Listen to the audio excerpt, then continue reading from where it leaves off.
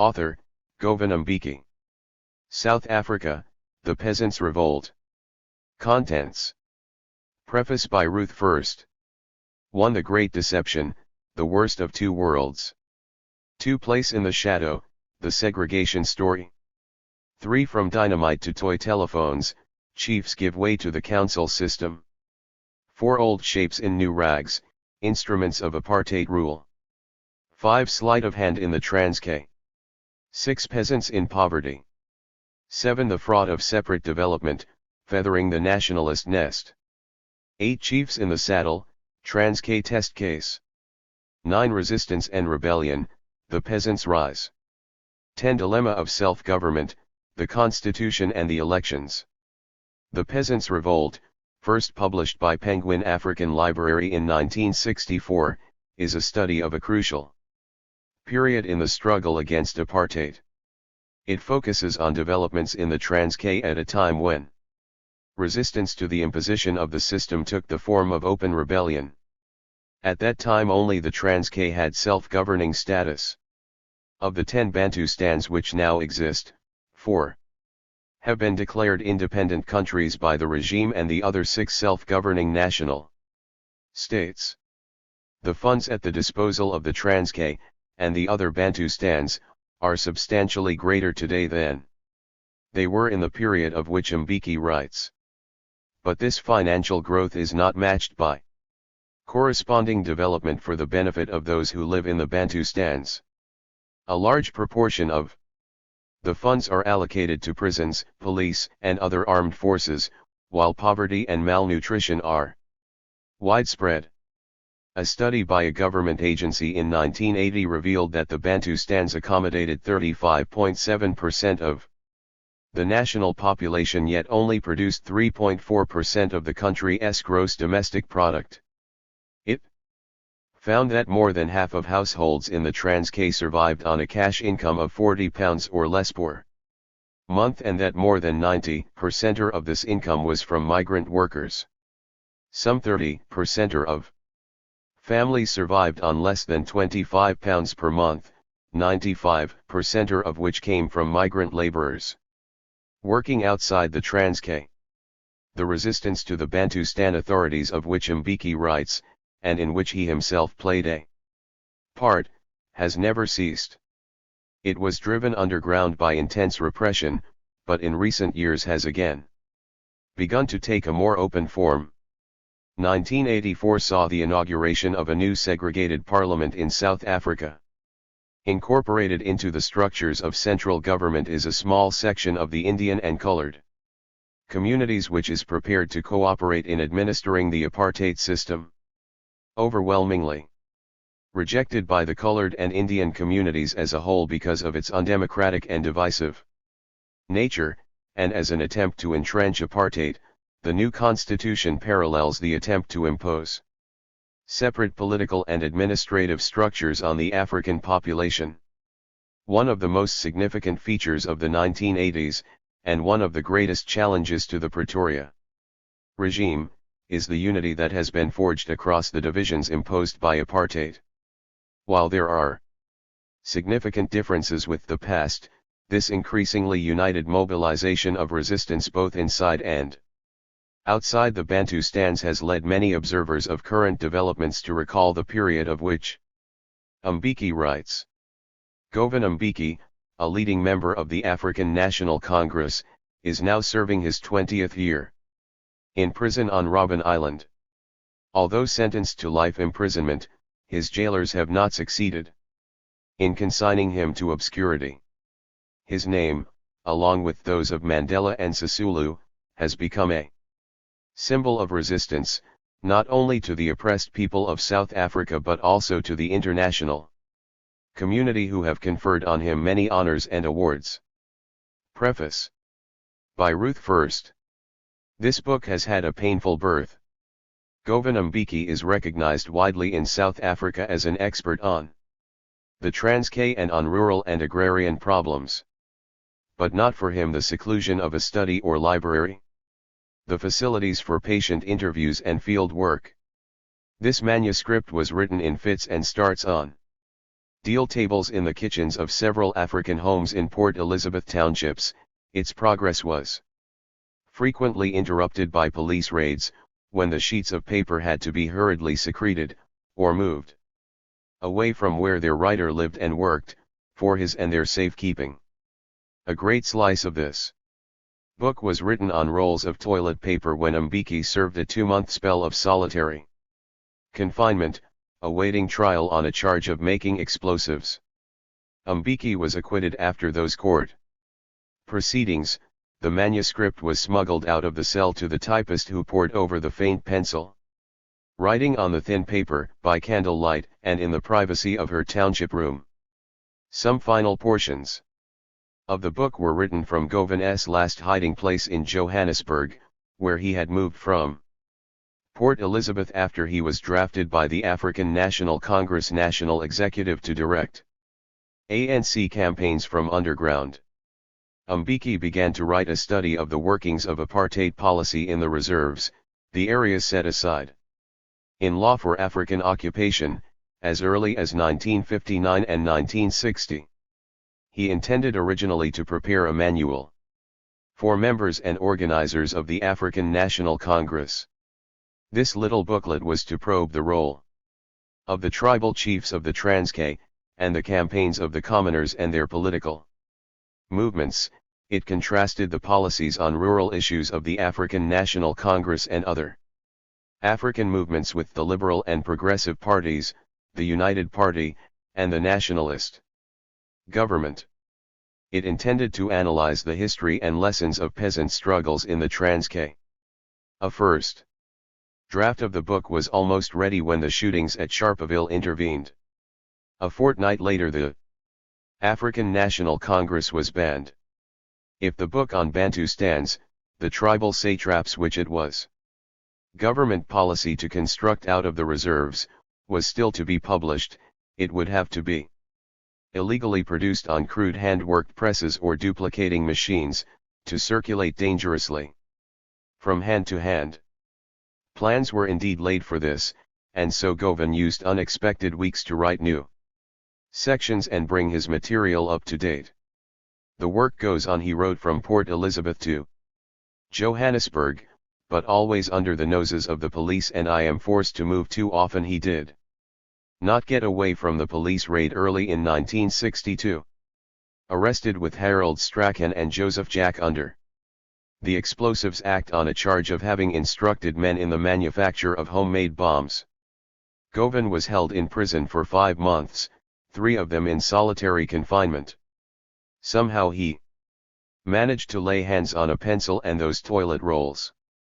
Without reference material, he began again to write the book on Bantustans, and when he was discharged from the trial and the rolls of paper were retrieved from the prison, 2 manuscripts lay side by side. The one was the earlier form, written largely before the banning of the African National Congress and taking the peasant story up to 1960. The second was an improved version of the first, taking the story 2 years further.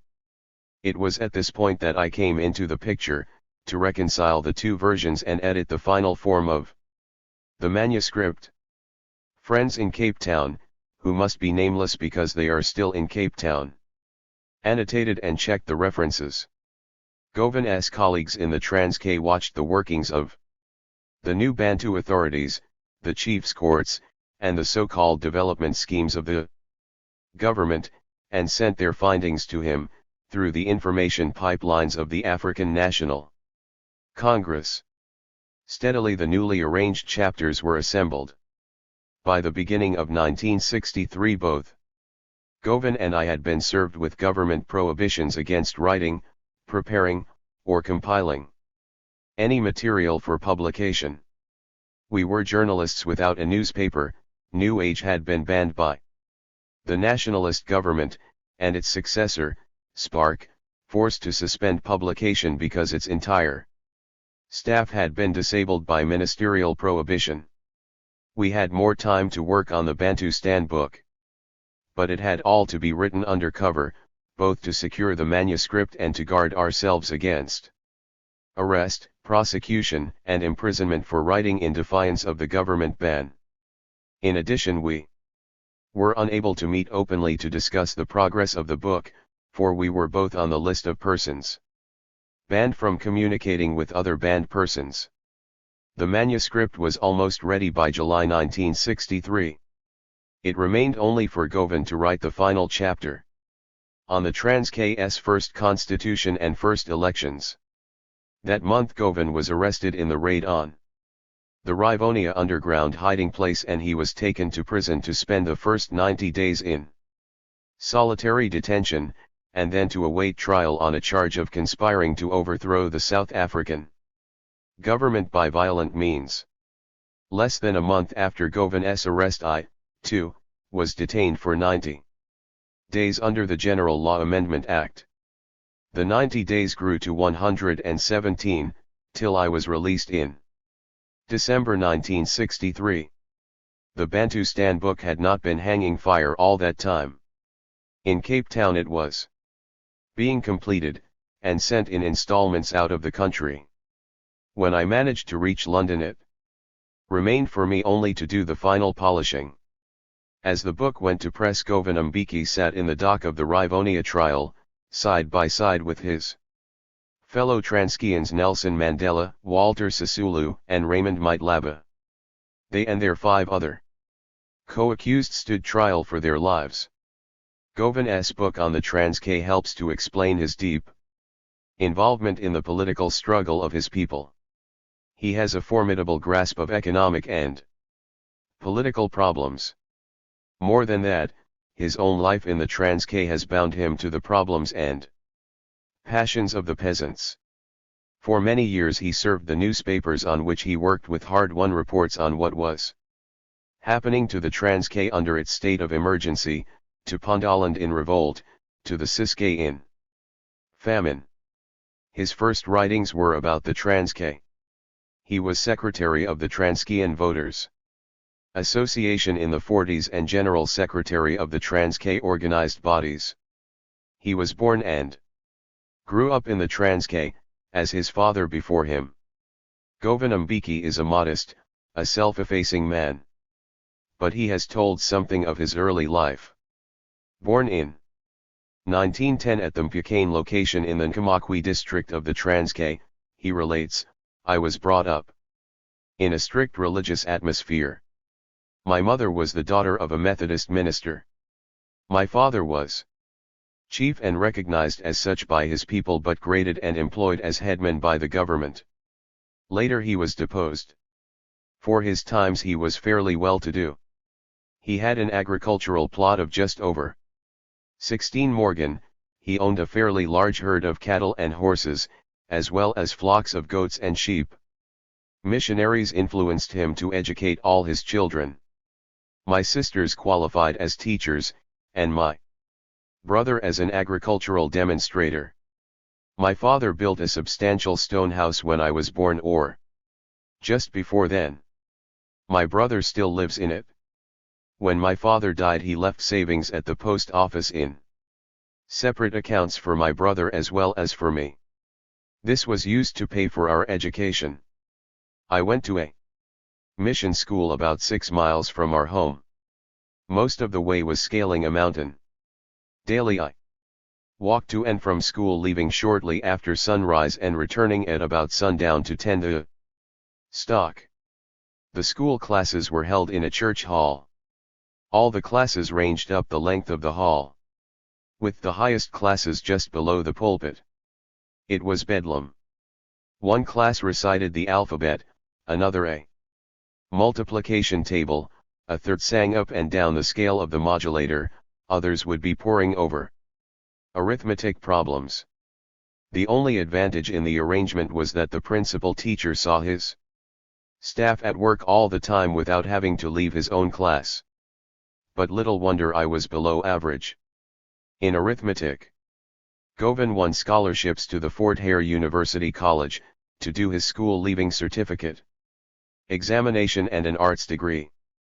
He also gained a diploma in education, leaving Fort Hare at the end of 1936. By then he was the leader of militant student opinion. His interest in politics had first been aroused in his teens when the area in which he lived was visited by an African minister who was an early member of the infant African National Congress. As a young man he had accompanied a cousin to meetings of the ICU, the Industrial and Commercial Workers Union, and he had interpreted his cousin's speeches to the peasants. In the early 30s Dr. Edward Roux, then a member of the Communist Party, had pitched a tent outside Fort Hare, and for the first time Govan explored the Marxist view of the African problem.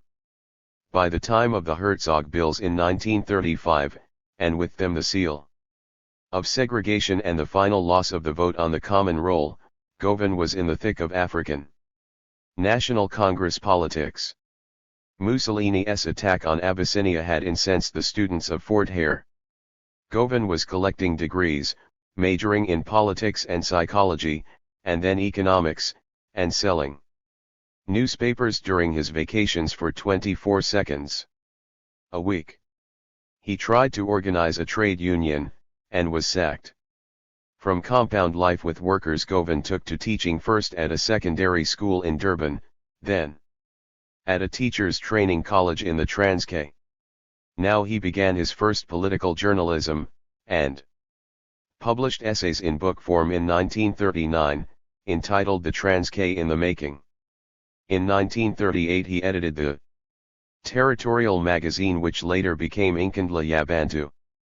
From teaching and journalism he went back to the people of the Transkei, and in 1941 he became secretary of the African Voters Association, whose object was to restore the African voters to the common roll, and 2 years later general secretary of the Transkeian organized bodies, which united all political groups in the Transkei. The same year he co-authored a new policy document drawn for the African National Congress, the African Claims. Govan went into the Bunga, the Transkei Council of elected and nominated members, as an elected representative and watched the workings of this body from the inside. From 1944 to 1946 he was the first representative of the students on the governing body of Fort Hare. He published a new booklet on cooperatives, called Let Us Do It Together. In the 50s Govan went back to teaching, this time in northern Natal. But there he found himself in a coal mining area, and he held his teaching post for only 21 months before he was sacked for organizing the coal workers. Now began some years of full-time political journalism, as manager of the Eastern Province Office of New Age and Spark and their band predecessors, and as reporter and editor in the branch office used by the Transkei to siphon its news to the outside world. By now Govan was an African National Congress kingpin in the Eastern Cape. He was organizer, propagandist, technician, policymaker, man of action, and intellectual. Above all, he sees the Transkei through the eyes of the commoner, for the peasants of his home country are the people he loves. In this book he describes how the commoner lives and works under apartheid. Can the land support the people? Is there work? He asks. He strips apartheid to its economic bones and discusses it in terms of wages, land allotments, and taxes. Can this really be self-government? He asks. He tells the sordid inside story of how chiefs chose power and were bamboozled and cajoled into accepting the Bantustan plan because they learned that there was something in it for them. He presents material never reported anywhere before on the fate of the ordinary peasant at the hands of the tax collector, the authoritarian chief, and the tribal court. Many of the chapters are a close scrutiny of the technique of rule of Africans by the Verwoerd government, but throughout the story is told in the words and from the experiences of the peasant, for while Govan worked with blue books and statistics, the commoners of the Transkei were his chief source of information, and as he loved them, so they trusted and confided in him. Govan has a sharp mind, intolerant of the foolish and the faint-hearted. But in between the meetings and the drafting of circulars and resolutions, the stern disciplinarian becomes the gentle and considerate friend. The last years have been hard ones for a man who has renounced home and family, life, comfort, and study, to lead the life of the political outlaw. Like the Transkean peasant, Govan has lived as a migrant. Poverty and the rule of race that is called apartheid drive the Transkean migrant from security on the land to work in the cities, and then back again. His own hatred of poverty and racial rule has led Govan Mbeki to place the cause of his people before his personal needs. Today he is locked away on the penal Robben Island, serving a sentence of life imprisonment. Ruth 1st. London. June 1964. Chapter 1. The Great Deception. The Worst of Two Worlds. The Trans-K is Dr. Verwoerd's answer to worldwide criticism of apartheid. Upon this area, smaller than Togo, the smallest independent African state, but bigger than Basutoland on which it borders, the South African government's claims for its racial policy stand or fall. To those who say that apartheid is discriminatory and oppressive, the South African government replies that it provides the only chance the African people have ever had to develop along their own lines, in their own areas, that the establishment of a Bantustan in the Trans-K is to give that country an independence more meaningful and secure than the independence attained elsewhere in Africa during the last decade. The establishment in South Africa of Bantustans is based on the apartheid supposition that certain areas of the country belong to the whites, and others, generally known as the reserves, to the Africans, with neither people able to enjoy rights in the areas belonging to the other.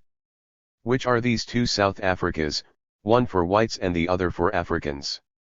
In Dr. Verwoerd's European territory live 6 million Africans, 1,500,000 colored, those of mixed descent, 500,000 Indians, and 3 million whites. The total area of South Africa is 472,359 square miles. The area of the European territory is 416,130 square miles. The remainder, some 56,000 square miles, or less than 12% of the total, is the land comprising the Bantu homelands. Here live 5 million Africans.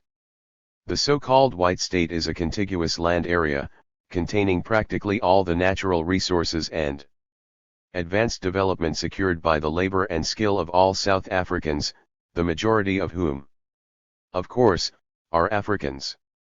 This territory includes all the large cities, the seaports, the harbors, the airfields, the areas served well by railways, main roads, power lines, and major irrigation schemes. It contains the enormously rich gold mines, the diamond mines, the coal mines. It includes all the main industries, maintained largely by African labor, in this industrially advanced country. It includes the best and most fertile farmlands. The Bantu homelands consist of 260 small and separate areas scattered throughout the country.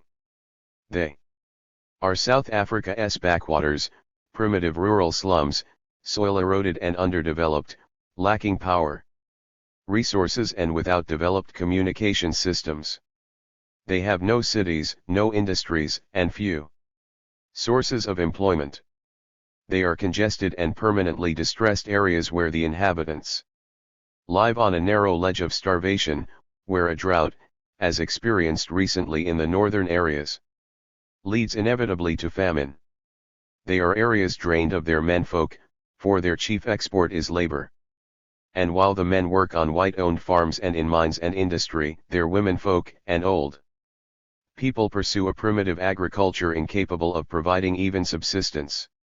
The homelands are mere reserves of labor, with a population not even self-sustaining, supplying no more than a supplement to the low wages paid on the mines and farms. Dr. Donjis, South Africa's Minister of Finance, speaking at Burgersdorp on July 26, 1962, proclaimed that this arrangement of territory into black and white areas was the final division. His words were, "It is history that has drawn the boundaries, and not the government, for the Bantu homelands are the area which non-whites originally occupied. Therefore they have no moral claim to more land. History is a record of events, not a deus ex machina. People, and not the record, drew the boundaries of the reserves, enacted the land laws and the Group Areas Act, enclosed black and brown communities in segregated ghettos, with all the land beyond denied to them and prohibited them from obtaining rights in land. Historical arguments that justify the white claim to exclusive rights in 88% of the country are absurd. The true record is that brown and black people were spread throughout the subcontinent long before the first whites arrived. Van Riebeeck found the Nama at the Cape when he landed in Table Bay. Boers found and fought the Khoikhoi and Batwe when they trekked into Namaqualand, an area which still bears the name of its original inhabitants. Xhosa lived on the banks of the Buffalo River in 1686 and settled at what is now Somerset East in 1702. Whites fought Xhosas in the 1770s on the fringes of the Tsitsikama forest, and drove them back from the Gamtus to the Fish River in 1778. Zulu tribes once occupied the whole of Natal, down to the borders of Pondoland. Whites drove deep into tribal territories in the Orange Free State and the Transvaal before their expansion was halted at last late in the 19th century. The white man's claims to rights of first occupancy are false. But, true or false, they are plainly irrelevant. It is the existing distribution of the population that should decide South Africa's future and present. The white ruling minority, persecuted by guilt and fearful of revenge, for it has ruled a majority too long and too brutally, seeks now a political formula that will establish a firm geographical boundary between whites and blacks. But the white made his real choice long ago, and opted for a single common society. He fought black and brown for 300 years, dispossessed them of their land, laid taxes upon them, converted them to Christianity, undermined their way of life, exploited their labor. His main endeavors were aimed at forcing them into a common society. Black and white built a single economy. Officialdom used to be frank about the economy's dependence on black labor. For many successive years, South Africa's official yearbook contained the following passage, pronouncing this dependence in emphatic terms. In considering any aspect of labor and industrial matters, the presence of native, Asiatic, and other non-European workers largely outnumbering the European workers of the country must be accepted as a qualifying and in some cases a governing factor. The existence of this class of comparatively cheap labor has influenced the development of the country in various ways. The imported Indian laborers of Natal made possible in the early days the remarkable progress of the sugar industry, supplied the tea planters with suitable workers, and provided much of the necessary labor for railway construction and coal mining. The gold mines of the Witwatersrand have been and still are entirely dependent upon the adequacy of the supplies of native labor, while in the industrial districts of the Cape Province, and to some extent also in Natal, the colored worker of mixed race has not only supplied very largely the demand for unskilled labor, but has in many cases qualified as a semi-skilled artisan and not infrequently has shown himself of equal skill with the European artisan. Moreover, practically all the farms in the Union employ native or colored labor and are indeed almost entirely dependent upon it for all general laboring work in agricultural and pastoral operations. Here is the extent of dependence of white upon black, and this state of dependence has only grown greater over the years. There were 2,328,534 Africans living in urban areas during 1951. By 1960 the total was 3,443,950, or 1,115,000 more. There are 280 black and brown workers to every 100 whites. In the 5 major employment sectors, mining, manufacturing, construction, railways, and postal service, the proportion was much the same in 1951. Of the total African population of South Africa, less than 1/3 lives in, or comes from, the homelands. The great majority live, were born, and work either in the cities or on the farms of white South Africa. South Africa is a single, multi-national society, integrated and interdependent. This is the reality which the apostles of apartheid seek to disclaim. The nationalist government cannot deny the discrimination that it practices against Africans, like the old Salvation Army song that promises pie in the sky when you die. Apartheid promises the Africa persecuted by past laws and police that he will get rights one day back home in the Transkei. Meanwhile he must expect fewer rights, no rights at all, in the so-called white areas. The 1963-4 Bantu Laws Amendment Bill is rooted in this premise, stripping from Africans their last remaining right to reside in the urban areas at all. It is long declared government policy that African family groups should be prohibited from establishing themselves in the urban areas. The African worker permitted there must be a migrant, a temporary sojourner, who can at any time be sent back to his home reserve. The new measure sets up depots in which Africans will be detained both while seeking work and while awaiting repatriation if they have been ordered out of an urban area. The African migrant labor force was always large. Now every African capable of work is to be turned into a migrant laborer. So-called citizenship rights in the Bantustans are to be paid for by the complete loss of citizenship and occupation rights in the rest of the country. What of these Bantustans and the compensation they offer? The African reserves are made up of 260 separate areas, patches, and pieces scattered over the face of South Africa. Clearly there cannot be 260 independent homeland states, and a glance at the map shows that the majority of these isolated areas cannot be incorporated into larger units.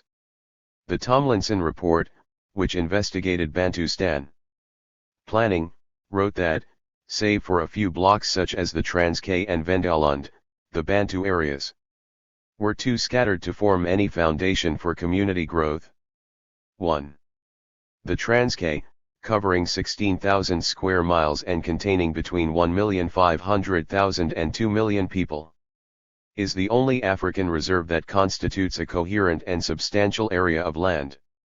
The Transkei is thus crucial to the whole Bantustan program. If apartheid cannot succeed here, it cannot succeed anywhere. The Transkei is the South African government's Bantustan shop window. Already the goods displayed are fly-specked and faded, but the government tries to disguise their appearance with gaudy advertising material. A government booklet proclaims that there are 64 secondary industries in the Transkei with a gross output of £795,000 a year. This is a per capita output of about tens a year, which is in any event negligible. But further analysis reveals that these units are in fact services rather than industries, such as dry cleaners, bakeries, and smithies, and, in addition, that they are almost all white-owned. The picture is as dreary in the field of agriculture, where crop yields, according to official figures, produce the equivalent in gross annual income of £4.5 a person. Livestock income, the second largest source, gives an additional gross annual income for each inhabitant of less than £260. The Transkei's largest Source of income is migrant labor. Every year government bureaus recruit 160,000 Africans from the Transkei, or 11.5% of the total population, to work in mines and industries. The Tomlinson Commission stressed that the development of the reserves in the primary sector alone, agriculture, forestry, and mining, would not meet the needs of the Transkei, for the reserve would then support only 1/5 of its present population in a backward subsistence and peasant economy. For the other 4/5 there would be no livelihood in the reserve. There would have to be, stressed the Commission, the rapid establishment of secondary industry in the reserve. Since the Commission deliberated and made known its findings, the government has arrived at policy decisions. No private investment in the reserves is to be permitted, and the government has limited its own investment in these areas to agricultural development. So the Transkei will remain dependent on the proceeds of its migrant labor, while there will be no attempt to provide industrial employment in the reserves. The policy of separate development, far from being an instrument to bring Africans back to their homelands, is in effect a compulsion on them to leave it. The Transkei Constitution Act passed by the all-white South African Parliament recognizes the facts. It supplies a dual type of citizenship for Transkeians, who are citizens of the Transkei but not aliens, within the Republic of South Africa.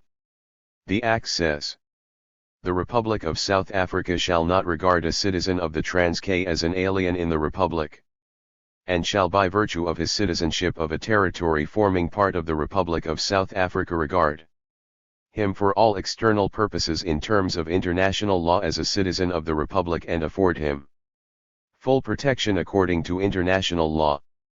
What are the rights of this Transkeian citizen, the man who is no alien and yet is treated as an alien, without the privileges granted to the immigrant settling from abroad in the Republic? The Transkeian citizen may live in white territory, if he works for the white man and if he pays taxes, but he may have no say whatsoever in the government that rules him. In the Transkei he can vote for a legislative assembly in which 64 appointed chiefs overrule the wishes of the 45 elected members. The chiefs can generally be relied upon to toe the government line because they are officials of the Republic's government, responsible to that government and not to the Transkeian citizen. Back home in the Transkei, the African may dream of some future economic and political well-being. But the dream shows little signs of ever turning into reality. The Transkei is as firmly subject to the demands of white supremacy as ever it was. The people of the Transkei had no say in the drafting of their constitution. The elections held in 1963 took place under a state of emergency which imposed a ban on all meetings of more than 10 persons, laid down severe penalties for statements disrespectful to chiefs, and permitted the indefinite detention, without warrant or trial, of political opponents. A reign of terror had succeeded in temporarily crippling the African National Congress, the best organized and most influential of the banned national liberatory organizations. An observer of the Transkei election wrote, "It is impossible to describe fully to anyone who was not there to sense it the atmosphere of distrust and suspicion that lay thickly over the whole of these election proceedings. There was an oppressive condition of fear everywhere, fear of government action, fear of police action, fear of the action of the chiefs. The campaign had taken place in conditions of secrecy and wariness. If candidates did run election campaigns, it must have been through whispers. Women dominated the election queues, women and elderly men, providing their own comment on the possibilities of the Transkei becoming an economically viable territory. For they were the visible demonstration of the fact that most of the able-bodied men between 18 and 50 are out of the Transkei, earning their livings in mines and farms. The sight of an electorate consisting of women and elderly men was in itself a quiet human protest against a deprived society. 2. Yet, despite all the repressive measures of officials and police, despite the deliberately complicated electoral procedure, the voters of the Transkei succeeded in inflicting a significant political defeat on Dr. Verwoerd and his government. In a surprisingly high poll, 70% in some areas, the voters routed the pro-government candidates and proved conclusively that the people of the Transkei, despite all blandishments, are overwhelmingly opposed to apartheid and the newly evolved theory of separate territorial development. Of the 45 elected members, 38 are known to be strong opponents of the nationalist regime. But the members nominated by the central all-white government enjoy an automatic majority over the representatives elected by the people. And the South African government has the power of veto and the right of supervision over every act of the Transkeian Legislative Assembly. This is the face of self-government or independence for the Transkei. The decision to give the Transkei its own legislative assembly was taken by the South African government at a time when world pressures and protests at the policy of apartheid were particularly severe. By advertising its gift of self-government to Africans in certain areas, even if those areas were strictly limited, and the self-government effectively handcuffed, it hoped to silence world censure. The opposite has happened. The Transkei scheme has revealed the fraud of apartheid in theory and practice. Dr. Verwoerd had another reason for attempting to build an apartheid state for Africans in the Transkei. It was, he hoped, a way of slowing down the surge of African nationalism in South Africa. The whole Bantustan policy is based on the calculation that white supremacy cannot hope to defeat African nationalism unless the force of that nationalism is first diverted into manageable channels.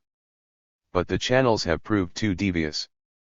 The carefully plastered structure of apartheid remains makeshift and rickety. Economic facts visibly wear away the Bantustan fantasies. And far from being a South African plan to meet the challenges of today and tomorrow, the Bantustan scheme is a slide back into the South African past. Chapter 2. Place in the Shadow. The segregation story. The more that policy changes in South Africa, the more it is the same. There are certain things about which all South Africans are agreed, said General Smuts, all parties and all sections, except those who are quite mad.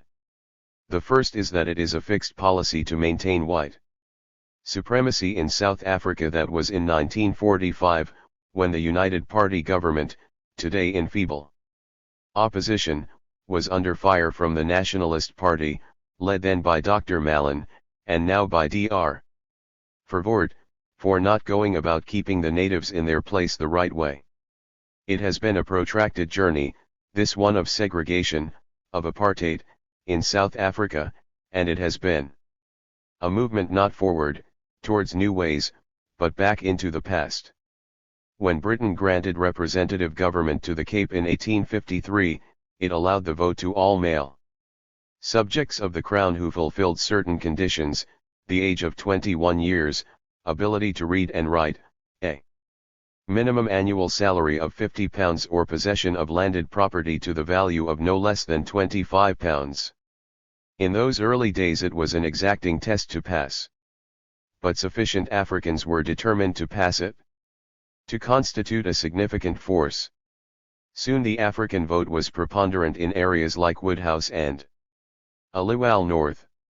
With the annexation by the Cape government of the Ciskei and the Transkei, the African population of the Cape increased by over 1 million persons, and African voters who had formed 14% of the electorate in 1882 increased to 47% in 1887. Now the whites set about finding ways and means of disfranchising the African, and their efforts resulted in the decision of the Cape Parliament in 1887 to disqualify all those who had become voters by virtue of their occupation of tribal land. African voting strength was accordingly reduced by 30,000. This was Sprigge's purge. Sprigg was the Cape Prime Minister at the time the parliamentary Registration law was passed, and from then onwards this was the inevitable reaction of the Liberal Cape to the increase in the numbers of African voters. The franchise qualifications were stiffened. Imbo, the African paper of the day, wrote an editorial on this large-scale disfranchisement of the African people. They, the Africans, are aware that the object of the government is, by means of defranchisement, to pave the way to doing what it likes with the rights and privileges of natives, especially with rights to land. In 1892 the Native Franchise Act increased property qualifications once more. The law, said Sir James Rose Innes, contains no mention of a color bar, but those who supported it, trusted that it would neutralize the native votes. By 1894 Rhodes could say, "We have not given them, the natives, any share in the government, and I am of the opinion, rightly so, the Rhodes franchise laws had enjoyed the support of the Afrikaner Bond, and of liberals like Rose Innes, Sauer, and Merriman. Later generations of white politicians were to quote with approval, and copy, the methods adopted by the Liberal Cape to water down the African vote while maintaining its token value. In the Transvaal and the Orange Free State, in those early years, it was written law that Africans were excluded from any political rights. The Transvaal Grondwet Constitution laid down that there should be no equality between black and white in church and state, and the Grondwet of the Free State defined a burgher, who alone had civic rights, as a white person. The British defeated the Boer republics in 1899 to 1902, but perpetuated racialism in the conquered territories. Natal's basic constitution was the Royal Charter of 1856. Though it laid down economic qualifications for the vote, the registration procedure for Africans was so complicated that only 3 Africans ever acquired the vote there, and by 1910 there was a total of only 186 non-white voters. Britain gave self-government to natal whites and allowed them to exclude Africans and Asians from the franchise. In the years before the formation of the Union of South Africa in 1910, there were optimists who looked to the day when, in a united country, the franchise rights of Africans in the Cape would be extended to Africans in the northern provinces. On the contrary, union was the signal for a concerted campaign to take Cape Africans off the common roll. The Nationalist Party, founded soon after union, as the movement of white reaction and militant race rule, set itself this special task. First came the sordid deal concluded by the framers of the 1910 Constitution. The Cape Liberal leaders protested loud and long that no form of union should be countenanced which imperiled the rights of the non-whites. "I find an insuperable obstacle in the way of unification," declared Dr. Jameson in 1908, that of native franchise. Yet, when the National Convention met, broad agreement had already been reached over this issue between the Liberal Cape, represented by Merriman and de Villiers, and the Colour Bar North, represented by Smuts and Botha. The convention decided that the status quo in the Orange Free State and Transvaal was to be retained. The position in Natal was not to be improved, and in the Cape the non-white franchise was to be whittled down by the loss of the right, never yet exercised, of electing a non-white to Parliament. The remaining franchise rights were to be entrenched for the future by the 2/3 majority provision. It is to be noted that the South Africa Act, by which Britain gave effect to the agreement, secured for the Union Parliament the right to abrogate the non-white franchise altogether, provided only that certain procedures were followed. The Act, which enshrines the principle of racial discrimination, was supported by 3/4 of the Cape House of Assembly, and on a division over the franchise issue only 2 former Conservative members, Sir G. Sprigg and W. P. Schreiner, voted against the proposals as constituting a blot on the Constitution. It is interesting that neither of these 2 gentlemen had previously been Liberals, that the Liberals indeed were in support of the measure. the position of the natives and colored peoples in other parts of South Africa will be greatly improved, it was argued by Sir Henry de Villiers. The non-whites mobilized their forces against the bill. Committees of protest were established. A petition was addressed to the British government. A deputation of coloreds led by W.P. Schreiner visited England to put their case before the British public and government. But also to England went the Liberals, Sauer, Merriman, J. H. Hofmeyr, and de Villiers to argue that the non-whites were satisfied with the bill. Schreiner, writing of his difficulties with the imperial government, said, "The big rock to the reversal of the act by the British Parliament was its acceptance by the Cape Parliament and by the friends of the natives, Merriman and Sauer. Despite the indignant protests of the Africans, the Act of Union was passed. The Undersecretary for the Colonies stated in England with ill-founded optimism that the Cape franchise was safe. Schreiner, however, with far more foresight predicted, if only a few Cape members betray their trust, native and color parliamentary rights would vanish.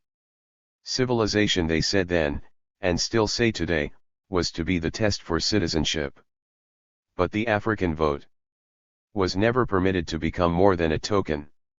And the result of excluding the great mass of Africans from the franchise was seen in the mounting volume of legislation directed against them, the 1911 Native Labor Regulation Act, the 1913 Natives Land Act, the 1920 Native Affairs Act, the 1923 Urban Areas Act, the 1924 Native Taxation and Development Act, the 1926 Immorality Act, the 1927 Native Administration Act, the 1927 Riotous Assemblies Act, the 1932 Native Service Contract Act.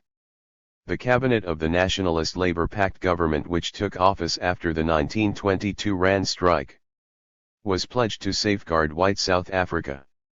In his Smithfield speech, General Hertzog, the Prime Minister, stated the fundamental postulates of his native policy.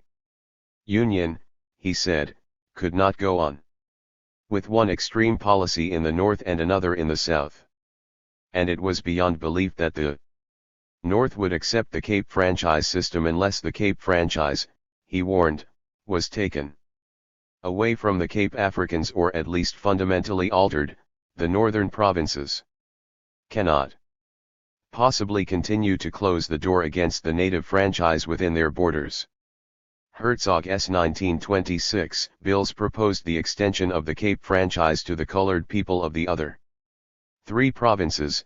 This wooing of colored voters was to ally them temporarily with the whites, whilst limiting the Cape African franchise. The bills had to be withdrawn. They satisfied neither the extreme North nor those in the Cape who wanted to retain the status quo.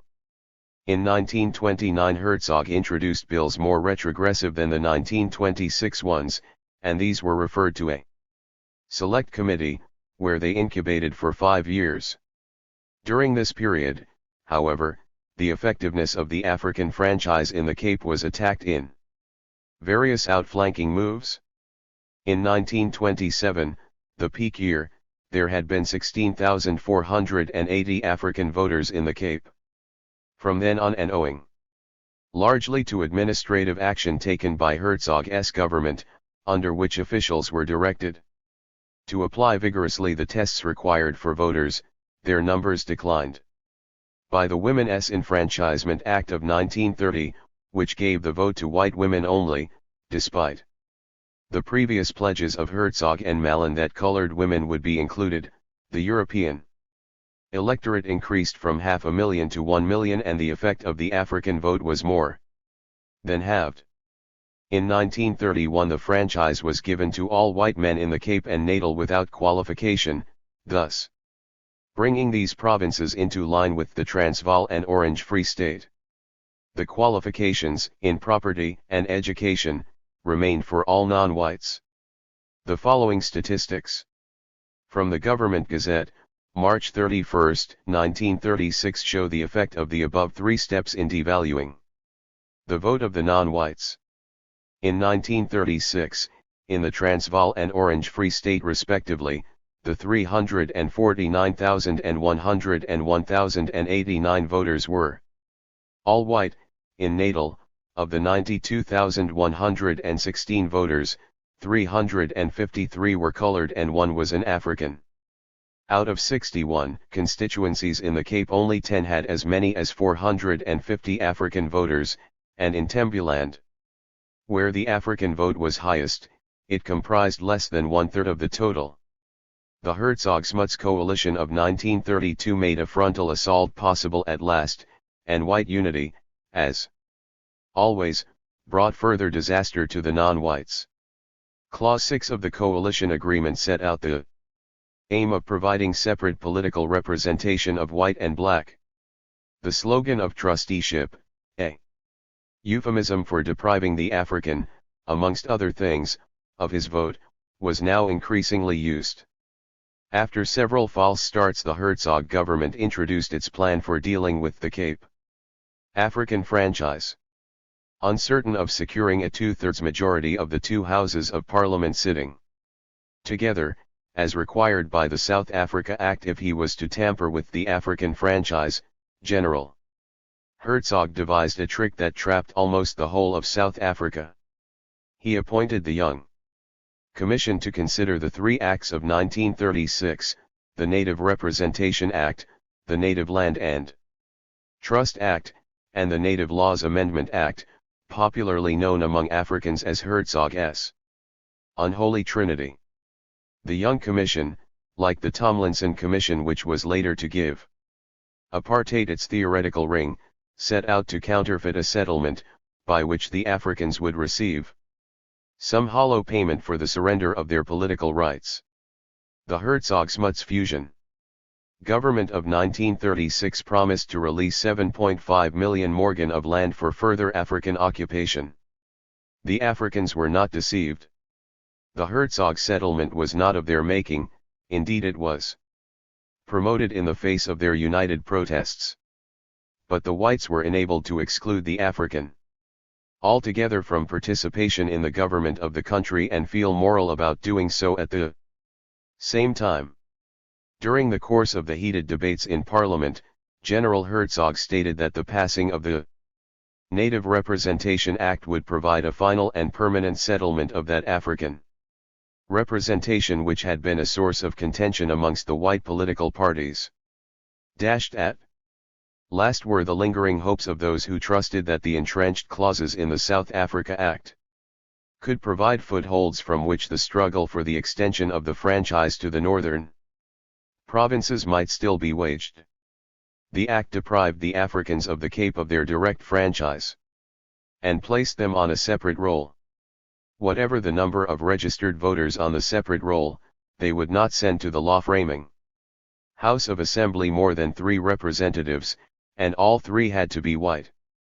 Of the 4 senators provided for by the Act, 2 would represent the Cape, while 1 would represent Natal and 1 the Transvaal and the Orange Free State together. The senators were to be elected by indirect means. The Act also created a Native Representative Council, an advisory body which was planned as, and never became more than, a talking shop. The unanimity with which the vast majority of white South Africans accepted without any qualms of conscience the political emasculation of the Africans in 1936 showed how little they respected the most solemn undertakings to which they had been party. Subsequent events, the failure of the government to purchase the released areas and to settle them with Africans, the systematic destruction of representative machinery, were further proof, if any was still needed, that it was not to Parliament or any government institution that the African was to look for the satisfaction of his political aspirations. Not only did the Herzog Acts of 1936 destroy, once and for all, any hope for extending the franchise to the Africans in the northern provinces, they also destroyed in the African all trust in the word of his white rulers. The Herzog bills met with the united opposition of Africans throughout the country.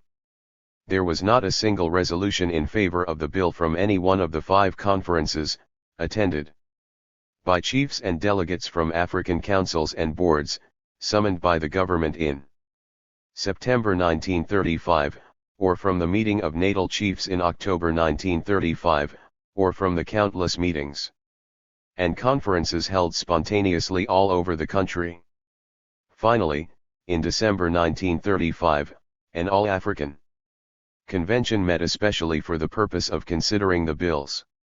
It was a gathering that broke all records for its numbers and, at that stage, its national character. The resolution of the convention stated, inter alia, that the continual discrimination of Africans has tended to relegate them to a position bordering on slavery. The militants pleaded for strikes and passive resistance to counter the bills, but the dominant leaders were all in favor of moderation. The convention appealed, without effect, to the King and British Parliament, as the original donors of the Cape African franchise, for an expression of opinion on the proposed legislation. The act was passed at a joint sitting of both houses. Only 11 members voted against it. The franchise deal was a fraud, the greater benefits never materialized. The Native Representative Council was there to advise only, and when its advice clashed with government policy, it was ignored. In time, after the African mine strike of 1946, it went into permanent adjournment in protest against government policy, and in 1951 it was formally abolished. Group representation was the prelude to the total abolition of the African franchise. It prepared a way for ever more ferocious assaults on the rights of the African people. In 1948 the Nationalist Party came to power. Its policy pamphlet of the same year declared clearly, among its aims, the revision of existing native legislation, with the aim of abolishing the African franchise from the House of Assembly and the Cape Provincial Council. Separate representation of the Cape Coloreds on the lines already laid down for Africans.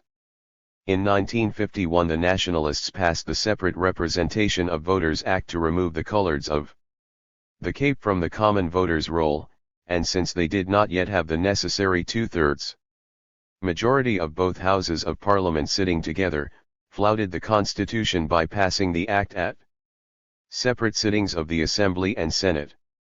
The Coloreds, in place of their franchise, were to be given 3 members, white, elected on a communal basis, and 1 senator, white.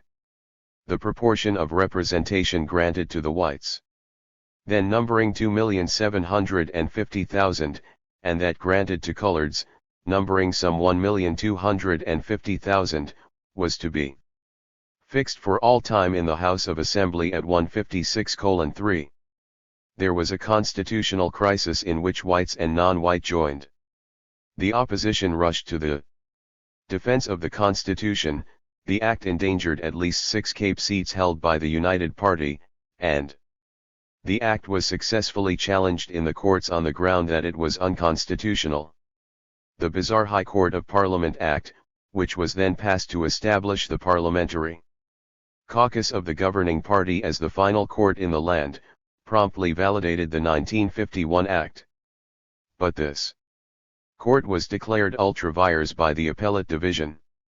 The opposition of the United Party to these measures was not based on the democratic principle to each man his vote, but on the grounds that the game of disfranchisement had not been played according to the rules of the Constitution. By 1956 the Nationalists had found a way of observing the Constitution in the letter and shattering what little spirit it had left. They vastly increased the size of the Senate, and the government majority there, so as to produce the necessary 2/3 majority in a joint sitting of the 2 houses, and replaced the colored vote by a communal roll, the promised few white representatives, and an advisory union council for colored affairs. 3 years later, in 1959, under the misnamed Promotion of Bantu Self-Government Act, the last little pocket of African representation in Parliament, 3 members in the House of Assembly and 4 in the Senate was eliminated. In its place came the Bantu authority system. Chapter 3. From dynamite to toy telephones. Chiefs give way to the council system. There was a time when the tribal chiefs led their people against the encroachment of white government. Cape Governor Sir Harry Smith in 1848 gave an object lesson to suspectedly recalcitrant chiefs when he ordered a wagon loaded with dynamite to be blown up in their presence. As the splinters flew in all directions, he warned the chiefs that such would be the fate which awaited them if they resisted the laws of the Cape government. As late as 1951 and the passing of the Bantu Authorities Act, there were different approaches to native administration in the 4 provinces. Natal still bears the stamp of Theophilus Shepstone Sumesu, who set out to crush the might of the Zulu skillfully, so as to utilize their traditional social system, turn it upside down and reduce them to a crouching, humiliated people. Tribal ceremony, especially the Zulu war dance, that beautiful body building exercise, receives special recognition from the Native Affairs Department nowadays, in the hope that its fervour will somehow reproduce the past when Zulus were united in unquestioning allegiance to tribal authority. But now authority is centered elsewhere. True, Cyprian Bezkolu, dressed in Victorian-style chief's uniform, is brought from Zululand to preside over Zulu dancing at the Sumesu ground, and this, it is hoped, will make Zulus believe that they are reliving their prowess in the days of Shaka, Dingana, Sitswayo, and Dini Zulu. But behind the House of Zulu and controlling it are the field agents of the government, the native commissioners. The 2 northern provinces of the Transvaal and the Orange Free State still, in the 60s and the era of Verwoerd, carry the marks of the Kruger Republican period. Local tribal authorities administer tribal funds and are left alone as long as they are submissive. The chiefs have been turned into government appointees and learn soon enough that the way to entrench themselves is to keep as close to government policy as possible. Some chiefs try to allow a fair measure of democratic practice at their tribal Kagotlas, mass tribal assemblies, though the days when they are able to humor both their subjects and the government are more imaginary than real. In the Cape, native administration has had a far longer history, and in many ways has anticipated future national policy on the control of the African people. The power of the chiefs, especially among the Ama Kosa, had to be crushed. It was partly to achieve this and partly to facilitate the integration of Africans into the mining and industrial economy that led Cecil John Rhodes to introduce the Glen Grey Act and the Bunga, the mixed Transkean Council of elected and nominated members. The council system was claimed to be the form of local government best suited to the tribal areas. It was not intended at that time to be an alternative or substitute for representation in Parliament. On the contrary, Transkeans white and black, could and did qualify for the vote. Only under the nationalist regime was the existence of a separate Transkean local government system to be made a pretext for denying Africans representation in Parliament. The Bunga never succeeded to any appreciable extent in diverting the people from their demand for direct representation in Parliament. Instead, its effect was to undermine the power of the chiefs and train the people to look to themselves, through their own elected representatives, for redress of the wrongs they suffered. Under the Glen Grey Act, the Bunga, the word means council, system of African representation outside a common society was established in the Transkei proper. It developed gradually until the 26 magisterial districts of the Transkei became the basic units of the larger Bunga, which became known as the United Transkean Territories General Council, UTTGC. What a gruesome picture the Kosa pun on this abbreviation presented, and how true to fact has been the ultimate outcome of the Bunga system. The pun on UTTGC runs thus: Yudada woj and j mzanai, father has had dog's meat. Blackened with smoke. The least that one may expect from eating raw dog's meat, covered with soot, so as to give the impression that it has been grilled, is severe constipation. In the end it was the UTTGC that accepted the nationalist government's Bantu Authorities Act, with all the misery accompanying its implementation. Africans in reserves elsewhere in the country were brought to the Transkei by the government to see how good the Bunga system was. The Ciskei General Council was formed after the Transkei model, and attempts were made to bring Zululand and the Transvaal reserves into line by the Native Affairs Act of 1920. 3. Now how did the Bunga, or council, system work? In areas where the powers of the chiefs over land administration had been usurped by a system of land tenure that put decisions about succession beyond them, the authority of the chiefs was supreme. This was the case in the surveyed districts of the Transkei and the Ciskei. Paramount chiefs reigned over West and East Pondoland, and in the areas of the Abathambu and the Amag when, in time, the government decided to revive recognition of their paramount chiefs. The paramount chieftaincy of the Galka, who, of all the tribes in the Cape, fought the white invaders most bitterly, was not restored until the 30s.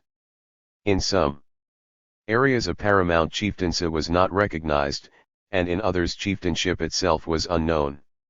In each of the 26 districts of the Transkei there was a district council, consisting of 6 members. In the district councils of Pondoland 2 representatives were appointed by the paramount chief, with the approval of the native commissioner. 2 were nominees of the Governor-General, in fact, recommendations of the native commissioner, and 2 were elected representatives of the people. 12 of the 26 districts operated this electoral system. In the rest of the Transkei, where there were no paramount chieftaincies, 2 representatives were government nominees, and 4 were popular representatives. Each district council sent 3 representatives to the UTTGC. The councils in the paramount chieftaincies had 1 member elected by the district council, to represent the people, 1 appointed by the chief, and 1 nominated by the native commissioner. The councils from areas that had no paramount chieftaincies had 2 representatives of the people, and 1 government nominee. The paramount chiefs themselves were ex officio members of the UTTGC. Inside the district councils, if there was no pressure brought to bear by government officials, there was often a fair chance of chiefs and people's representatives taking the same side on local issues. The only issues they were empowered to discuss, let alone control. As popular participation in the machinery of administration increased with growing political consciousness in the Transkei, the chiefs became less powerful, while their authority was further eroded with the assumption by the government of more direct control over land allocation.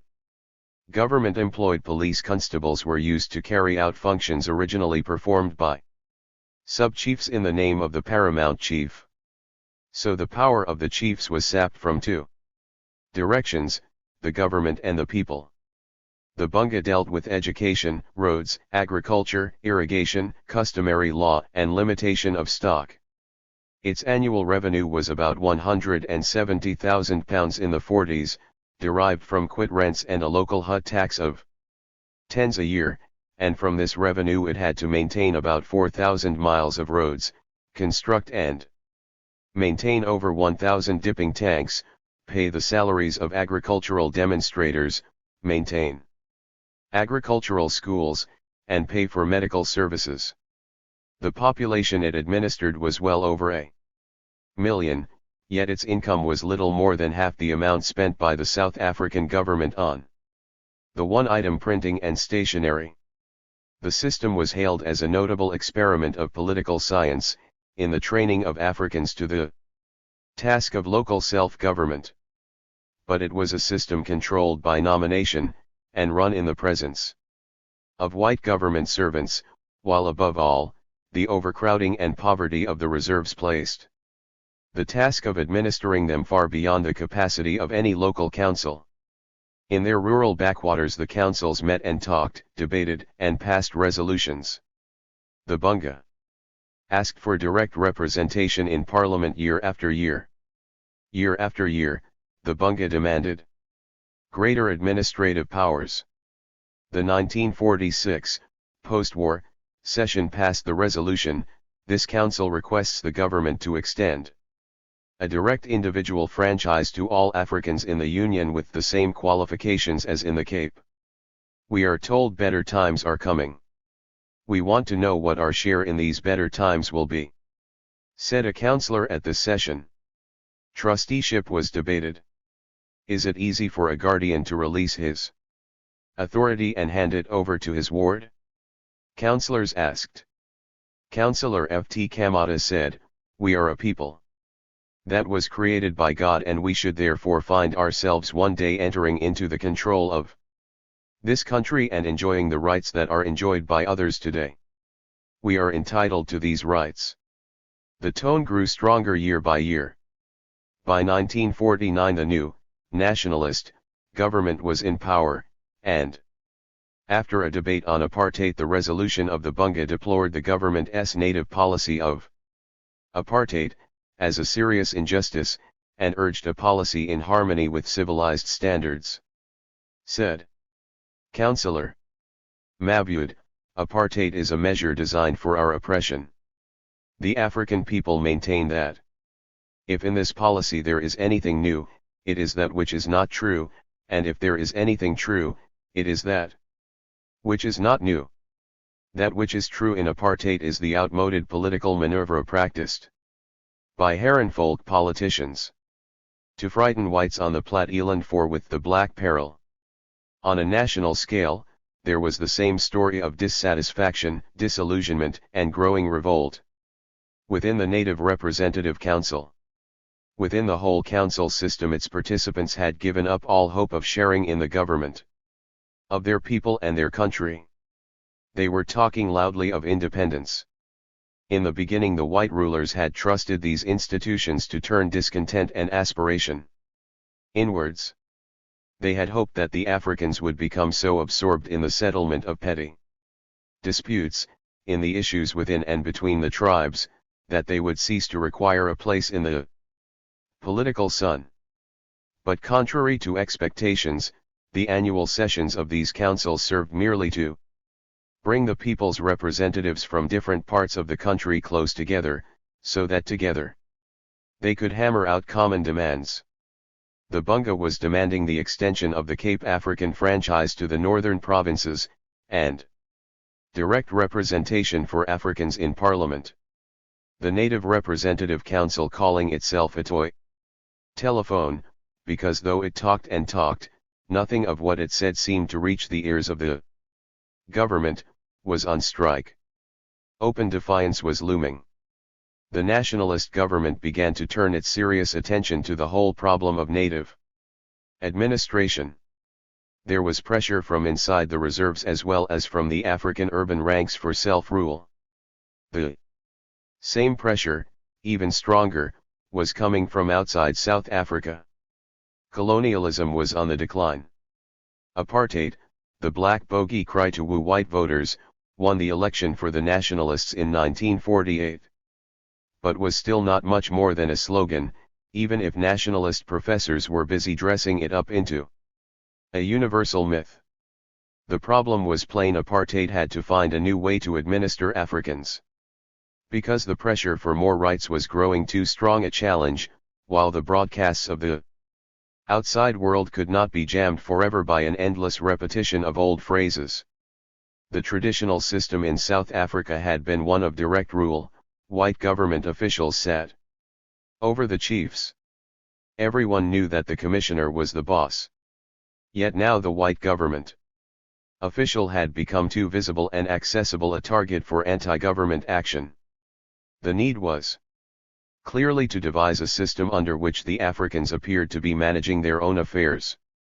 This, too, of course, was nothing new. Indirect rule had been carefully evolved by Lord Luggard for the British colonies in Africa. Nigeria and the former Gold Coast had both been governed in this way. But the nationalists had taught their followers to regard British policy as their constant and implacable enemy, so that the British system of indirect rule could not be directly copied. In any event, it had failed to contain the pressures for independence in the areas where it had been employed. The nationalists set to work to evolve a variation. It turned out to be a hybrid of direct and indirect rule. It was given the grand name of self-development. The native commissioner, now rechristened a Bantu commissioner, in vogue with the term Bantu, which the nationalists insisted should replace the more compromising word native, and other government officials were represented as advisors, who would be required only for as long as the Africans needed training, to do the will of their masters.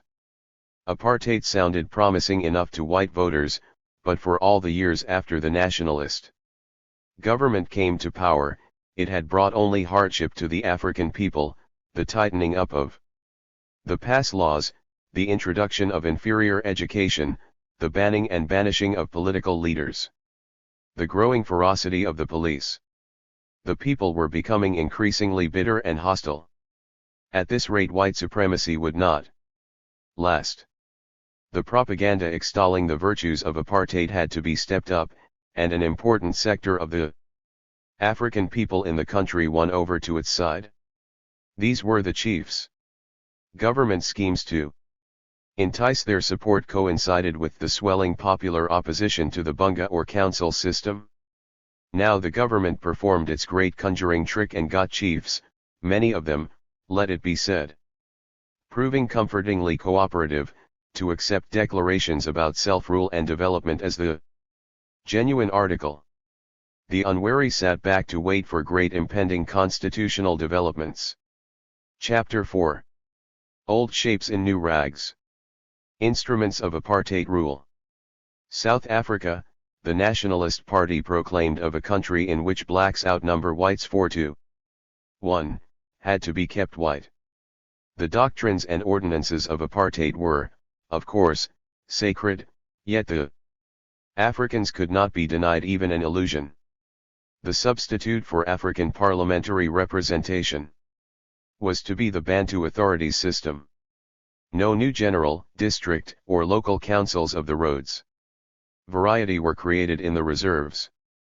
The two general councils of the Transkei, with its 26 district councils, and of the Ciskei remained for the moment, while besides these there were three further local councils in the Cape, 3 in Natal, and 13 in the Transvaal. But under the 1951 Bantu Authorities Act, New Look Bantu tribal authorities were established, mostly in the northern provinces. By proclamation of the Governor-General, in fact, the Minister of Bantu Affairs. He designated chiefs to head these authorities, and could at any time depose them. He also fixed the minimum and maximum number of councillors to serve on each authority.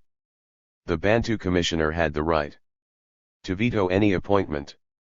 The system entirely excluded the elective principle. The minister and his officials had strict control over the membership of the authorities, and members of the general public could be excluded from their meetings.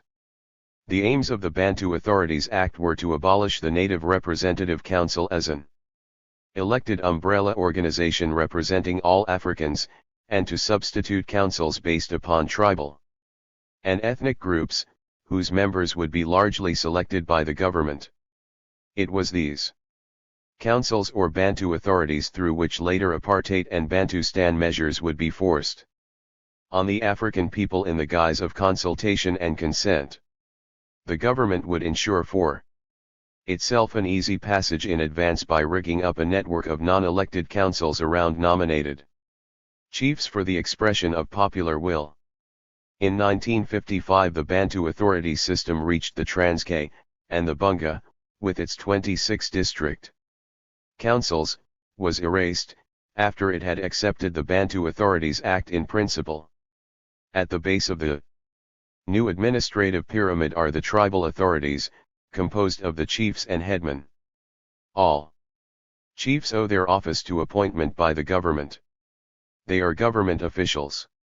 The state president, the Department of Bantu Administration and Development, in effect, decides the size of the tribal authority and its composition.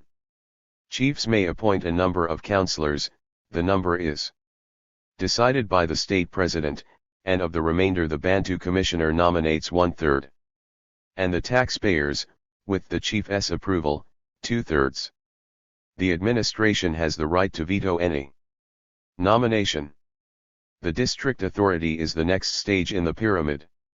Its head is the chief of the dominant tribe in the district, and it includes at least 8 other members, nominated by the head, the Bantu commissioner, and the taxpayers, all of them drawn from the tribal authorities. All appointed chiefs in the district are members ex officio. It is a method of indirect selection by the traditional chiefs and white bureaucrats. Still higher come the regional authorities, of which there are 9 in the Transkei, each embracing 2 or more district authorities. The head of the regional authority is a paramount chief, if there is one, if not, the leading chief in the area, and members are drawn from the district authorities by the indirect method previously described. The regional authority includes all chiefs ex officio, while most of the other members are appointed by the paramount chief and the Bantu commissioner. Finally, for the Transkei at least, comes the territorial authority, consisting of all the members of all the regional authorities. They nominate a presiding head with the approval of the state president. The minister may veto the appointment of a councillor to the territorial authority, as indeed he may at all lower levels of the pyramid. It is clear from the composition of these bodies that they do represent merely the messengers of government will. The elected element is so small and so remote from the voters that it can hardly be held even to contribute popular participation. The thesis of government policy is clear: Africans are still in the tribal stage, chiefs are the natural rulers, and the people neither want nor should have elected representatives. By 1959 the government had set up 324 of these tribal authorities throughout South Africa, 123 in the Transkei, 26 district authorities, all in the 26 districts of the Transkei, 16 regional authorities, and 1 territorial authority, the old Bunga, converted. The stage was now set for further legislation. The Promotion of Self-Government Bill was introduced in 1959. As with so many other South African laws, the title is of course misleading.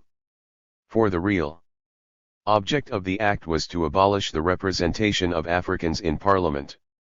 As a substitute for depriving the Africans of this small share in the supreme lawmaking body of the country, the territorial authorities created for each ethnic group were to be given greater powers, and the Prime Minister, Dr. Verwoerd, even declared, if the various Bantu national units show the ability to attain the required stage of self-sufficiency, they will eventually form a South African Commonwealth, together with white South Africa, which will serve as its core and as guardian of the emerging Bantu states.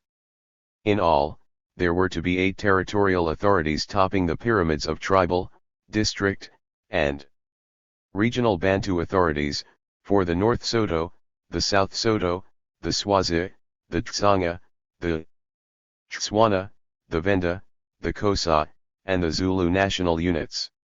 At the time that the national units were announced, the extent of the territories they would compose were not specified, and they have not been specified since. White commissioners general were to be appointed by the government to the areas of these national units. The chiefs had long had their duties outlined to them, but again these were stressed as the maintenance of law and order, the reporting to the Bantu commissioner of any unrest, the enforcement of all government laws and orders, and the dispersal of unlawful assemblies. The new authorities had to maintain contact with the commissioners general for their areas, and could have assigned to them such powers, functions, and duties relating to the conduct of African affairs as might be specified by the Governor-General. The authorities had power to provide for the establishment of markets and towns, and to allocate trading and other sites to Africans.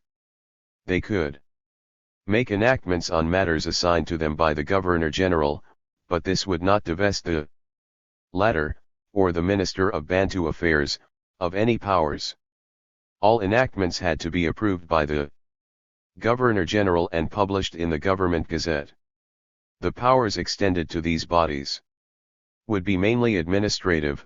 The Bantu authorities would play no part in the framing of education, health, employment, or any other policy, except in so far as the territorial authorities could influence the government through the Commissioners General. The system thus provided nothing like a genuine system of African self-government. For that matter, one half of the African people, those living in the towns or on white-owned farms, were to be excluded altogether from its scope. These legislatures for self-government, however dressed and decorated, were meant to be, and are, only advisory boards. If they possess any independence at all, it is on minor matters of administration, inside the patterns imposed on them and unalterable by them. Dr. Verwoerd has certainly been clever. But it is to be wondered whether he hasn't, after all, been too clever by half. For having once embarked upon his new order, he has been swept by it further than he or his followers ever originally intended. The Transkeian Constitution Act of 1963 is a devolution of authority which neither Africans nor whites have ever desired. Transkeian Africans have consistently clamored for more authority, but never at the expense of their claim to participation in the government of the whole country. Dr. Verwoerd denies them this right of participation on the grounds that they are citizens of the Transkei, but aliens in the rest of the Republic. Yet this contention is totally unacceptable to all Africans, including the chiefs. Even when they clamor for more power in their own areas, they do not mean to accept local government in place of participation in the government of the whole country. This and other measures provided the occasion in South Africa's all-white parliament for full-dress debates on apartheid, and the development to its furthest point yet of the independence for the Bantustans. Theory. Dr. Verwoerd expounded the necessity of apartheid if white supremacy was to survive. Dr. Verwoerd and the Nationalist Party, indeed, all the supporters of white supremacy in South Africa, cannot allow that people may take this political stand in accordance with their individual interests. To them no interests transcend racial criteria. Dr. Verwoerd sees human groups only as behaving in a stereotyped and easily predictable manner. To his eyes, the conduct of human beings, like that of wild animals, is governed by instincts. Under the irresistible power of the gregarious instinct, racial groups, like baboons, are drawn together and respond in a given manner to certain stimuli. If human beings should behave in a way that does not readily conform to such behavior patterns, they must be beaten into them, he might have added. Each racial group, by this reasoning, will register its votes as a group.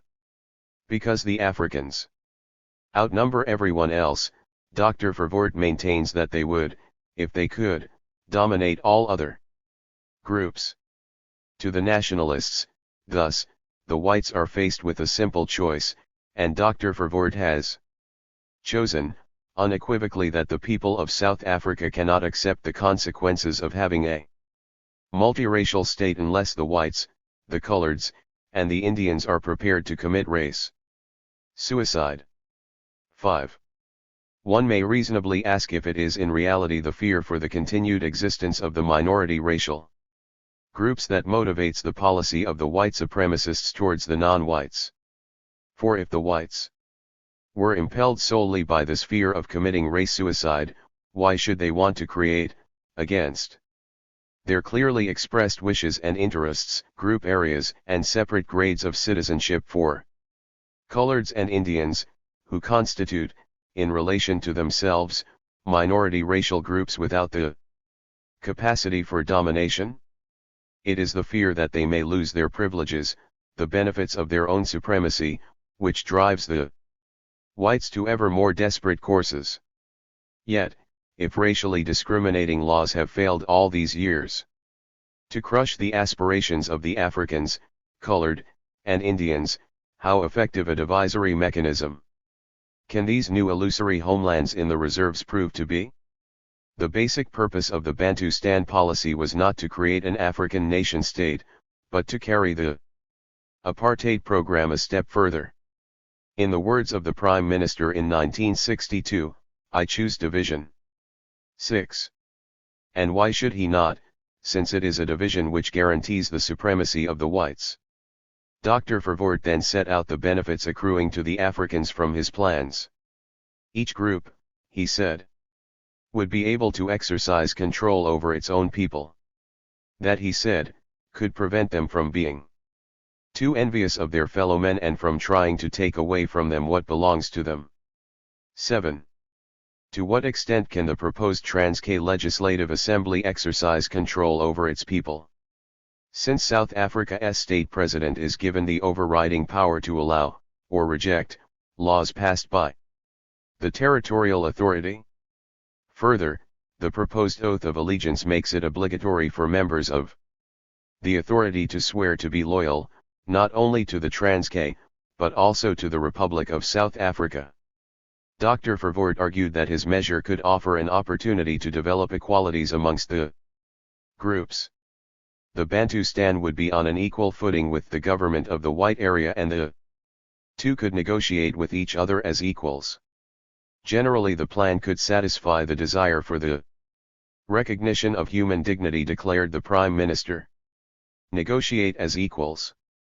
At most, the measure acceded to the African people a system of local government controlled by a minister and subject to a parliament in which they would have no representation.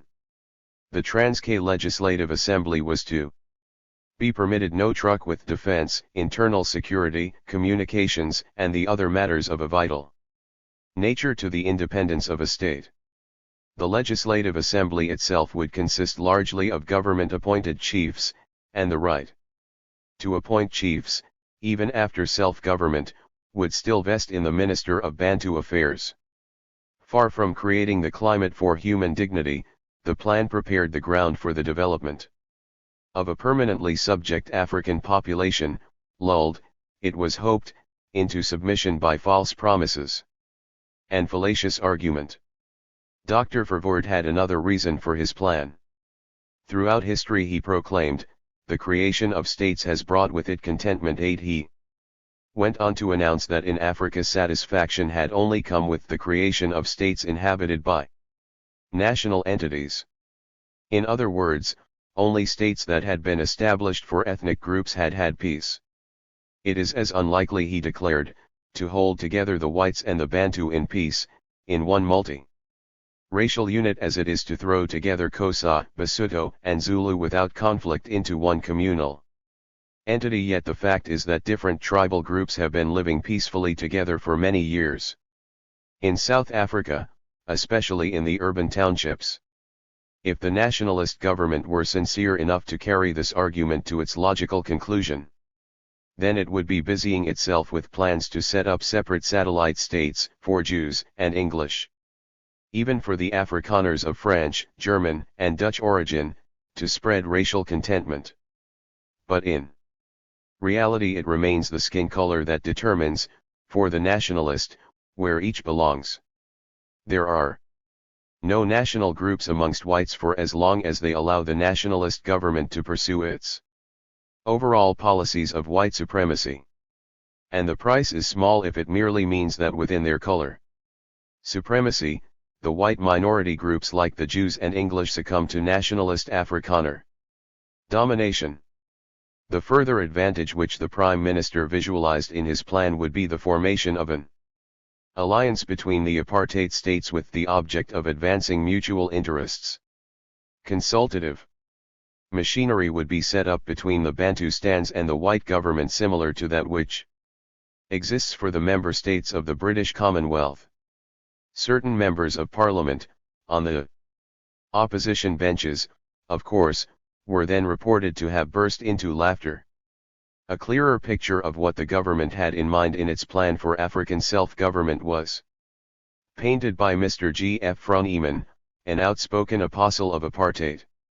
Members of the United Party had tried to counter the self-government thesis with the argument that if the black states became independent, they would be able to enter into treaties which might prove embarrassing to white South Africa.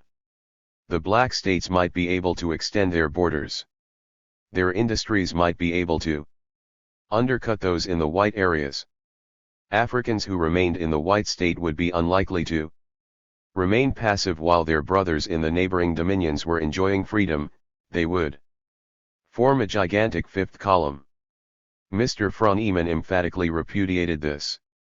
Far from being independent states, the Bantustans would be no more than racial group areas, subject to nationalist race laws but administered by self-seeking members of each particular group. Time and again cabinet spokesmen have claimed that the steps which the nationalist government is taking to implement apartheid are on a par with the constitutional developments that a colonial country goes through before it becomes independent. In fact, the Prime Minister claims, South Africa will arrive at the same place, if by a different route.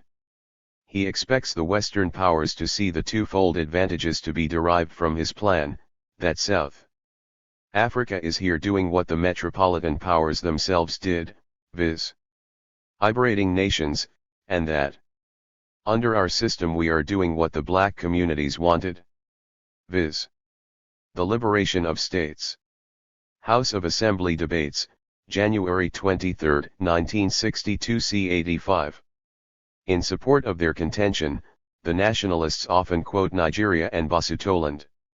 They argue that the reason why the former appears to be forging ahead on the Western capitalist political pattern is that the chiefs emerged as the leaders of the country when it shed its formal colonial status. Basutoland is held out as providing the typical example of how migrant labor can keep its contact with the country of its origin, and even take an active part in its political life, as when elections take place in Basutoland, and its citizens in the Republic are allowed to vote by post. Similarities there are, yes. The evolutionary development of all human societies has certain aspects in common, in the same way that growing babies have certain common features. If a child is properly fed, its body completes the normal process of growth, and in due course the child grows and develops into a healthy adult, who assumes his or her duties and responsibilities in society. But if the child is, at a certain critical stage of growth, denied nourishing food, exercise, and education, it becomes stunted physically and retarded mentally, so that at the time when it should be taking its place in society it is able to do so. That is precisely the condition which the nationalists are trying to create for the Africans. If Africans have had chiefs, it was because all human societies have had them at one stage or another. But when a people have developed to a stage which discards chieftainship, when their social development contradicts the need for such an institution, then to force it on them is not liberation but enslavement. In all the colonial or formerly colonial countries the tendency is towards the unification of peoples who have been torn apart and set one against another under colonial conditions. But in South Africa, the nationalist government is deliberately nourishing disunity, attempting to erode the very unity evolved over the years, in order to recreate manageable and weak tribal communities. We may well ask, what is meant by self-government? Of course it has different meanings in different contexts. The nationalists try to fit their Bantustans into one or all of these meanings, as the occasion demands, decorating the concept with a profusion of words irrelevant to any accepted definition. Local self-government means that residents of a town or district have the power to make laws and administer them within the given area. The local governing body has a clearly defined set of powers and functions, and operates under the control of the central government. Self here means merely that the local community can decide some things for itself. In a federal system, as in Nigeria or Australia, the component states or provinces have wide powers, which are safeguarded by the Constitution, and which cannot be changed without the consent of the various states and central or federal government. State, provincial, self-government is a more extended and entrenched form of local self-government. When an independent state not owing allegiance to another country makes its own laws and conducts its own affairs, both internally and in relation to other independent states, it is said to be self-governing. In this case it is a sovereign state and, in formal constitutional law, is not bound by laws made by other states unless it voluntarily adopts them as its own. When applied to former colonial dependencies, self-governing means that they have been emancipated from alien rule, and have become sovereign and independent. The published terms of the proposed constitution for the Transkei go no further than a small measure of self-government on a tribal basis. There is thus no similarity at all between what the people of Kenya or Sierra Leone on the one hand have acquired by the withdrawal of their imperial masters, and what, on the other, the nationalist government is imposing on the Africans in order to secure permanent white supremacy. The astonishing thing is how the apostles of apartheid themselves, in their desire to impress others with the grandeur of their plans, overreach themselves and produce grotesque misrepresentations of the reality, even though the effect of such is to discredit the plan itself. Dr. Verwoerd's 1962 parliamentary session speech on self-government for the Transkei was immediately taken up by Mr. Douglas Mitchell, leader of the United Party in Natal. Mr. Mitchell commented, "This is one of the most tragic speeches that we have had since this government came into power, tragic for all races. This day will be looked upon as Black Tuesday in the history of South Africa in the years that lie ahead." 9. Mr. Douglas Mitchell was clearly a guest. He believed that Dr. Verwoerd in his self-government plan was holding out the future of sovereign independence to the Africans. Chapter 5. Sleight of hand in the Transkei. The Transkei Constitution Act of 1963 is a statute of the South African Parliament, in which no African sits, nor any African representative. Yet the South African government claims that the act represents the desires and reflects the intentions of the Transkeian people. The government would have the world believe that in drawing up this constitution it acted in the same way as the British Parliament does when enacting a constitution that confers self-rule on a former dependency. To test this assertion, one has only to examine the negotiations and discussions that preceded the framing of the Constitution. To what extent were the people of the Transkei consulted directly or through their representatives? How far have their aspirations shaped the Constitution? The suggestion for self-rule did not come from the Transkei at all, but from the government. As far back as January 1959, the pro-government newspaper Die Vaderland quoted the highest authority as saying that native parliaments were to be established in the Union during 1962. Coincide with the abolition of native representatives in parliament, and that natives would have complete control in their own areas. 10. The Minister of Bantu Administration and Development, Mr. de Wetnell, took the credit for announcing the establishment of self-governing Bantu national units when he drafted the White Paper on the promotion of Bantu self-government bill in 1959-11. In December 1961, the executive members of the Transkei Territorial Authority were summoned to Pretoria for consultations with cabinet ministers, these consultations being the result of requests put to us by these ministers during their visits to the Transkei some months before. 12 There, in Pretoria, the Prime Minister discussed with them Third Resolution of May 1961 asking for self-government. And both he and other government officials helped them to prepare proposals that would serve as a basis for a draft constitution. 13. The first official announcement of a revised constitution which would set the Transkei on the road to self-rule came from the Prime Minister in January 1962, when, addressing the House of Assembly, he suddenly declared, "The government will grant the Transkei self-government," adding that the Transkei Territorial Authority would have to obtain clarity as to its ideas concerning the form and content of the constitution. There is an essential difference between the Transkeian constitution and that of Kenya, Ghana, or Tanganyika. The constitutions of these countries were the result of considerable struggle for self-government by the peoples of those countries. Dr. Verwoerd has inferred that the transfer of authority to the Transkei does not result from a principled policy, but is the reaction to pressure. The South African government has taken the step of granting self-government not because it wants to, but because its hand has been forced.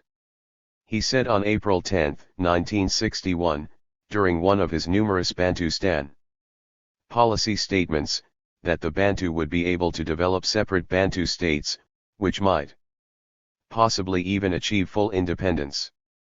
That is not what we would have liked to see. It is a form of fragmentation which we would not have liked if we were able to avoid it. In the light of the pressure being exerted on South Africa, there is however no doubt that eventually this will have to be done, thereby buying for the white man his freedom and the right to retain domination in what is his country. 14. The initiative came from the government, and it was taken up at once by a few chiefs who saw in the scheme of self-rule the possibility of sudden pickings for themselves. To win support from the rest of the councillors, they played on the widespread desire to have the magistrates removed from their system of government. But the real issue, whether local autonomy for the Transkei could ever compensate for the right to take part in the government of South Africa, was never put to them. Nor were the councillors allowed to debate it. When Dalindyebo raised the issue in an appeal for a multi-racial constitution, he was outmaneuvered and browbeaten into silence. As for the mass of the Transkeian people, the 2 million who have a right, surely, to decide the constitution that will govern them, no one ever asked their opinion, and if any of them had dared to raise a voice in opposition to government policy, he would have run the risk of imprisonment without charge or trial for an indefinite period, under the emergency regulations covering the whole area. When the Prime Minister was accused in the House of not having consulted the Africans either within or outside the Transkei on this issue, he replied, "That has nothing to do with me. It was the responsibility of the Recess Committee, the committee composed of executive members of the Transkei Territorial Authority and other chiefs, which had met the Prime Minister at Pretoria in December 1961. Only 11 days after the Prime Minister's statement of April 10, 1961, the following resolution was moved at the Transkeian Territorial Authority's annual session: that in order to ease the present situation of uneasiness in the Union of South Africa and in view of the government's policy of separate development and the fact that the Bantu people in the Union have no representation in the Union legislature, this territorial authority in session respectfully requests the government to declare the Transkeian territories as a whole a self-governing state under the control of the Bantu people. B. That arrangements for the drawing up of the relative constitution be made by the authorities in consultation with the leaders of the Bantu people in the Transkeian territories, and C. That this item be given priority in order to take advantage of the presence of government officials from head office. 15. The councillors seized the opportunity to express themselves in favor. But they tried to avoid making too direct a demand for freedom. They played about, on the edges of their real objective. fearing to arouse the anger of the government, hoping all the while that they might catch unawares the guardians of long-established privilege. They honeyed their words, gently reminding the government that by asking for the right to govern themselves they were only complying with stated government policy. The chiefs, it now seems clear, had genuinely gained the impression from the public pronouncements of cabinet ministers that under the policy of apartheid Africans could gain their freedom from white rule. Councillor S.S. Mbeki referred to a Bunga resolution of 1952, which had firmly declared it to be the wish of the people of the Transkei that Parliament should not consist of only one racial group. He recalled how the government had pointed out then that if that position were allowed to go on, there would never be peace in this country. 16.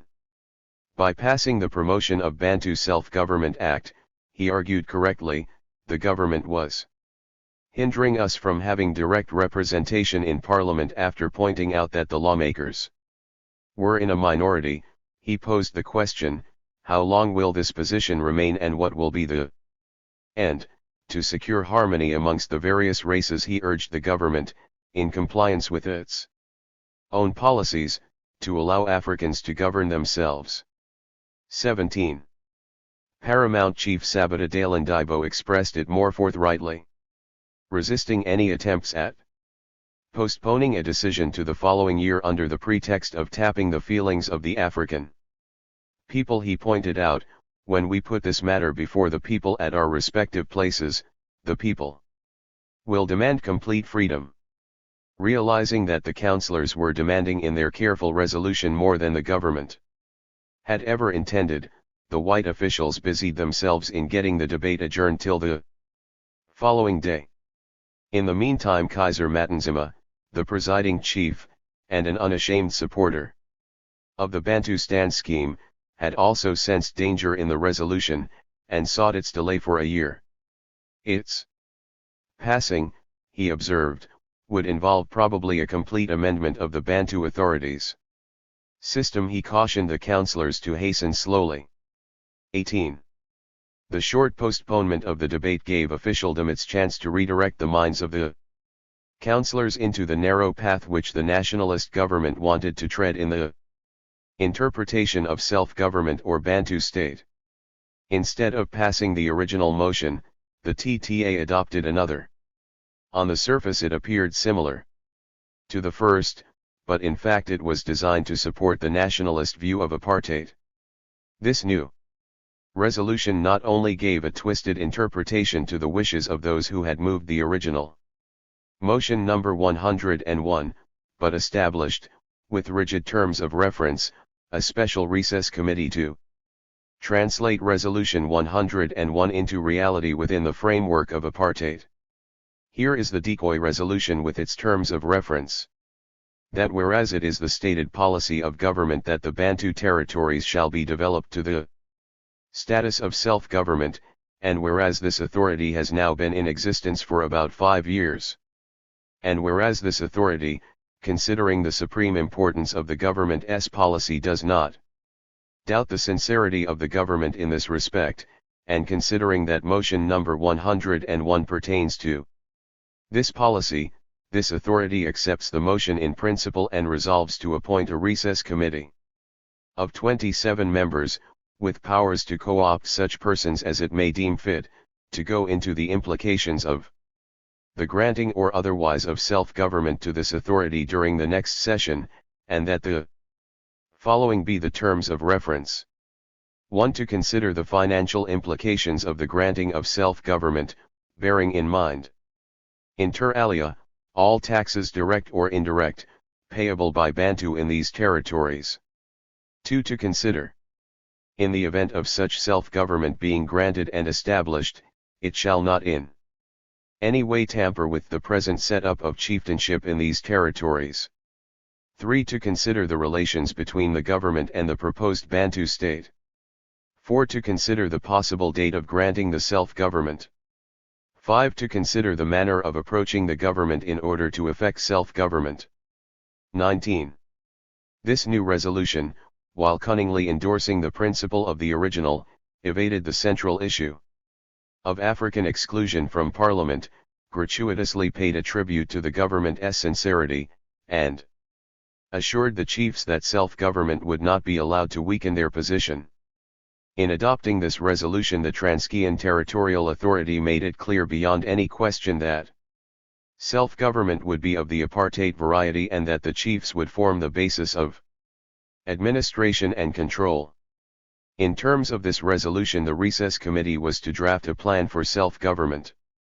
Its members went to Pretoria for this purpose, an unprecedented step in the history of the Transkei, where recess committees have always worked in Umtata, the territory's capital. We do not know what happened in Pretoria, but after spending some time there incommunicado, the committee members returned, flourishing a plan. This was placed before the Transkean Territorial Authority in the following year, 1962, and adopted amended.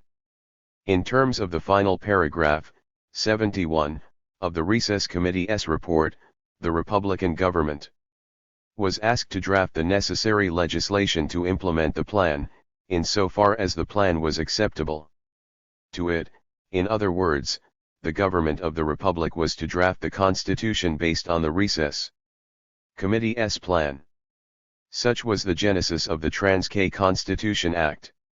What made the councillors adopt the Recess Committee's plan? It was not merely a matter of subtle maneuvering by the nationalists, of shrewdly manipulated debate. During the 1962 session, though this had much to do with the success of the deception. The history of the TTA and of the Bunga before it, as contained in the official record of proceedings, reveals strong and unremitting pressures for self-government in the Transkei, even among the chiefs. It is an old cry from the Africans to be given self-government. Councillor NPP and Damas told nationalist officials trying to foist the Bantu authority system on the Transkei.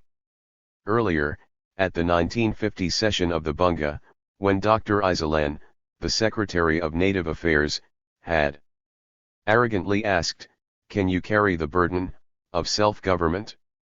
Councillor Kamata had replied to him, "Not one government official has at any time said you are growing up to manhood, but all say you are children. We are surrounded by laws to prevent us growing up. If we are children, why does government after government make laws so that we do not progress?" And Councillor T. Poswayo added, "The ward does grow up and the time arrives when you should hand over to him the right he should have. We have been looking forward with eyes filled with tears to that time."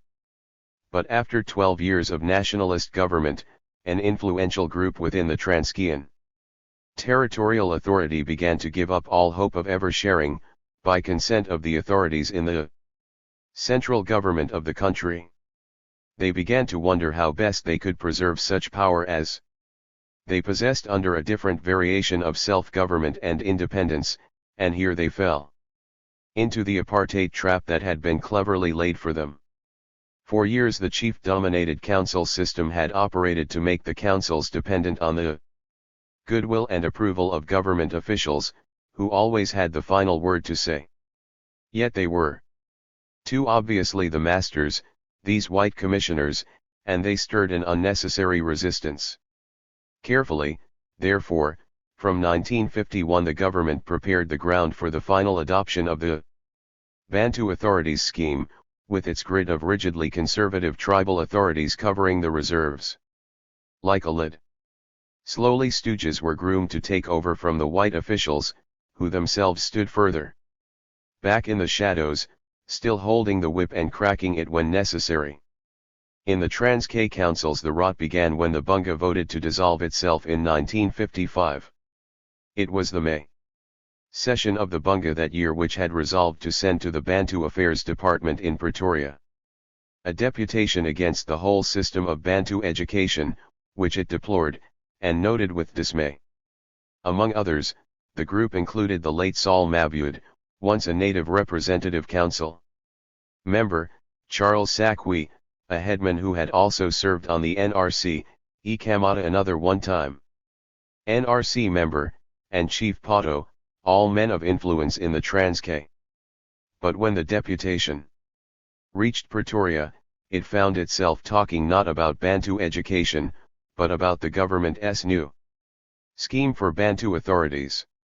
The Transkei was promised the earth, or as much of it as whites did not already inhabit.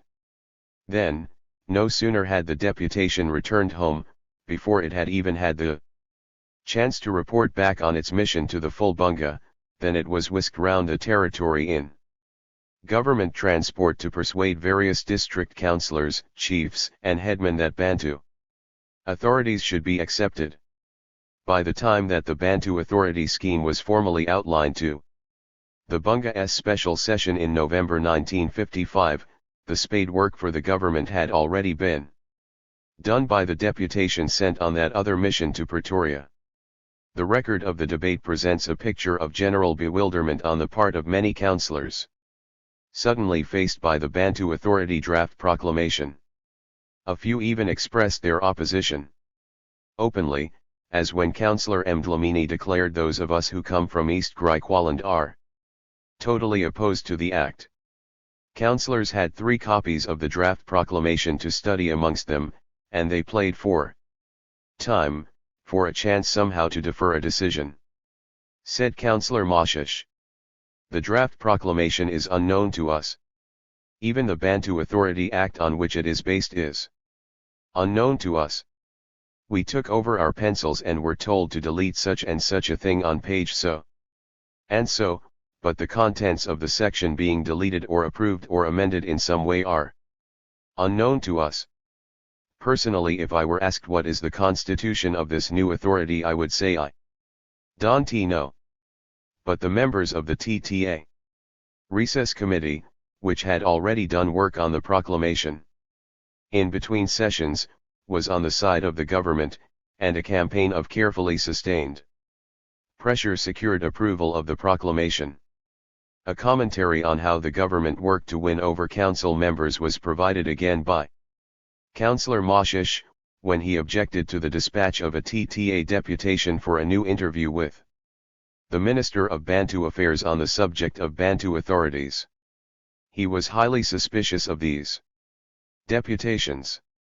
He said, "We have had experience of these delegations which go to the government in Cape Town or Pretoria to protest for us against various things like Bantu education, and what happened? They were thanked by the government, and when they came back they were the preachers. They were the people who said, 'You were wrong. It is the proper thing to accept it. How shall we know whether the amendments we have made will also be rejected, and the deputation will be persuaded to say, you are all wrong?' Government pressure is not all of it disguised. The open threat is flourished wherever necessary. Hardly had the special session of the Bunga accepted Bantu authorities than the chief magistrate made it plain that the new Bantu authorities would have to move at a prescribed pace. He said, 'I hope we will get the same speed and energy from the people concerned in establishing their own authorities. We are now giving you the horse to ride. When I say we, I mean the government, but do not forget while you are riding it that the government will be behind with a big sjambok, to see that it goes, and you must not think or let the people think they can just get on that horse and go to sleep. Whoever did not get the horse to gallop would be replaced by another rider at the command of the government.'" Opening the same session, the Under-Secretary for Bantu Affairs readily revealed the contempt for democratic practice that is the principal characteristic of nationalist dealings with the African people. He made it clear that the machinery of administration which the government intended to establish under the Bantu Authorities Act would not provide for elected members. He told councillors, "The chiefs and headmen are leaders by virtue of their birthright and traditional tribal law. If then they are leaders by birthright or by tribal law, then there is no need to elect them to a position which they already hold." There was also official encouragement for the use of force by chiefs and headmen in ensuring popular submission. The speech made by the chief magistrate of the Transkei, reported in Umsbizi Wamlimi Namfui, at the opening of the school for chiefs and headmen at Tsalo in January 1959 leaves no doubt as to the attitude of the government and its officials when they want to implement their policy. After praising the incendiaries in the Tsalo and Kumbu districts, who had rendered many families homeless by their campaign of terror, the chief magistrate reminded his audience, "Don't forget your authority and power, and whoever is against authority and power is against you. Be your own police in your own interests, find out those men who respect authority and tribal institutions, and band them together as the chiefs and headmen's impi, which will turn out when called to keep your tribes and locations clean and well behaved. Honor these men. Give them some sort of badge by which they will be known and honored as upholders of the law and respecters of the chief. Use moderate violence, just like a good policeman would do." Government manipulation of the chiefs, and the willingness of some of them to be manipulated, is illustrated most sharply in the 1962 proceedings of the TTA, to which the Recess Committee of 27 first reported after its work in Pretoria. From the start the debate was bogged down in confusion. The Recess Committee report had been signed by all 27 members, including those who during the session were to oppose its major aspects. Chief Sabata Dalandibo said, "Are you aware that when I was requested to sign I had to sign because I am a government man?" The more acute problem for those chiefs and councillors who had misgivings about the plan was how the views of their tribesmen would be conveyed. Here the procedure of the debate was skillfully manipulated by Kaiser Matanzima, who scotched general discussion on the principle of the plan at the outset, made the TTA plod methodically through all the clauses of the plan, and when that had been done, ruled that there could be no further debate on principle since the constituent parts of the plan had already been accepted. The chiefs, too, were preoccupied by the problem of whether they were bound by their membership of the Recess Committee, or responsible, in the final analysis, to their tribes. Chief SS Majik expressed his difficulty. "We should like to receive the views of the different regions that were tabled here so that we can all hear them." The regions were requested to confer on this matter. What was the object in the Recess Committee sending out all those reports, if now we are assembled here they say the individual members must raise amendments? I, as one of the Recess Committee members, am in an unenviable position. It must be clear that when we attached our signatures to the Recess Committee report, we had not yet received the views of the broad masses. The position is that in my own area I tabled the report and the people said they wanted this or that. The situation now appears difficult because it appears that as a signatory to the report I must not voice the views of the people because I have already signed, and they have their own views. I think quite a number of members of the Recess Committee are in the same difficult position in which I find myself." A government official immediately intervened to contradict the dangerous assertion that any of the chiefs or councillors had a duty to consider the views of the people, and to ensure that there would be no delay in accepting the report.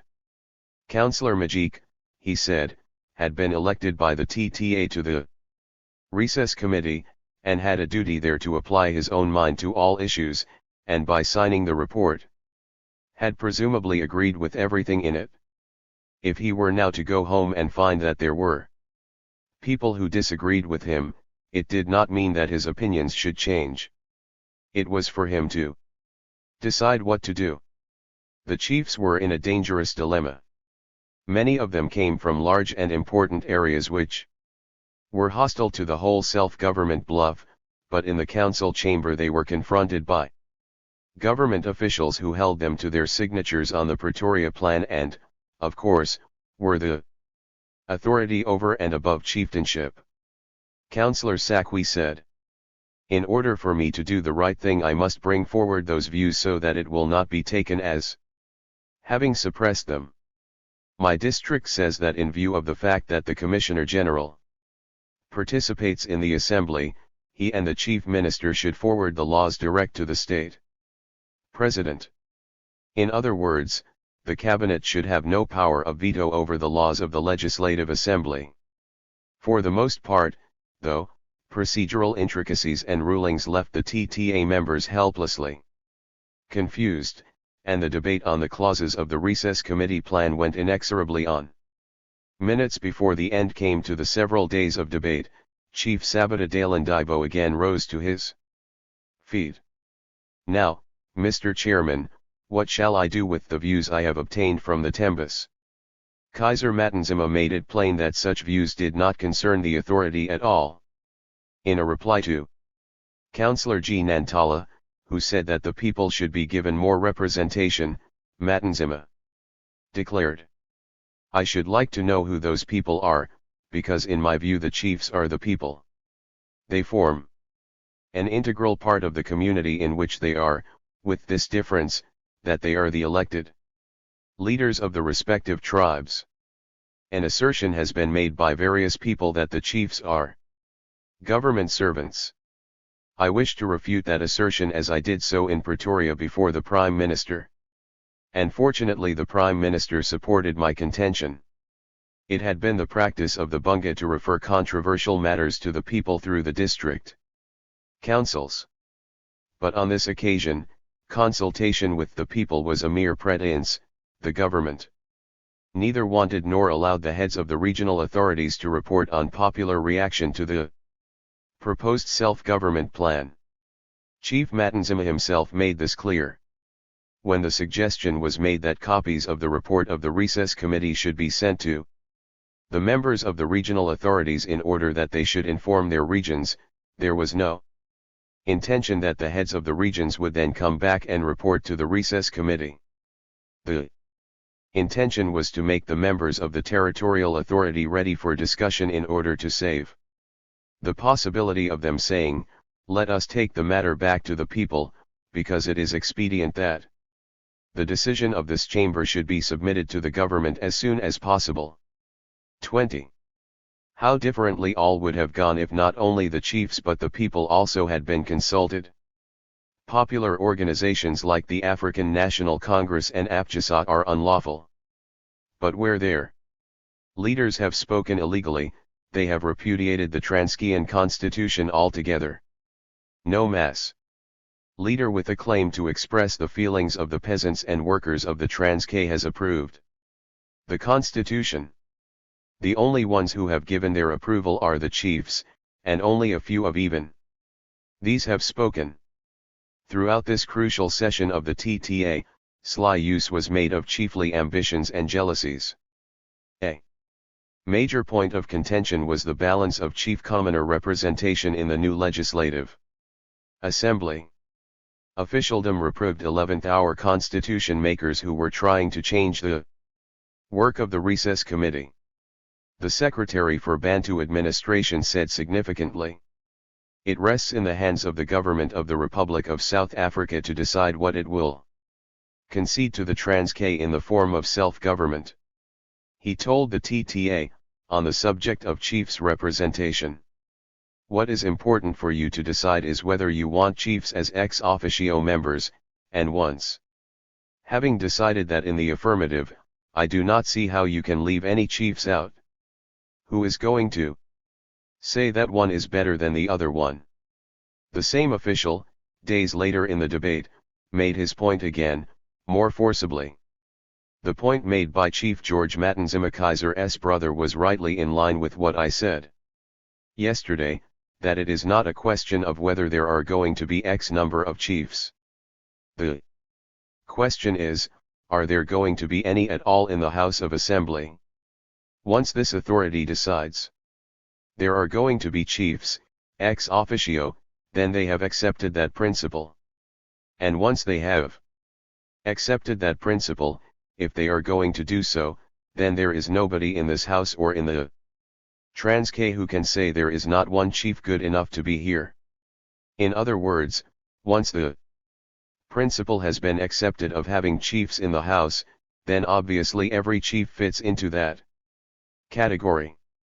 If the chiefs are not represented in this assembly, then this House must pass a resolution abolishing the principle of chieftainship.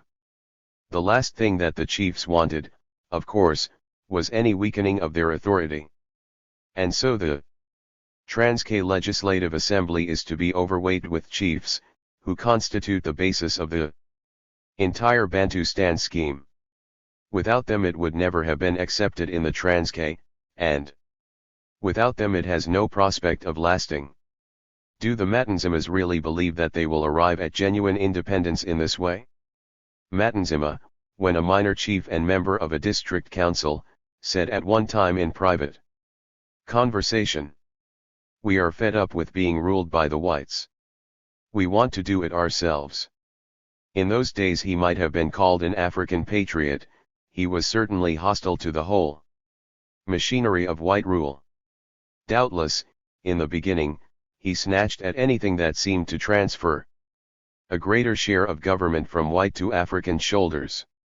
Such men, once caught in the nationalist contrivance, could not escape with safety, and, indeed, they involved themselves even deeper for what they could get out of it. Chiefs ambitious for a greater measure of independence and power had first to become prisoners of the scheme. Many must now know, in their hearts, that the self-government scheme has proved a swindle. But now they have a profitable interest in keeping it going. The shrewdness of the nationalist play should not be underestimated. The chiefs have been used with skill. Every little chief, even those not getting large stipends from the government, has been placed in a position where he can make money for himself at the expense of the people. Fresh powers of civil jurisdiction have been placed in the hands of the chiefs, for example, and many have amassed small fortunes in fines and bribes. In the beginning even Paramount Chief Sabata, now one of its most powerful opponents, accepted the Bantustan scheme. Gradually he grew disillusioned, as he witnessed the workings of the Bantu authority system. The Tembu story of 1957 onwards is an ideal case in point, and it emerges graphically from a 1958 memorandum written by 4 Tembus.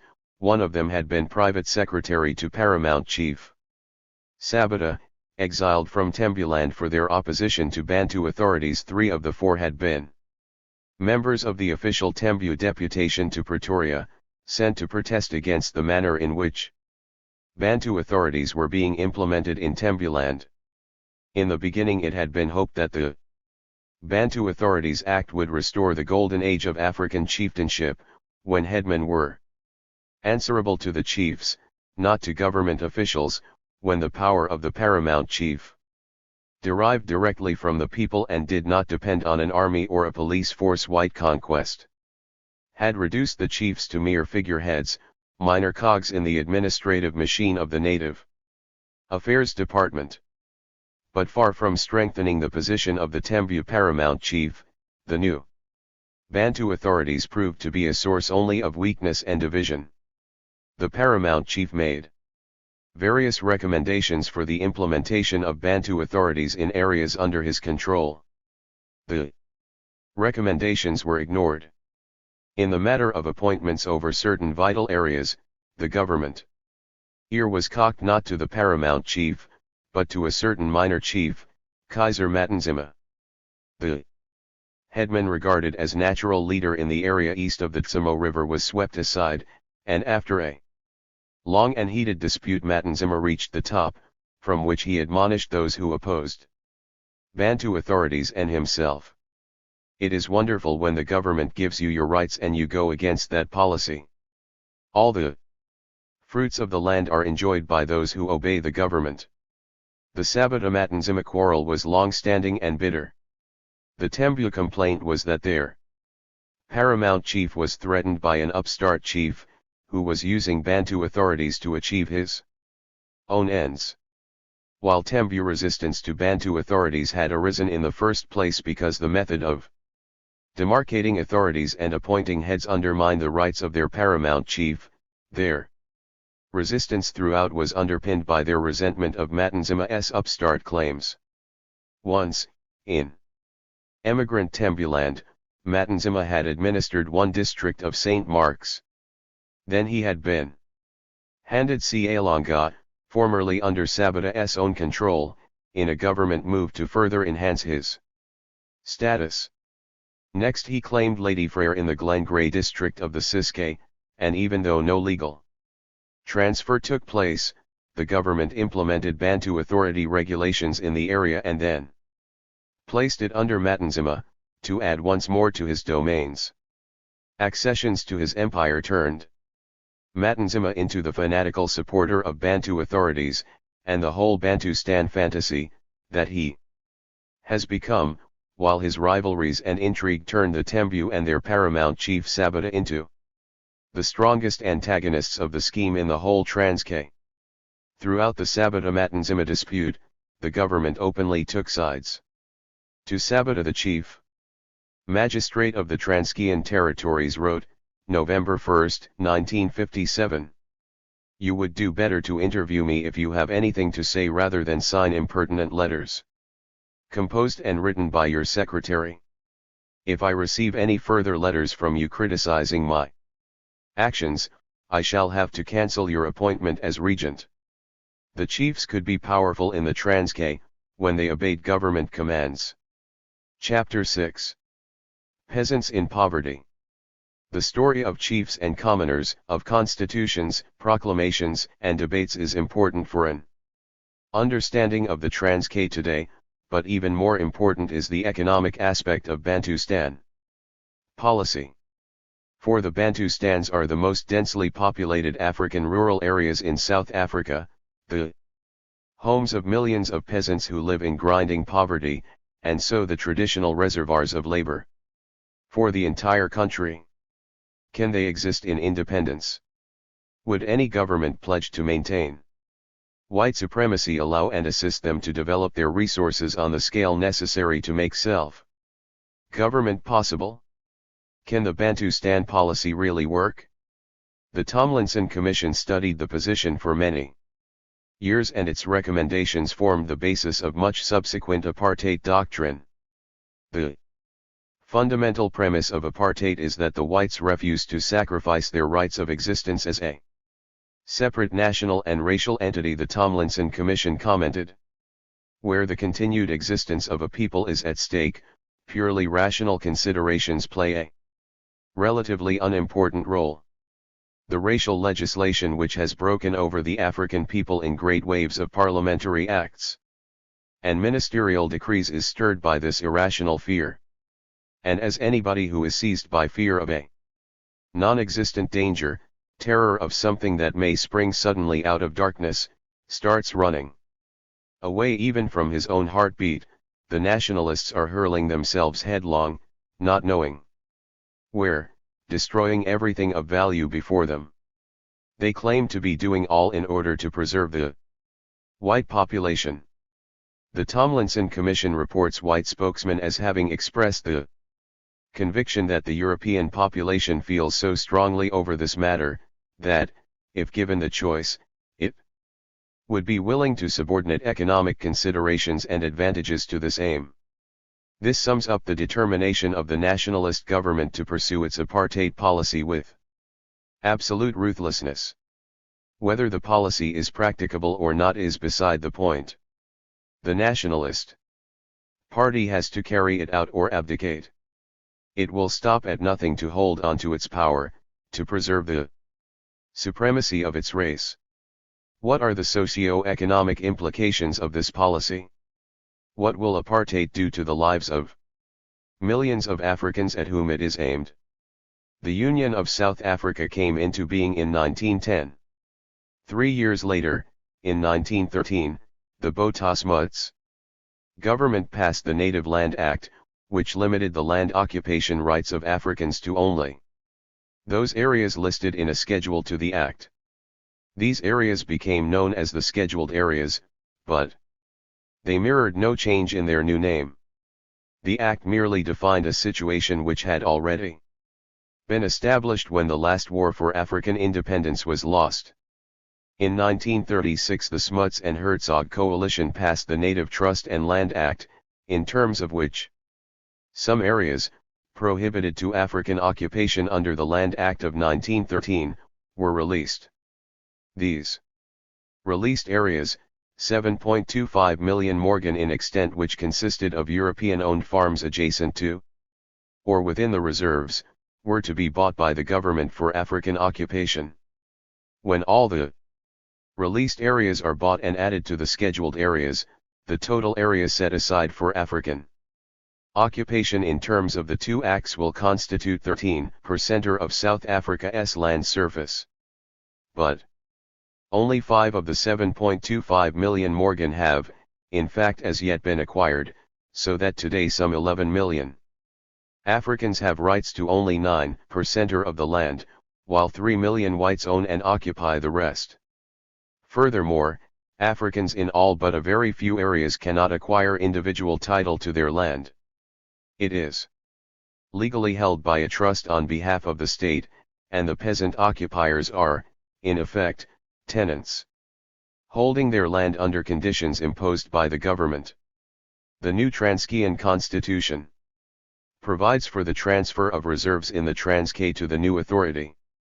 In pursuance of apartheid policy, the nationalist government is not only preventing the further acquisition of any released areas, but also eroding the scheduled areas themselves, either by reducing the extent of the land, or by mass removals of population from fertile to more arid areas.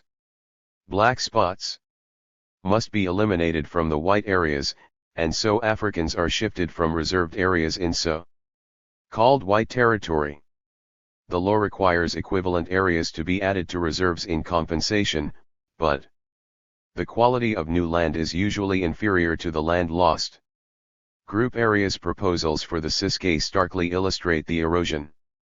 Dispossessed Africans will be removed to the constantly drought-stricken overpopulated districts of Middeldrift, Keiskamahok, and a portion of the King Williamstown area. Removals are to take place from 1 Petty, all the locations along the fertile coastal belt east of the National Road. 2 Fort Beaufort, the whole district. 3 Victoria East, all the areas southwest of the Tyami River. 4 East London, all the fertile areas along the Transkei Road. 5 Queenstown and Stutterheim, the Lesotho and Ngwili areas respectively. 6 All the farms owned by Africans under freehold tenure in the fertile border belt of the East London, Kamga, Stutterheim, and Queenstown districts. Not only is the area of African occupation here to be reduced, but it is proposed to remove them from an area that has great farming potential. The mass removal of Africans from the naturally watered area of Linokana in the Transvaal to the Mens Trust, where agricultural operations can only take place under dry farming conditions, is a further illustration. From the outset, the purpose of maintaining the reserves was to provide a source of cheap labor for white agriculture, mining, and industry. On the one hand, the reserves have served as mating camps for the production of migrant laborers, while on the other they have proved suitable dumping grounds for the physical wrecks whom industry discards in the same way as waste fiber is thrown away after its juice has been extracted. At first, most of the labor from the reserves was drawn into work on the farms and mines. Only during the last 40 years, and more noticeably since the Second World War, has secondary industry absorbed large numbers. The reserves have been able to provide this labor because there has never been sufficient land to give most of the inhabitants an arable allotment. Within a few years following the wars of resistance to white settlement, there developed a class of men whose only stake in the reserves was a kraal site 70x 70 yards, where a man put up a few huts to shelter his family, while he spent most of his time away at work on the mines. This class of landless people arose first in the larger reserves, the Transkei and the Ciskei, where a number of districts, 7 in the Transkei and all in the Ciskei, were surveyed. In these districts the principle of one man one allotment was strictly pursued, and succession was in practice by right of birth, although the government always reserved the power to seize an arable allotment once its registered user died or otherwise forfeited it. The imposition of taxes, poll tax, quit rent or hut tax, and the dwindling fertility of the soil caused a regular drift of able-bodied men from the reserves to seek work in the industrial areas, where they could earn cash wages to pay for the ever-increasing demands of a changing society. As time went on, the twin evils of dwindling fertility, itself a major cause of falling agricultural yields, and the exodus of migrant labor from the reserves to the industrial areas became mutually helpful in speeding up the rate of both. But although some of the peasants who had arable allotments could still supplement their produce from the land by the sale of stock that they grazed on communal pasturage, they did not enjoy this advantage for very long.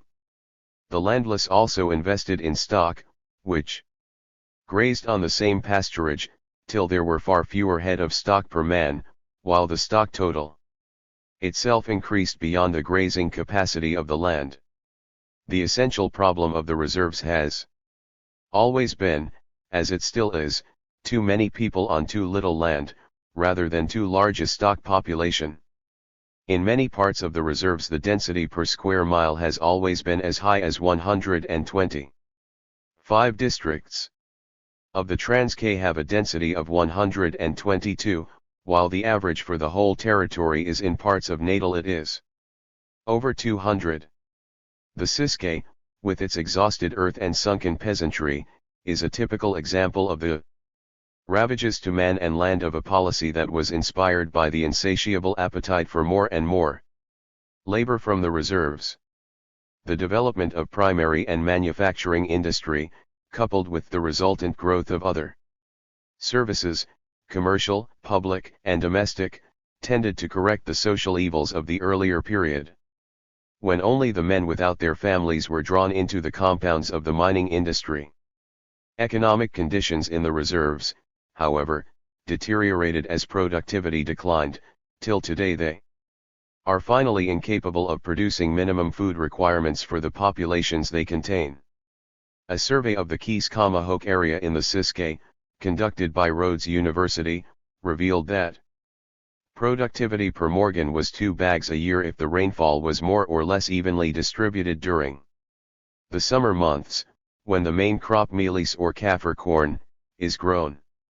During a drought, however, which occurs more commonly in these areas than a summer with a normal rainfall, what harvest there was less than the seed that had been planted.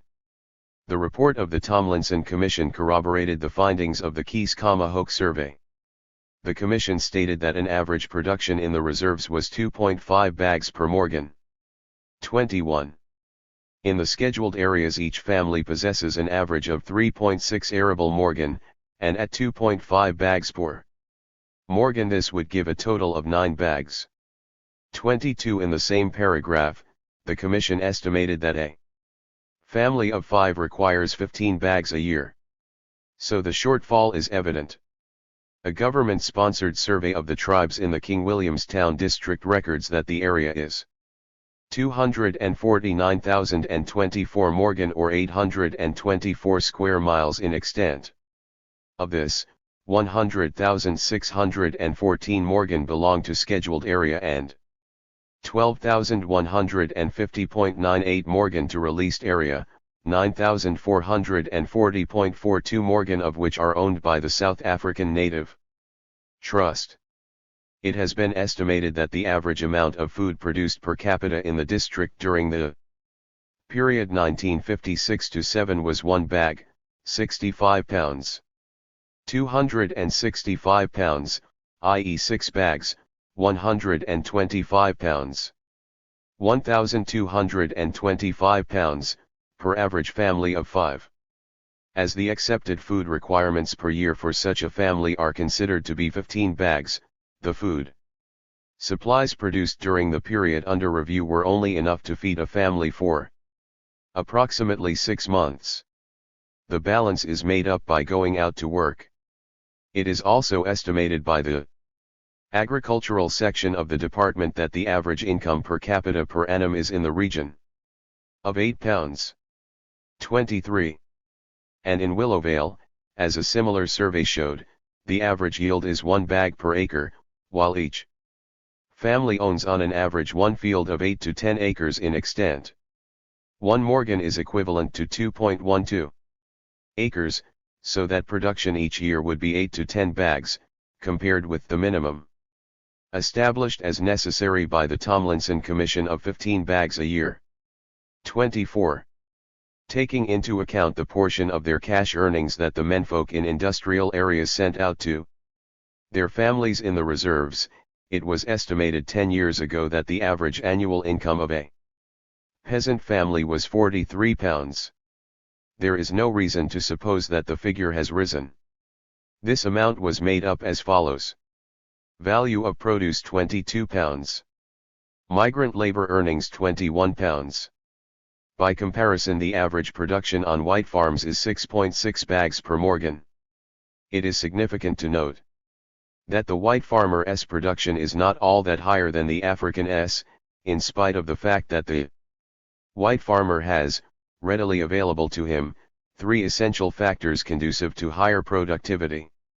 Capital is made available to him through state-sponsored institutions and private credit facilities, the land bank, which allows farmers loans bearing little interest and repayable over a long period, in some cases upwards of 40 years, has often written off large sums of money as irrecoverable. There is labor, the most important of these factors, which, like wild figs, is there for the asking, because the whole state machinery of African administration is put at the disposal of the farmer, providing him with semi-slave labor through the pass system. And thirdly, under South African farming conditions, the extent of land available to a farmer largely determines his success or his failure. Under dry farming conditions, which prevail throughout the reserves, only extensive methods of farming are suitable for the production of maize, the main crop produced by Africans. The white farmer does well by growing maize because he has extensive areas under cultivation, otherwise his average production of 6.6 bags per morgen could never enable him to maintain the white or civilized standard of living. In the days when there was a substantial poor white problem, one of the main causes was the sub-division of farms into uneconomic units. The poor white problem was solved, in the main, by the absorption of the poor whites from the countryside into industry. But the policy of apartheid commands only a back to the reserves program for Africans, a program which must, inevitably, import into the already cramped and poverty-stricken areas more and more problems of poverty. Studies of infant mortality in the Transkei and the Ciskei reveal an alarmingly high rate. Some surveys have estimated it as high as 45%, while the Tomlinson Commission found that nearly 1/5 of children born alive die before they reach their first birthday. Moreover, those who succeed in cheating death during their childhood are not usually lucky enough, on the average, to dodge it after the age of 26 years. Comparative statistics for the life expectancy of the 4 main racial groups illustrates how different living standards determine the lifespan of different colored South Africans. Whites, Asiatics, colored Africans. 66 years, 50.3 years, 42.8 years, 36.4 years. According to the Tomlinson Commission report, for whites, Asiatics, and colored, living in rural areas appears to be a cause of longer life, while among Africans urbanization increases life expectancy. This goes to show that low as African wages are in the urban areas, they enable Africans to maintain higher standards of living than those elsewhere in the country. A study of population increase rates points, thus, to a terrifying trend. It is fixed government policy to drive Africans from areas where higher standards of living prevail to those in which it is difficult to eke out even the barest necessities of life. The following table shows the comparative net rate of population increase among the 4 groups. Asians, colored, whites, Africans. 2.12, 2.03, 1.54, 1.45. The trend among Africans is therefore a high death rate among children, a low rate of increase in population, a low life expectancy among adults. A significant admission which the Tomlinson Commission makes must increase the horror with which the policy of apartheid is measured. Comparing the birth rate of rural African women with that of urban ones, the report estimates that the birth rate in the rural areas is higher than in the urban areas. But the fertility of urban women is greater. The higher fertility rate among rural women is attributable, of course, to superiority of numbers. Otherwise everything points to a premature sterility among rural women, resulting from their lower living standards.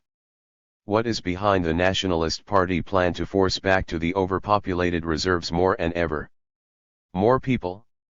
Chapter 7. The Fraud of Separate Development. Feathering the Nationalist Nest. Go back to the Bantustans, this is what the nationalists tell the African people. Develop there. Along your own lines.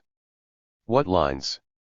During its own investigation the government appointed Tomlinson Commission found itself faced by the hard facts of poverty and overcrowding in the reserves, by the declining productivity, the overstocking, the denuded soil. These facts had to be waved aside by a theory, by talk of development schemes which might lead people to think that some miraculous change was to come about. Above all, the new arrangement should not be made to look as though it were simply a matter of reshuffling the old furniture in the old house. How to do this? After all, it had been done before.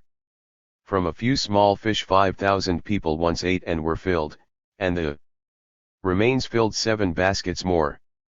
There was no need in the reserves for additional land, said the nationalist government. All that was necessary was that the reserves should support an increased population. And the nationalist government proclaimed itself ready to invest some money in this wild venture, even though such development might not be financially practicable.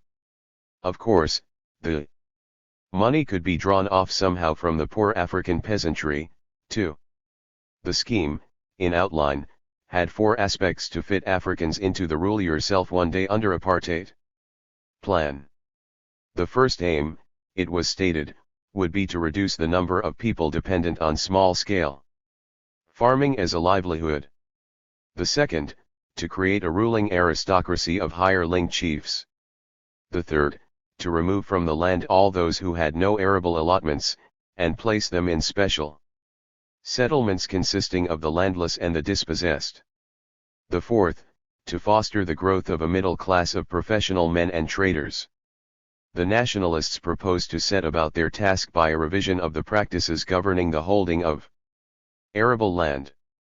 According to the Tomlinson Commission's Report 25, an African family in the reserves requires, on the average, 52.5 morgen of land to make a gross annual income of £70.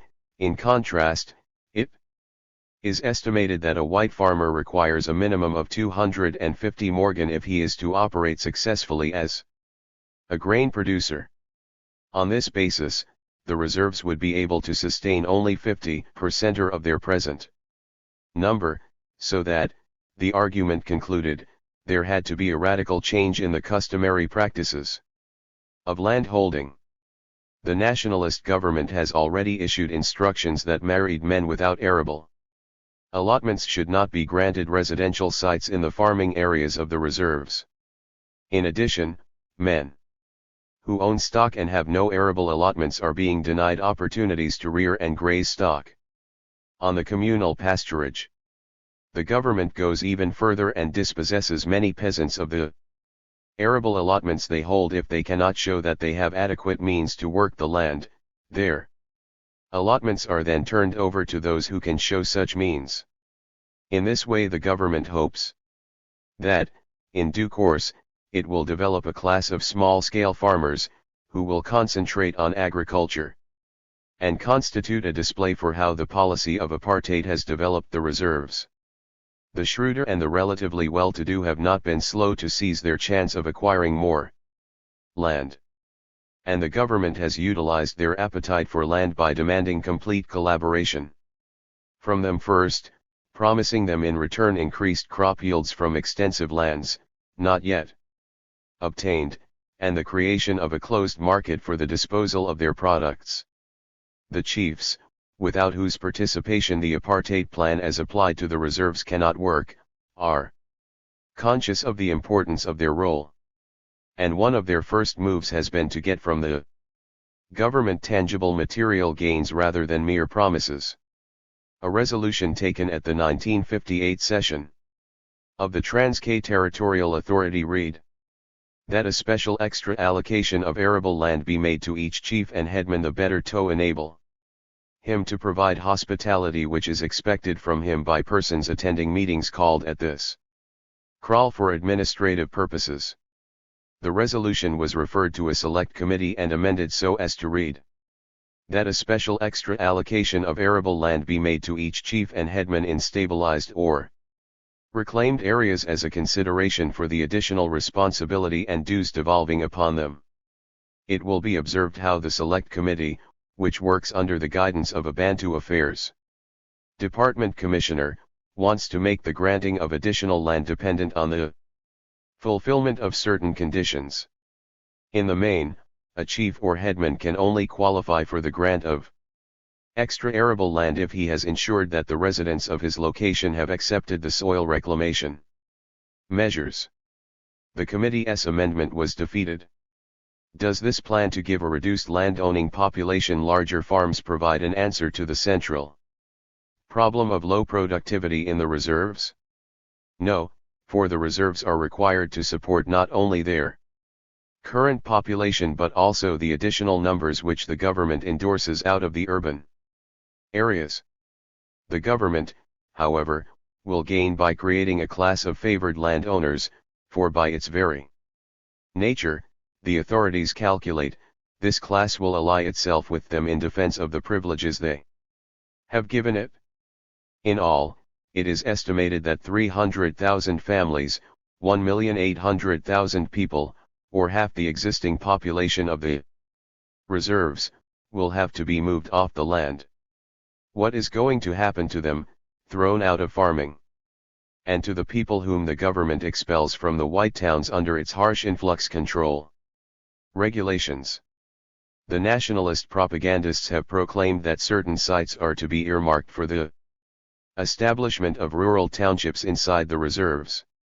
These rural townships or settlements will then provide homes for workers who will supply the labor requirements of small industries to be established in the reserves themselves and of industries in border areas. Furthermore, the government will grant trading sites, with tenure tied to certain strict conditions. One of the most important of these conditions stipulates that if a trader or his employee should be found to be associated with any anti-government political organization, the trader will forfeit his right of occupation. In its report, the Tomlinson Commission estimates that an almost inexhaustible supply of labor will be available when these settlements have been set up to absorb the thousands of dispossessed peasants, said the Commission. According to the calculations of the Commission, 50,000 opportunities of employment will have to be created in the Bantu areas annually. The most important factor involved here is that work will have to be provided for 20,000 Bantu annually in secondary industry, including the construction industry. The economic activities arising from this and from agriculture will, according to expectation, stimulate tertiary activities to such an extent that the remaining 30,000 workers will be absorbed by the latter. 26. To give some idea of how large are the numbers of people which the nationalist government plans to remove, we may cite a few instances. Area. Number of families due for removal: Transkei, Oliphant-Split River, Ledaba, 113,000, 34,000, 24,800. In the Ciskei it is expected that nearly 250,000 people will be displaced and dumped in these settlements, after the group areas proposals for the region have been carried out. It is sufficient to study the nature of the industries which the government proposes should be set up in the reserves to realize how fraudulent the whole development scheme basically is. In their pronouncements, cabinet ministers and Bantu Affairs Department officials have been deliberately imprecise in their references to industrial development in the reserves. Their formulation has been small industries which the Bantu can manage themselves, the type of industry which the nationalist government envisages, however, can be gauged from the type of raw materials which it has encouraged to be grown as a basis for industrial development in the reserves. The Tomlinson Commission, which embarked on an exhaustive study of the industrial potentialities of the reserves, mentions forestry products, fruit and vegetable products, and fiber crops like sisal, as the main sources of raw materials. On this base, there may develop the manufacture of cheap doors, household furniture, and coffins of a quality that would be within the reach of the destitute survivors of those who die in their self-governed poverty. Light industries for the processing of fiber from sisal to make ropes are mentioned frequently by government spokesmen. Perhaps the rope will be useful not only for tethering horses, but for the many who find life in the Bantu stands intolerable. At best, it is in 4 out of 20 African areas that the Tomlinson report regards the circumstances as sufficiently favorable for an initiation of industrial development. These are: 1. The Transkei block around Umtata. 2. The Ledabashingwedza block in the vicinity of Sibasa. 3. The Umzimkolu Harding block, at some suitable site along the railway. 4. The Oliphant Split block, also at some suitable site along the railway. In announcing its plans, the government has made no mention of developing power and communications, essential factors in industrial production and the distribution of the finished product, respectively. The Transkei, which is being advertised as the government showpiece, has very poor railway facilities. 4 rail lines terminate either just inside the border, like the railheads at Maclear, Matabele, and Kokstad, or about 100 miles from the heart of the area. But then the purpose of the railheads is to serve as funnels for the draining off of labor from the reserves. A system of poorly developed roads act as tributaries along which labor flows to railway sidings and into the main stream outwards. More and more it seems, however, that the government has gradually dropped the notion that Africans should undertake the development of industry in the reserves, and the emphasis is now on border industries. Yet how much work has, in fact, been done in the establishment of border industries, and what chances of success are there? At first the country was led to believe that by border industries the government meant new industrial sites, to be established away from the existing urban areas, with new towns, new communications, new water supplies, provided. This does not, however, seem to be the case. In the main it would appear that the government intends to convert into border areas some of the existing industrial centres not far from the reserves, 27 like East London, Pinetown, Pretoria, King Williamstown, and towns in northern Natal such as Newcastle, Ladysmith, Colenso, and Dundee.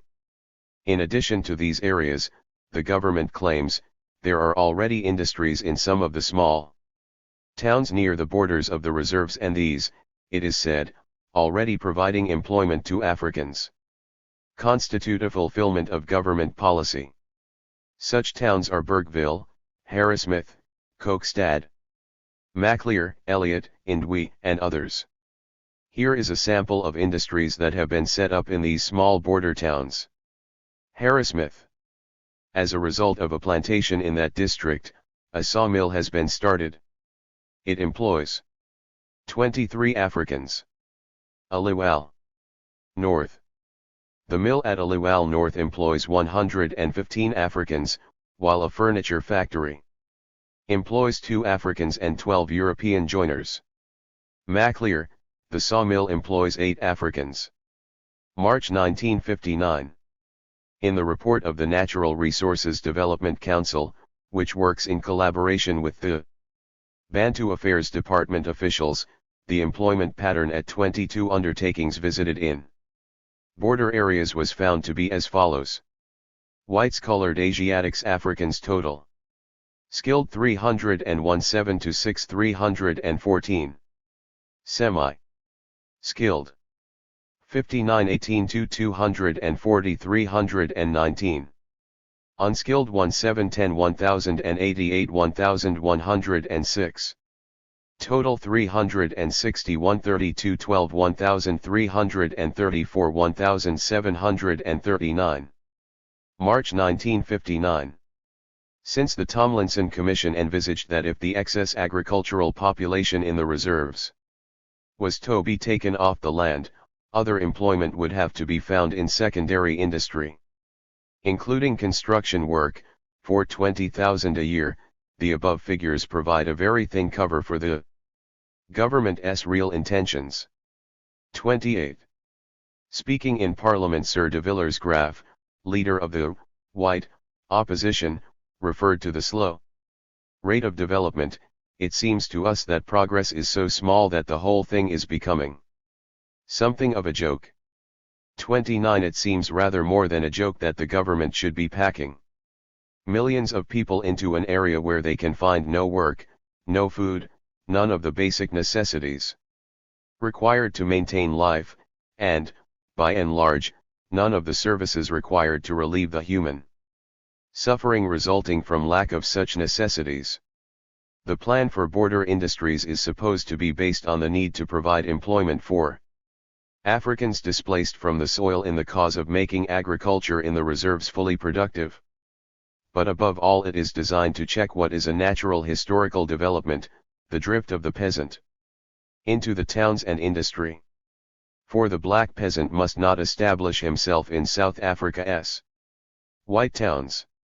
In terms of nationalist policy, the siding of border industry is to take place not because its development will, in time, spread benefit to the displaced population of the reserves, or to the Bantustans, so critically in need of development, but because apartheid dictates that black labor must go where white master can exploit it best, and control it most firmly. Labor must not be allowed to flow to industry, industry must be brought to labor, in a way that will ensure the continuance of white supremacy. There are some existing centers with industrial potential, conveniently sited near the reserves. The government proposes to settle the surplus reserve labor along the borders of the reserve, near these centers. But there are also government plans to remove African labor from these industrial centers themselves and resettle it in the new border towns. The classic example of this attempt to reverse the natural flow of labor from the rural to the urban areas is seen in the cases of King Williamstown and East London. 30. It is planned that African labor will rush into the industrial areas in the morning, and in the evening after work flow back across the border into the area regarded as its natural habitat. The wages paid in the border townships will be barely an improvement on the pitiful old age pensions paid to Africans. At the Zwilitsha textile factory, the starting wages are 18s a week. African youths trained as machine operatives rise from this wage to £2.10.0 a week. This factory of the Good Hope Textile Corporation is a joint undertaking of South Africa's Industrial Development Corporation and the Calico Printers Association of Great Britain. A government proclamation gives the house rentals at Zwilitsha as follows. In terms of PROC 362 of 1948 as applied to Zwilitsha by government. Notice 107 of January 21, 1949. The following tariff is proscribed as from April 1, 1959. Type of house rent per month. Charges per month. Lowest rental J.3 £.15.419. Highest rental revised R £1.19.1019. provided that the rental to be charged IRO sites or any type of building occupied by Bantu employees. On fixed establishment of government or provincial administration departments shall be 7.5% of the value thereof. Provided further that no officer or employee shall be liable to pay as rent a greater amount than is represented by 12.5% of his salary. 31. The government proposes to establish a border African township about 8 miles out of East London, along the King Williamstown Road at a place called Mdansane. This falls just outside the boundaries of the municipality of East London. In the proposed township, thousands of workers now settled in the East London location, more particularly the older section, which is one of the ugliest slum areas in the whole republic, will be removed to Mdansane. The answers given by the Minister of Bantu Administration and Development to questions put to him in Parliament are most revealing, and I have no hesitation in reproducing them here. 32 questions, answers. 1. Whether the government intends to buy immediately all the land required for the Bantu rural township of Mdansane. It is the intention to buy the land as early as possible. 2. Whether all or any of the houses in the Duncan Village Bantu Township will be demolished when the Mdansane Township is able to accommodate all or some of East London's Bantu workers.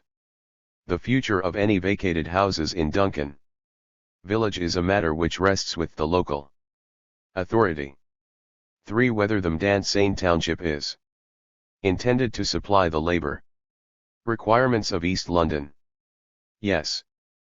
4. Whether the East London employers will be required to make contributions towards the housing and maintenance costs. Yes. 5. Whether the City Council of East London will have any control over the numbers of Bantu to be housed at Mdansane. No.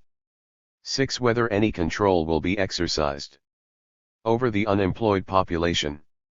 As in other new Bantu townships, everything will be properly controlled. 33. Government regulations have recently been promulgated for the administration and control of these townships in the reserves, known as Bantu areas in the decree. 34. No person belonging to an ethnic group other than the one for which the township has been established may reside there, except with the permission of the Minister for Bantu Administration. Indeed, the essential feature of these townships is that, unlike the urban ones administered by the local authorities, they are to fall under the direct control of the minister and his government department. Meetings in the townships may be held only with official permission. See Appendix 1. Africans in established industry are thus to be ejected from their homes and removed out of sight, beyond the responsibility of urban areas and their services. Those settled in the border townships will receive lower wages than ever, with an unwritten ultimatum: take what the border factory gives you, or go without wages altogether. The Prime Minister has said that lower wages would be paid because of the lower productivity of labor and the lower cost of living in these areas. 35.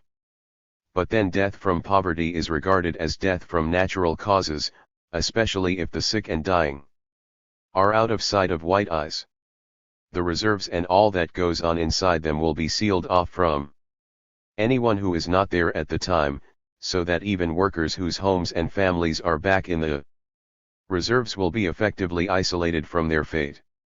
Already the districts of Marico and Petty are subject to the provisions of a government proclamation 36 forbidding entry or departure from reserve areas without the written permission of the Bantu Affairs Department Commissioner. When the African population of East London is removed from East Bank location to Mdansane, it will be to work and to live there under the direct control of the nationalist government's ubiquitous officials. The government is busy making a great deal of noise about the new rural townships being established to house the hundreds of thousands of displaced peasants. The noise, however, seems calculated only to conceal the fact that pitifully little has been done for the absorption of workers into new employment. What of these new townships? The Minister of Bantu Affairs and Development answered questions in Parliament about the proclamation and establishment of towns at sites of proposed border industries. He was asked, 1. How many new Bantu townships, villages, or locations have been established in scheduled or released areas, and where have these been established? 2. A. How many houses have been built there, and B. What is the population of each such township, village, or location? The minister replied, 123 townships have been established and proclaimed, while 21 are in the process of being established but not yet proclaimed. The towns have been established at, among other places, the following places: King Williamstown, Bushbuckridge, Eshowe, Hammonscrawl, Ladysmith, East London, Petersburg. Those that are in the process of establishment are at the following areas: King Williamstown, Thibanshu, Zainin, Camperdown, and other places. 2. A. At these places 6,437 houses have been built, and 1,632 of these by the Africans themselves. B. The estimated population is 23,000. The following table reproduces the figures quoted by the minister to show the progress made with the building of houses. Newtown District houses in 1959, houses in 1961. Kailathu Alice 40 112. Soto East London 164 334. Zama East London 64 207. Immediately after the minister's reply to the questions, the author organized a team of independent investigators to visit some of the townships. The team visited the following places: Kailathu, Geshaw, King Williamstown, Mdansane, East London, Soto, East London, Zwilitshaw, King Williamstown. Except for Zwilitshaw, on the border of King Williamstown, where there is a textile factory that employs 2,000 workers earning on the average 18s a week, the investigators failed to find the houses that the minister boasted of in Parliament. At Mdansane and Geshaw, they found no new towns arising out of the bush. At Kailathu and Soto they found that the new towns consisted mostly of thatched mud huts and about half a dozen houses, built in rows. The occupiers told the visiting team that they had put the huts up themselves. At the Soto location, they learned from the people that the old unplanned location had 51 huts, whereas the new location has 207 huts, all of which were built before 1960. As will be seen from the above, only small beginnings have been made in establishing these townships. Their establishment is not intended to, or, at least, in practice does not, keep pace with the numbers of people to be thrown into these camps. In referring to the creation of employment within such townships, the minister evidently had in mind the old established peri-urban locations like Zwilitshaw at King Williamstown and Umlazi at Durban. The minister referred to the developmental work at these places, and even quoted figures to show progress. At Wonderboom, Pretoria, he said, there is a Bantu making bricks, and he is employing Zwilitshaw more than 100 Bantu. At Umlazi, he claimed, there were more than 1,000 Africans employed.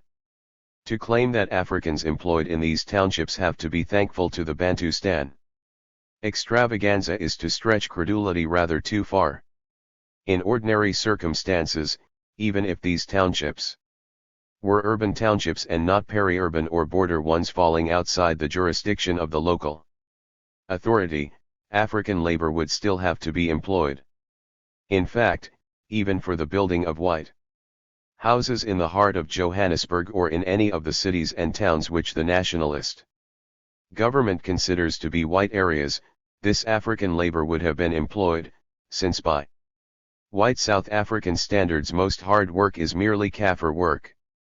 But these employment opportunities are far from developing the Bantustan areas and putting them on the road to independence. Within the reserves themselves, how much progress has been made in establishing industries to provide employment for the thousands who have no arable allotments and are denied the opportunity to escape from the reserves to find employment in industrial centers.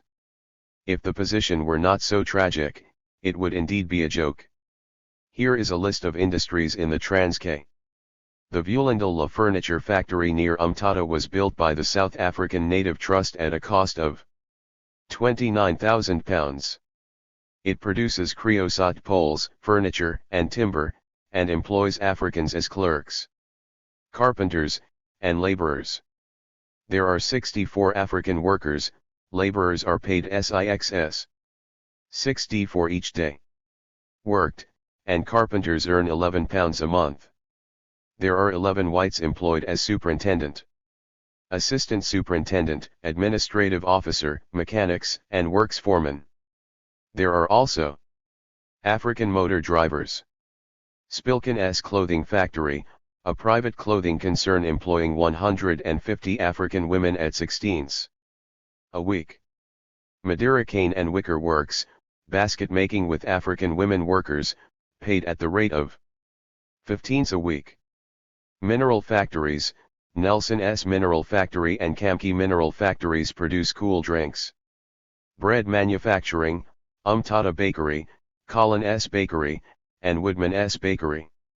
Building, several contractors for brick making and building, they employ mainly colored for brick laying, and some undertake carpentry with African laborers.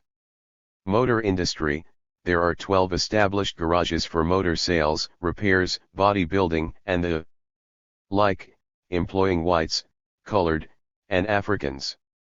Africans are employed as laborers, handymen, and petrol attendants, with their wages scaled according to length of service, from £10.0 a month. Dairy industry, several dairy farms, for milk production, employ Africans with wages running from £10s a month to about £6, depending on age, length of service, and responsibility, such as whether the employees are used for driving trucks and vans.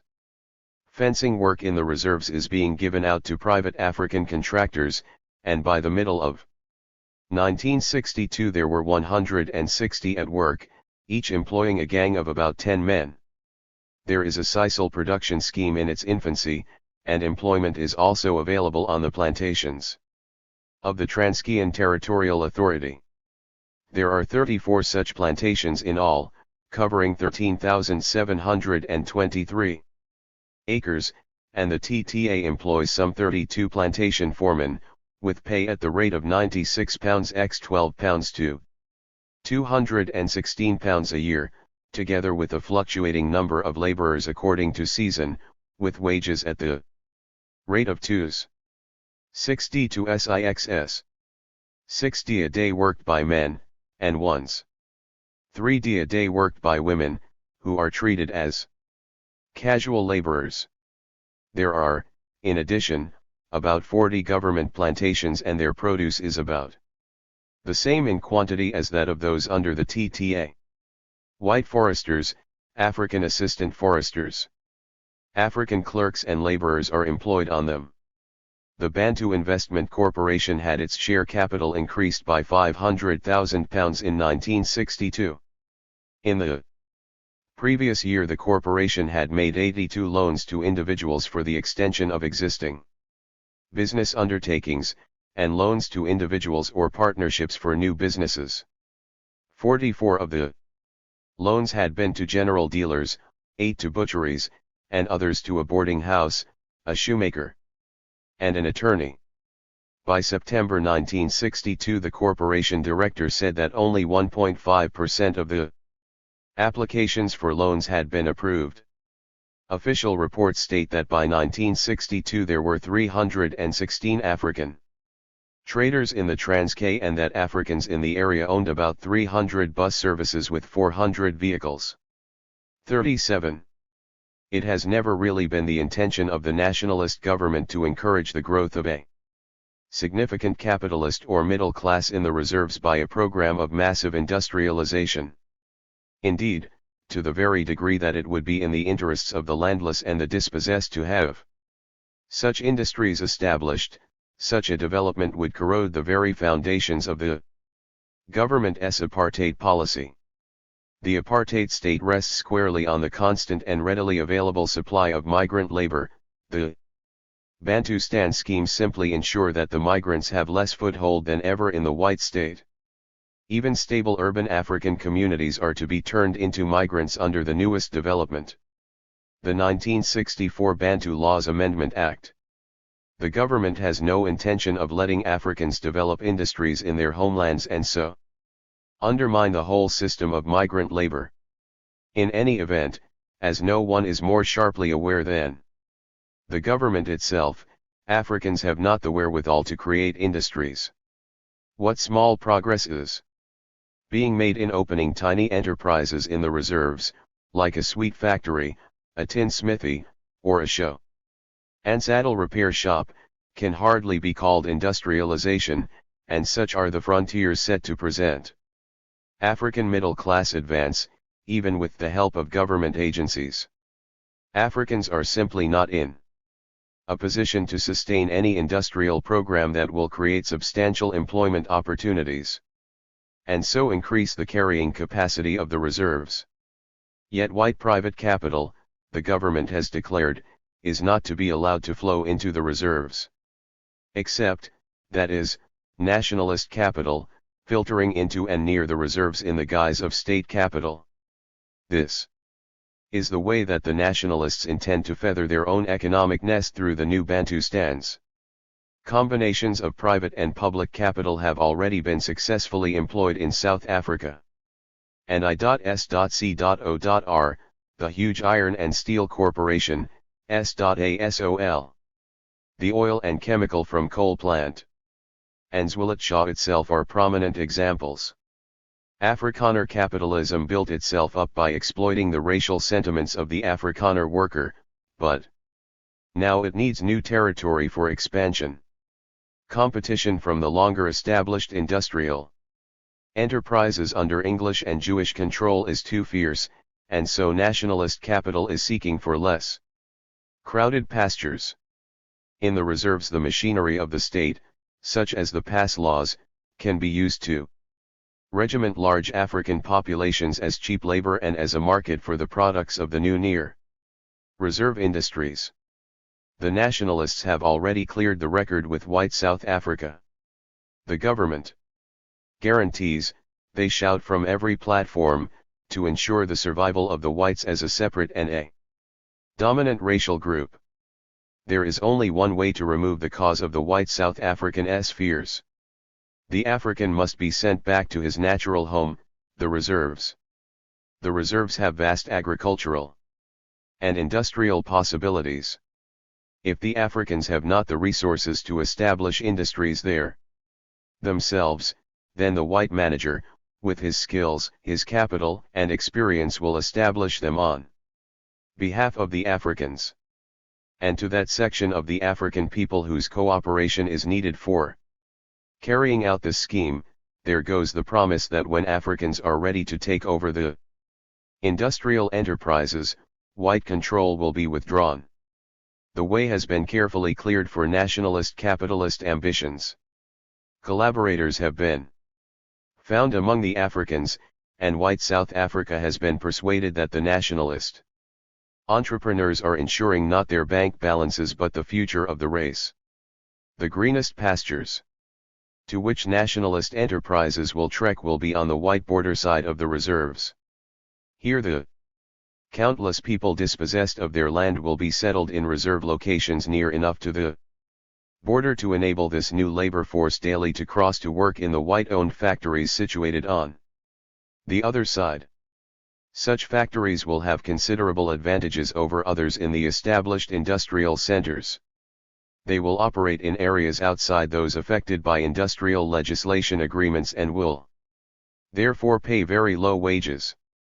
They will be under no obligation to provide amenities for their labor, because the workers are, after all, in their own areas, and the responsibility for housing them rests with the Bantu Affairs Department. 38 This will mean in practice, of course, that the Africans themselves will be made to bear the entire burden of transport and public health services, housing, and welfare. When the border industries are competently established, it is quite clear that the nationalist government will provide them with preferential treatment. Traders in the reserves will almost certainly be coerced to give preference to products of nationalist concerns. And if, as a result of this competition, factories in the towns close down, the nationalists will invoke job reservation to keep white workers in employment, while calling on the whites, as part of the sacrifices they agreed to make for apartheid, to provide the money to help unproductive workers maintain white standards.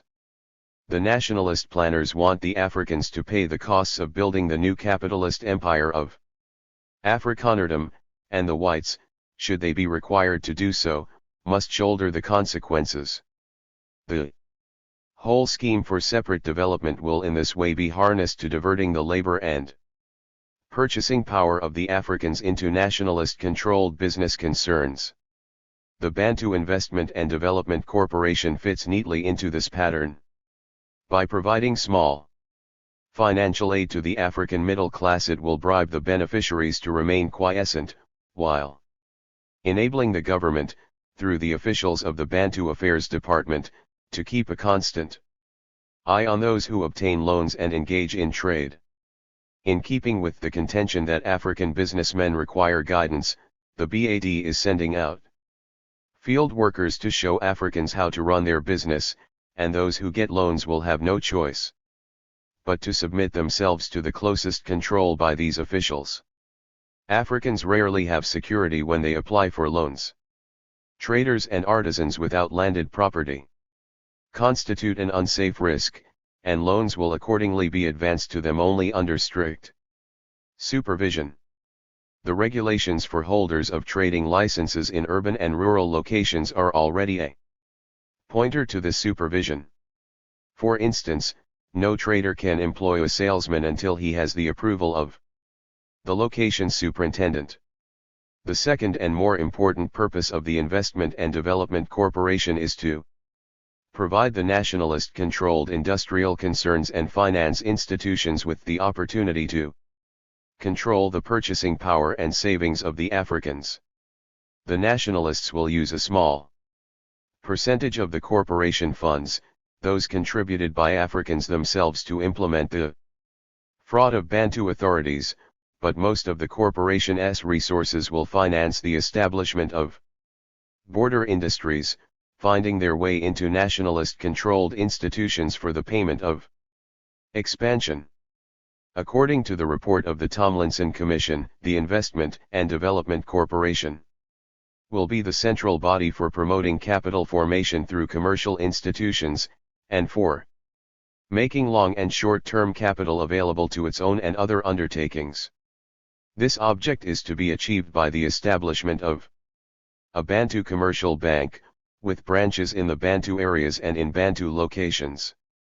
A Bantu savings and credit bank which, in addition to providing savings facilities and personal loans, would normally undertake industrial banking, in respect of Bantu sole traders, partnerships, and other small undertakings, and would provide them with capital on longer terms than can be obtained from the commercial banks. A Bantu insurance company which will grant loans on mortgage to Bantu landowners. The report further envisages that small insurance companies already established by the Bantu should participate in this company, or that the corporation itself might also consider establishing the company as a joint subsidiary in which other insurance companies in the Union could participate.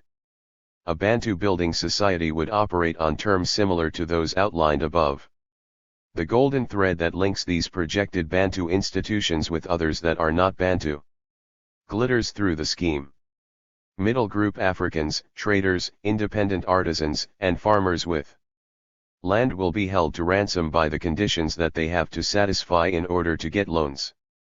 Their Savings and the purchasing power of the Africans as a whole will be swallowed up by the investment corporation which, in turn, will reinvest these funds in nationalist-controlled finance institutions, acting as joint subsidiaries with the Bantu companies.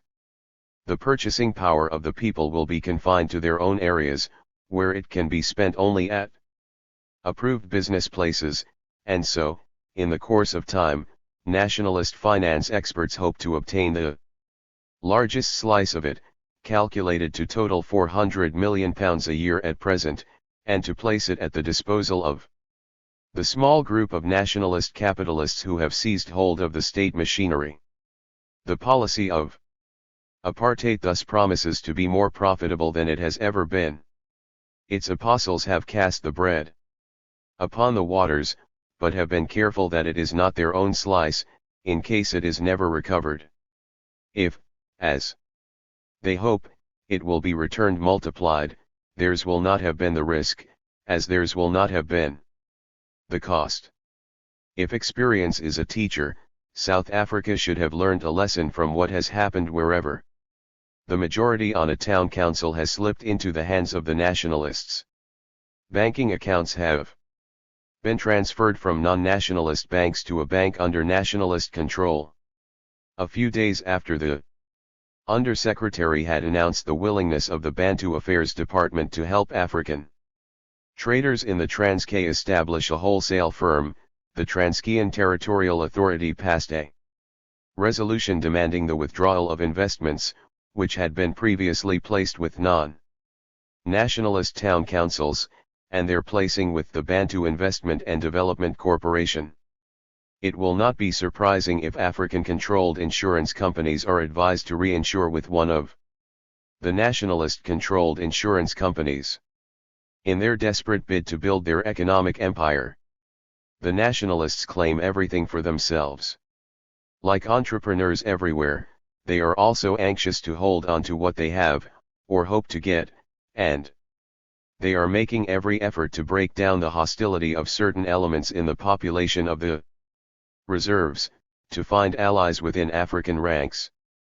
The chiefs are already being skillfully manipulated, and now there are promises of substantial opportunity for other Africans in the new Bantustans, who are to fill the posts intermediate between the top directorate and the unskilled laborer. Such collaborators would reap the benefit from such subsidiary enterprises as trading stores, eating houses, and the processing of raw materials, so that another small sector of reserve society may be given a vested interest in apartheid. Throughout South Africa's history, capital has shown no tendency to move from the industrialized centers to the reserves. The nationalists know that it would have to be tempted there with the hope of greater profit than can be realized in the existing industrialized areas. This is one of the purposes of the border industries and the border towns. In 1962, the government announced a 5-year plan for the development of the reserves.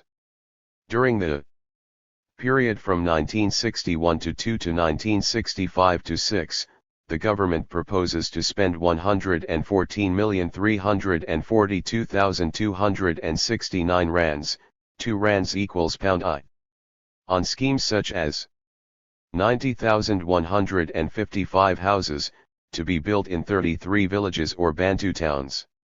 5,000 further plots to be prepared for sale to Africans. 2,761 miles of roads and 71 bridges. A further 14,911 morgen of land to be irrigated, and 8,743 families to be settled there. 1,329 dams and 1,531 boreholes to be built. 30,000 miles of boundary and soil conservation fencing to be erected. 10,000 morgen to be planted with fibers. And 129 new dipping tanks to be built.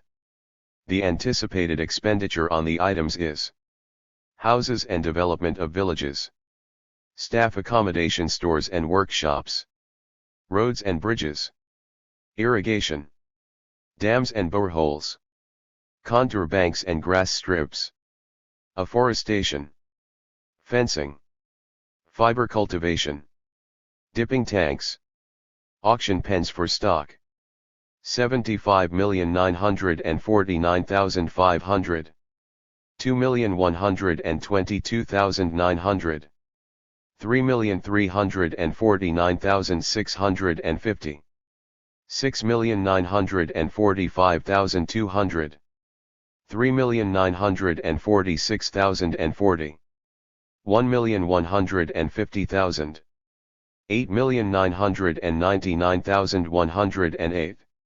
9,901,332, 1,777,703, 156,600, 44,236. Underscore underscore underscore underscore underscore underscore underscore underscore underscore underscore underscore underscore are 114,342,269.39. This amount applies to all the reserves, throughout the country of course. Noticeable especially is that almost 3/4 of the money is to be spent on houses, so that peasants may be shunted into these Bantustan border area towns or townships. Most of the towns will be merely dormitories for the families of landless migrant laborers. The Tomlinson Commission calculated that close to 2 million Africans would have to be taken off the land and found other occupations, but this seems to be an underestimate. Professor Hobart Houghton of Rhodes University 40 found that in the King Williamstown experiment to resettle non-agricultural families hardly more than 1/3 of the population in the area could be supported, and that 2/3 of the population, with all natural increase in the future, would accordingly have to find employment. No amount of agricultural reform on its own would solve the problem of poverty in the reserves, the professor said, and the only answer was to create alternative employment on a massive scale, some 300,000 jobs at £10 a month. The professor declared that in some of the non-agricultural settlements established there was still acute poverty, and he quoted from a survey that he had conducted into one of the 3 Bantu towns of the Ciskei. The government has planned 40 in all. This was the Bantu township of Kialitu, in the district of Victoria East. Families there, he had found, were still largely dependent on the earnings of migrants. No firm economic foundation had been created for the settlement, and many families were still living, and dying, in abject poverty. The remittances from migrant workers in the towns did not adequately support their families back home in Kialitu, for such wages are based on the belief that they are supplemented by subsistence income from land and cattle in the reserves, and in these small non-agricultural settlements this is not the case. Agricultural rehabilitation offers those who secure full economic units a reasonable prospect of adequate support and a united family life. The admitted evils of the migratory labor system have been removed from them, but will in future be concentrated upon those families which the land can no longer support. These people are committed to perpetual migrancy, and these new urban centers will become slums littered by the fragments of broken families and oppressed by poverty unless industries in or near their homes are rapidly established. Thousands of peasant families wait to be absorbed in these mythical new industries, while the government swamps the already overcrowded reserves with more and more landless and workless people, deported under the policy of apartheid from the cities, and from the industries of the Western Cape. The Tomlinson Commission estimated in 1954 that some £100 million over the next 10 years, or an average of £10 million a year, would have to be sunk in the reserves if they were to support their existing populations and natural increase. In a paper on border industries read to the Race Relations Conference, 41 The Economist Harold Fridgen quoted the estimate made by Professor W. A. Lewis in 1953 that £1,000 for each man to be employed is necessary to capitalize industry in underdeveloped countries. Between 1946 and 1959. The total number of people employed in South African industries rose from 374,300 to 648,300, or by just over 270,000, and during this period, total fixed capital employed in industry increased by £406 million to a total of £505 million. During this period, therefore, £1,493 was invested per head of additional manpower employed.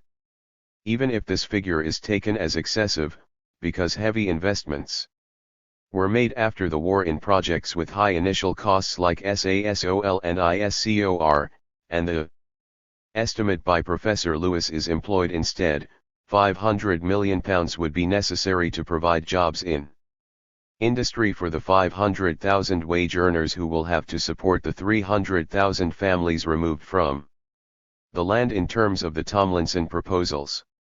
In other words, to cope with only part of the country's needs, the present capital investment in industry would have to be doubled. And this is besides the money required to provide the necessary infrastructure which is inseparable from further industrialization. The money spent in 1961-2 on the development of the reserves, on Bantu administration and development, represented 7.02% of the total estimated expenditure for the year. Chapter 8. Chiefs in the Saddle. Transkei Test Case. The deterioration of the peasant economy has reached a dangerous point. The decline in productivity and the absence of local industries have forced increasing numbers of peasants onto the labor market, while the general economy has not expanded sufficiently to absorb the landless army of peasants. The migration to the towns has given rise to appalling slums, while far worse, from the government point of view, has been the incompatibility between the steep rise in urban African population, over 1 million between 1951 and 1960, and its professed aim of separate development. It was obvious, and the Tomlinson report so recommended, that something would have to be done to arrest the deterioration in the reserves. The government began by implementing proposals that had been put forward as far back as 1945 under the title of a new era of reclamation. This envisaged the removal of landless peasants to towns or urban settlements within the reserves, whose residence would depend on wages earned by men employed either in local industries or in the big towns. Peasants who remained on the land would be expected to farm under supervision on so-called economic plots of about 8 acres each. Grazing and cultivated land would be controlled. These measures inevitably antagonized the peasants, who were suspicious of any interference by a hostile authority in their traditional way of life. Above all, those who were being pushed off the land were bitterly resentful. They forfeited the right to graze stock and had to abandon the one form of security to which they clung, the occupation of an arable plot with the right to share the common pasturage. The stubborn resistance of the peasantry held up administrative reforms for some time, but then, with the establishment of Bantu authorities, the government could try and crack down, forcing the chiefs to comply. Many have been the techniques that the chiefs have employed to implement government policy against the will of the people, but they have not broken popular resistance, and their conduct has even increased it. In the last few years the government has taken stern measures to prevent any further soil erosion, by constructing miles and miles of contours, ensuring that portions of the peasants' small arable holdings are left fallow, and disallowing use of some of the worst eroded lands. The critics say that the government program for land rehabilitation is slow, and that the land cannot ever support the millions of peasants in the reserves as well as the huge numbers thrown out of the cities by the pass laws. The government's honeybirds say in reply, "Come and see the contours." 42. The government quotes figures for the miles of fencing erected to limit the pasturage to its carrying capacity and to keep out the stock of persons resident in neighboring locations. And the government says, for this, the only gratitude we get from the ignorant Baltu is to plow across these contours or cut these fences. If progress appears to be slow, it is because the government has to battle against such odds. Whites are often taken in by this argument and agree that it is difficult to know just what the Africans want. But are the peasants in the reserves delighted to see their land eroded? Are they grateful for the growing decrease in productivity, which has become obvious even to those who are uninitiated in better farming methods and agricultural economics? Do they welcome the high death rate of their stock through lack of vegetation? And if they are not satisfied with all this, why do they oppose measures meant to achieve what they also want: fertile land covered with life-giving vegetation, fattened and increasing stock, and greater yields of food? A bare outline, in passing, of the essential features of the government land reclamation schemes in the reserves may help to place in proper perspective the uncompromising opposition of the peasants. The government, with the support of the overwhelming majority of white South Africans, persists in regarding the reserves as the home of all Africans. Yet not only have these areas been neglected, but under present farming conditions are heavily overstocked and overpopulated. The failure to make a success of farming in these areas is not the fault of the Africans who live there.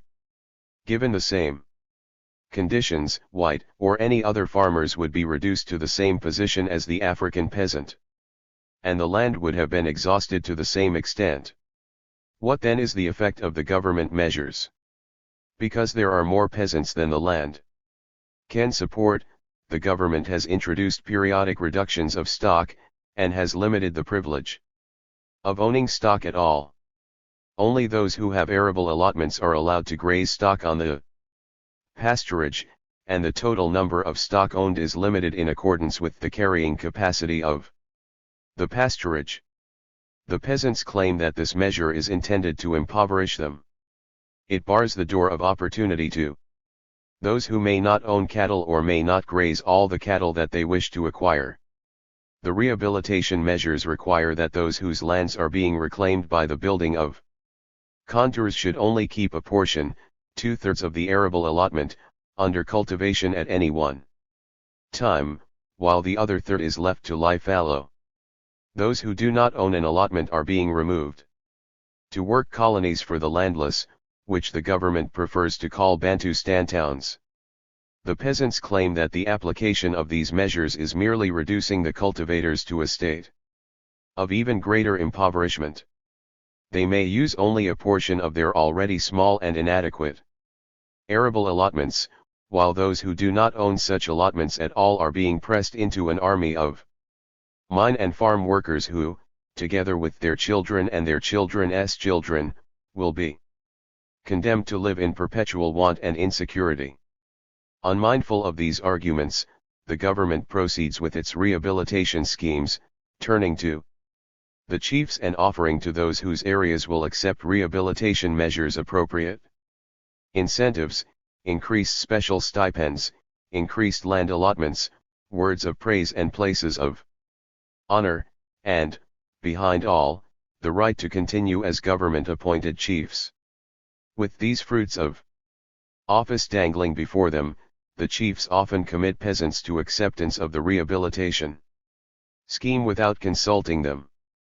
Then, when preparations are made for the implementation of the scheme, fencing material is piled up at various points in the location and teams arrive to start work on the contours.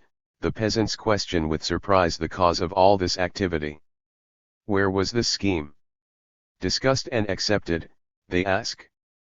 And now the chief hits back at them mercilessly. The instigators of the discontent are brought to the Bush Court 43 with the greatest haste and the least formality. Some pretext is found to confront the hostile peasants with a charge for which a heavy fine is prescribed, and invariably those charged are convicted, because the charge they are facing in the captive court is merely a cover to hit at them for their opposition to government plans for their land.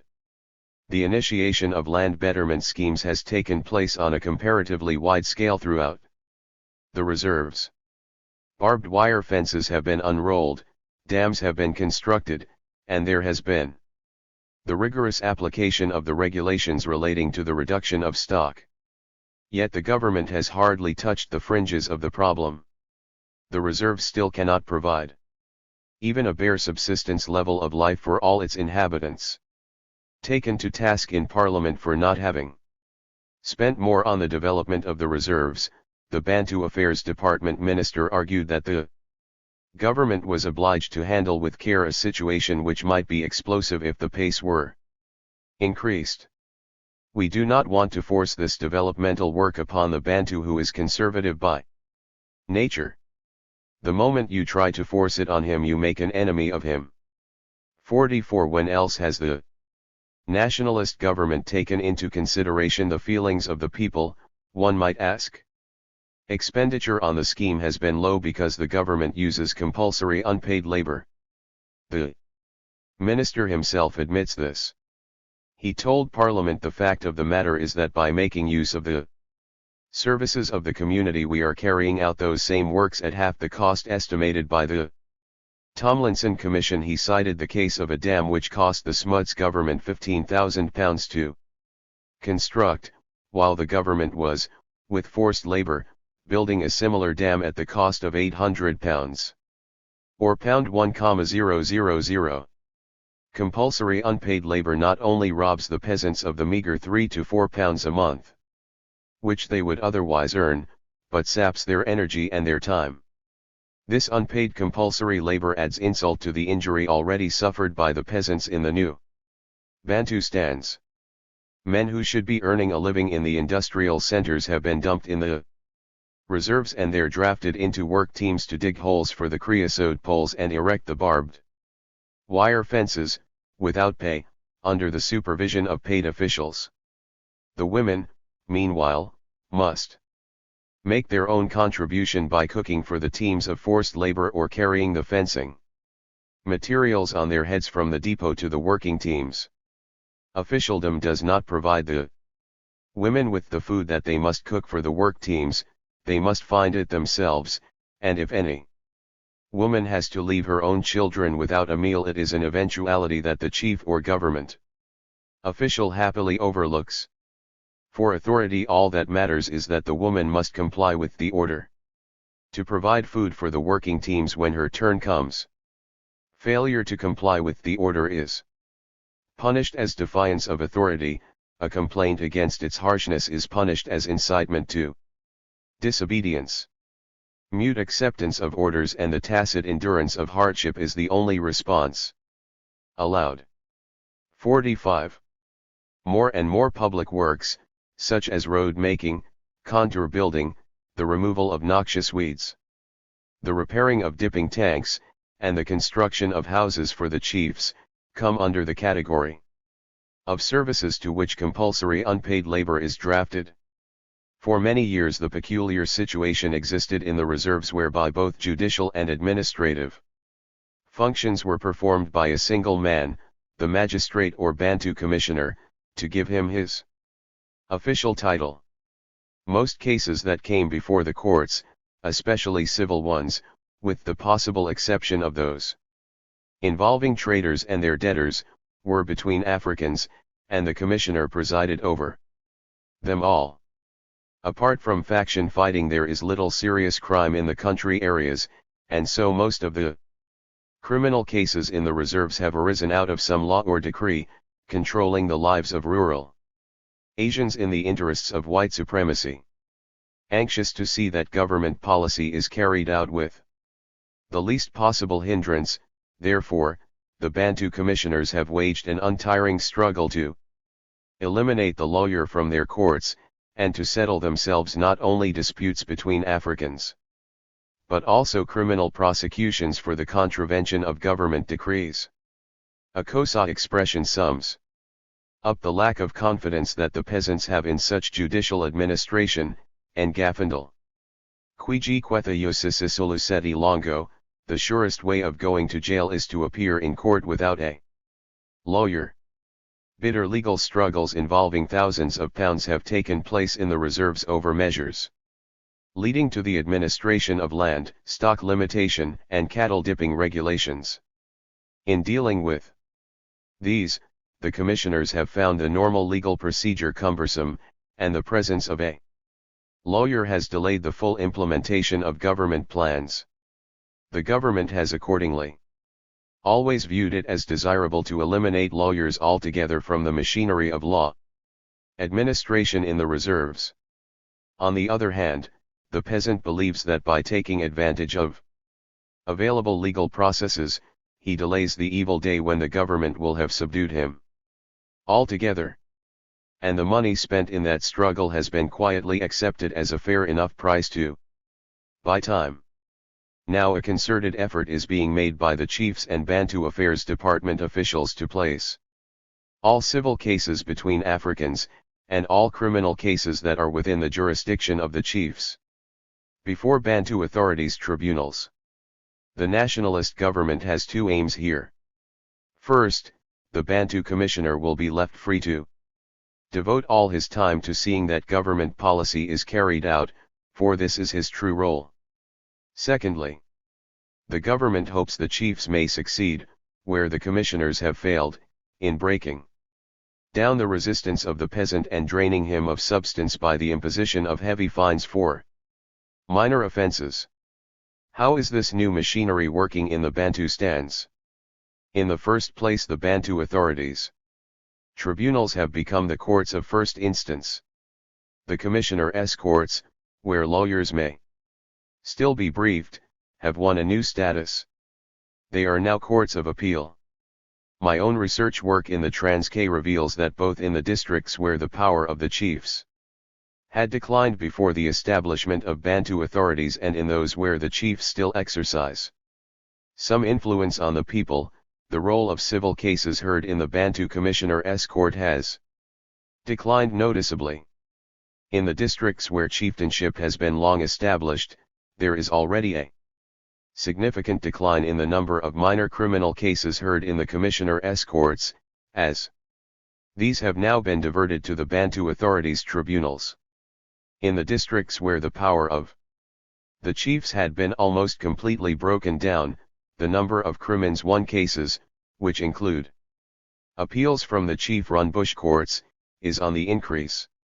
This is attributable to the fact that normally law-abiding people have found themselves far more frequently contravening one or other petty regulation, such as disobeying a chief to whom they feel no particular loyalty. Almost invariably people convicted in the bush courts for such offenses have appealed to the Commissioner's courts, thus swelling the rolls there. How do these bush courts work? If a complainant wishes the court to take up his case, he pays a minimum fee of £1, a practice which is commonly known as Yukanaranda Inyundla, to open the court. A panel of men appointed by the chief and approved of by the Bantu commissioner then conducts the case. Not infrequently, where the complainant gets a favorable judgment and is awarded damages, he shares the award with the chief. For instance, where a complainant brings an adultery case against another, and wins his case, the chief gets at least a beast out of the damages and costs, or its value in money, £10 to £15. This has become such a source of easy income for some chiefs and their hangers on that in the Transkei's small villages the chief's fast-swelling bank and building society accounts have become subjects of common talk. In several areas where the people show a disinclination to hand over cases to the bush court, there is developing a class of paid accusers, who are believed to be acting on the chief's instructions. The function of such hirelings is to concoct a civil claim against some of the more wealthy peasants who show any sign of resistance to government policy or the rule of the chiefs. When the chief requires the accused to appear before him, he usually writes a short note in which he tells him to appear on a certain date, but without stating the purpose. Naturally, this type of procedure is highly resented by the peasants, who often have to travel scores of miles to get to the bush court. One man who decided to write and find out why the chief wanted to see him, received the following reply. I wish to inform you that my instructions that you should appear before me on the appointed date cannot be ignored by you. I have to instruct you once more to appear before me at. Should you fail to comply with this instruction, I will be reluctantly compelled to institute compulsory means to cause your appearance as instructed. 46. To forestall the growth of a disgruntled group of professional men, the nationalist government is already canvassing the few African attorneys in the Transkei to take up positions in the Bantustan establishment. They are being promised positions as magistrates and judges amongst their people. One attorney has been appointed a chief at an official monthly salary of £30, made up partly from the Bantu Affairs Department account and partly from tribal funds. He will compensate for the loss of his practice by making more money. And in addition, he can readily surround himself with comforts by calling upon the people to impose a levy on themselves for such purposes as to buy the chief a car, usually referred to as a horse for the chief. In the Transkei, a number of chiefs are being bought these horses. As an increasing number of attorneys choose this easier path to wealth, and to infamy, the people are being deprived of all legal protection in the courts of law. Here is a sample of the information supplied by a number of attorneys whom I interviewed in a survey of the Transkei. No attorney is allowed to appear in the bush court. There is hardly any recording of evidence in these courts, so that any appeal from them to the commissioner's courts are de novo. The fines in the bush courts are exorbitant, usually the maximum allowed. The chiefs regard the attorneys as a nuisance who undermine their authority and make their work difficult. A cautious lawyer summed it up with a good deal of understatement. I have the impression that the interests of justice will be jeopardized and there may be malpractices. In the legal profession there is already a certain amount of concern and anxiety over its future.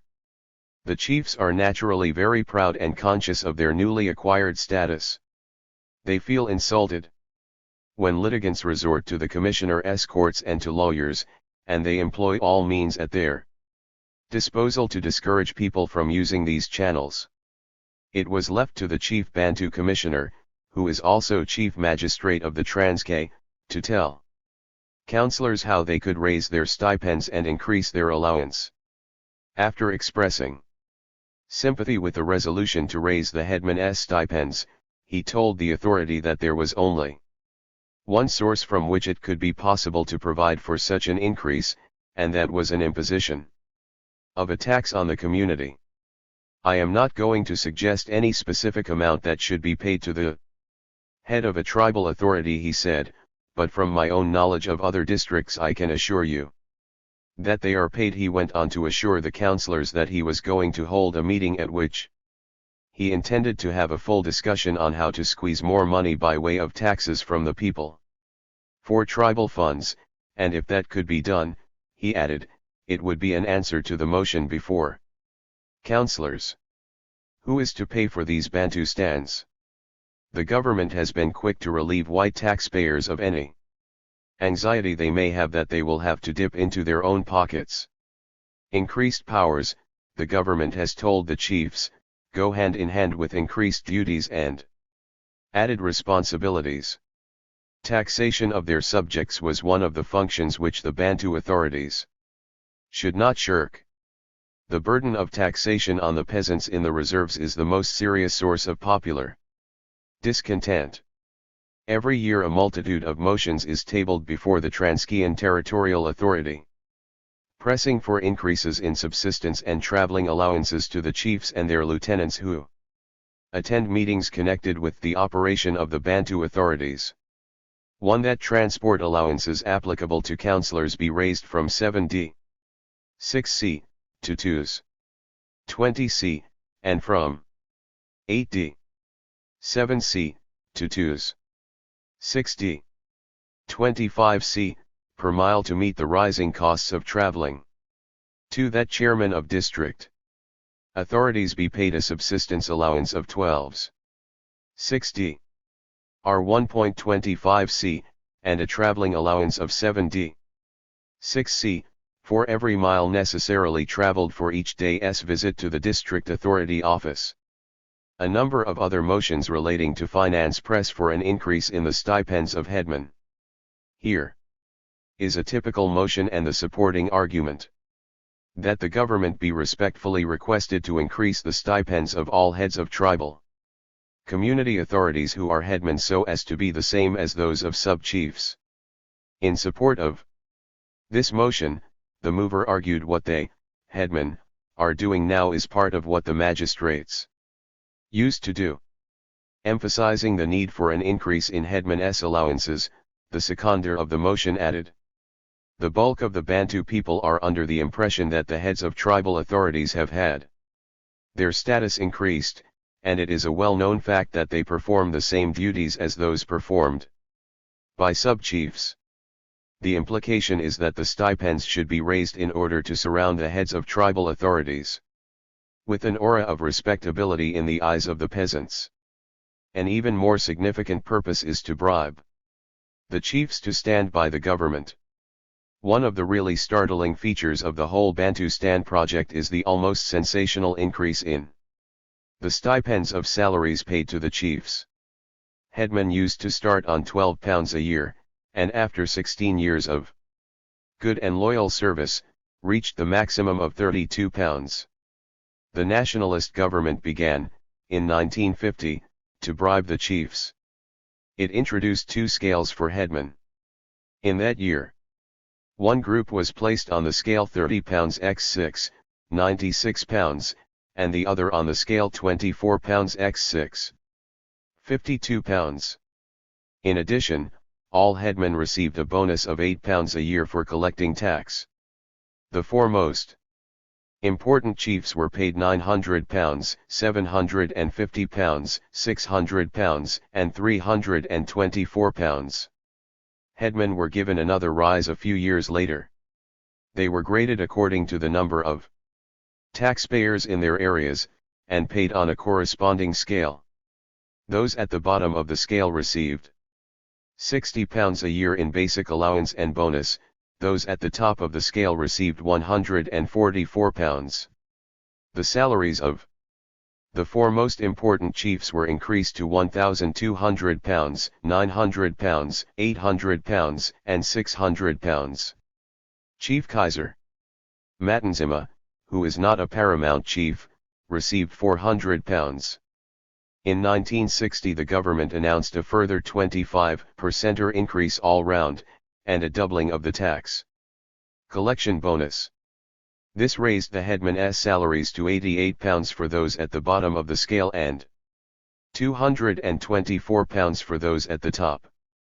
The introduction of the Transkean Legislative Assembly has been made an occasion for giving the chiefs still bigger bribes, for the reward must be made sufficiently attractive to overcome opposition. The headmen do not get more pay, they are now the underlings of the chiefs. It is the chiefs who benefit from the new order. The 4 paramount chiefs, who are ex officio members of the Assembly, receive £2,000 a year each. This is also the salary of the chief minister, who is the head of government. Other ministers get £1,700. Chief Matanzima gets a special reward of £1,000 a year. Though he is not a paramount chief, the salaries of 7 other chiefs range from £110 to £300. Chiefs who are members of the Legislative Assembly get, in addition, £400. For the first time in South African history, the government is paying a black man more than a white. The scale of a Bantu Affairs Commissioner is £1,440 x 6, £1,620. The salaries of chiefs and headmen were formerly paid from the general revenue, but the Transkean Constitution Act makes them a charge on the Transkean Revenue Fund. This fund consists of various taxes, fines and levies, plus an annual grant from the Consolidated Revenue Fund, which is to Reimburse the Transcayan Territorial Authority for expenditure on matters transferred to it from the Republic government. The cost of the new Legislative Assembly is clearly not such a matter. It will have to pay its way without a subsidy for the salaries of its members. The present Transcayan budget, however, cannot feasibly bear the cost of these salaries, which are quite out of keeping with former standards. In 1962, the total income was £683,982, almost all of which was spent during the financial year. The peasants will have to pay. Already in 1961, when the expenditure was at a comparatively low level, the white officials told the Transcayan Territorial Authority that there had been a decrease in tax collections every year and that there was no money to pay the increases which the chiefs demanded. He could not understand, he said, why there was a decrease. There must always be an increase because the population increases, he said. His statement typifies the inhumanity of apartheid policies and those who enforce them. The Bantu Commissioner counts heads and expects a corresponding amount in taxes. It does not dawn on him that the implementation of the Bantu authorities system and the harsh influx control regulations operating in the urban areas have had the joint effect of impoverishing the peasants even more. Nobody likes to pay taxes, he says. In his mind these arrears are no more than conscious evasions of tax by malcontents. An African must find the money to pay his taxes for the implementation of apartheid, irrespective of whether he earns it or not. By the 1961 session of the TTA, however, the Chief Bantu Commissioner no longer displayed absolute confidence in his African collaborators. He complained, "It is unfair of you to ask my Bantu Affairs Commissioners, who are already overburdened with the terrific amount of work thrust upon them, to give this matter much more attention." But the chiefs and headmen on the other hand also claimed that they had taken over considerable duties which had previously devolved on Bantu commissioners. For the additional work, which necessitated their traveling by taxi or other public transport, they required an increase in their wages and their traveling allowances. "I appeal to you in your own interests," replied the chief Bantu commissioner, "to collect the outstanding amounts due. Use every means in your power to assist your Bantu Affairs Commissioners, to assist your messengers of the court, and their deputies to bring in this amount." Councillors brought forward ingenious suggestions to facilitate the collection of the general levy, impundolo, and other taxes. Councillor E. A. Pignona suggested that the Transkei Territorial Authority should devise ways and means of persuading the employers to collect this money. Although the councillor made the important admission that when the messenger of the court goes to the dipping tank in order to attach cattle for the unpaid taxes, he finds the young man has no cattle, he still did not attribute the failure to pay the taxes to poverty. Another dynamic proposal came from Councillor C. W. Monacali. The Recess Committee on Finance, of which he was chairman, proposed that the chiefs be employed as tax collectors.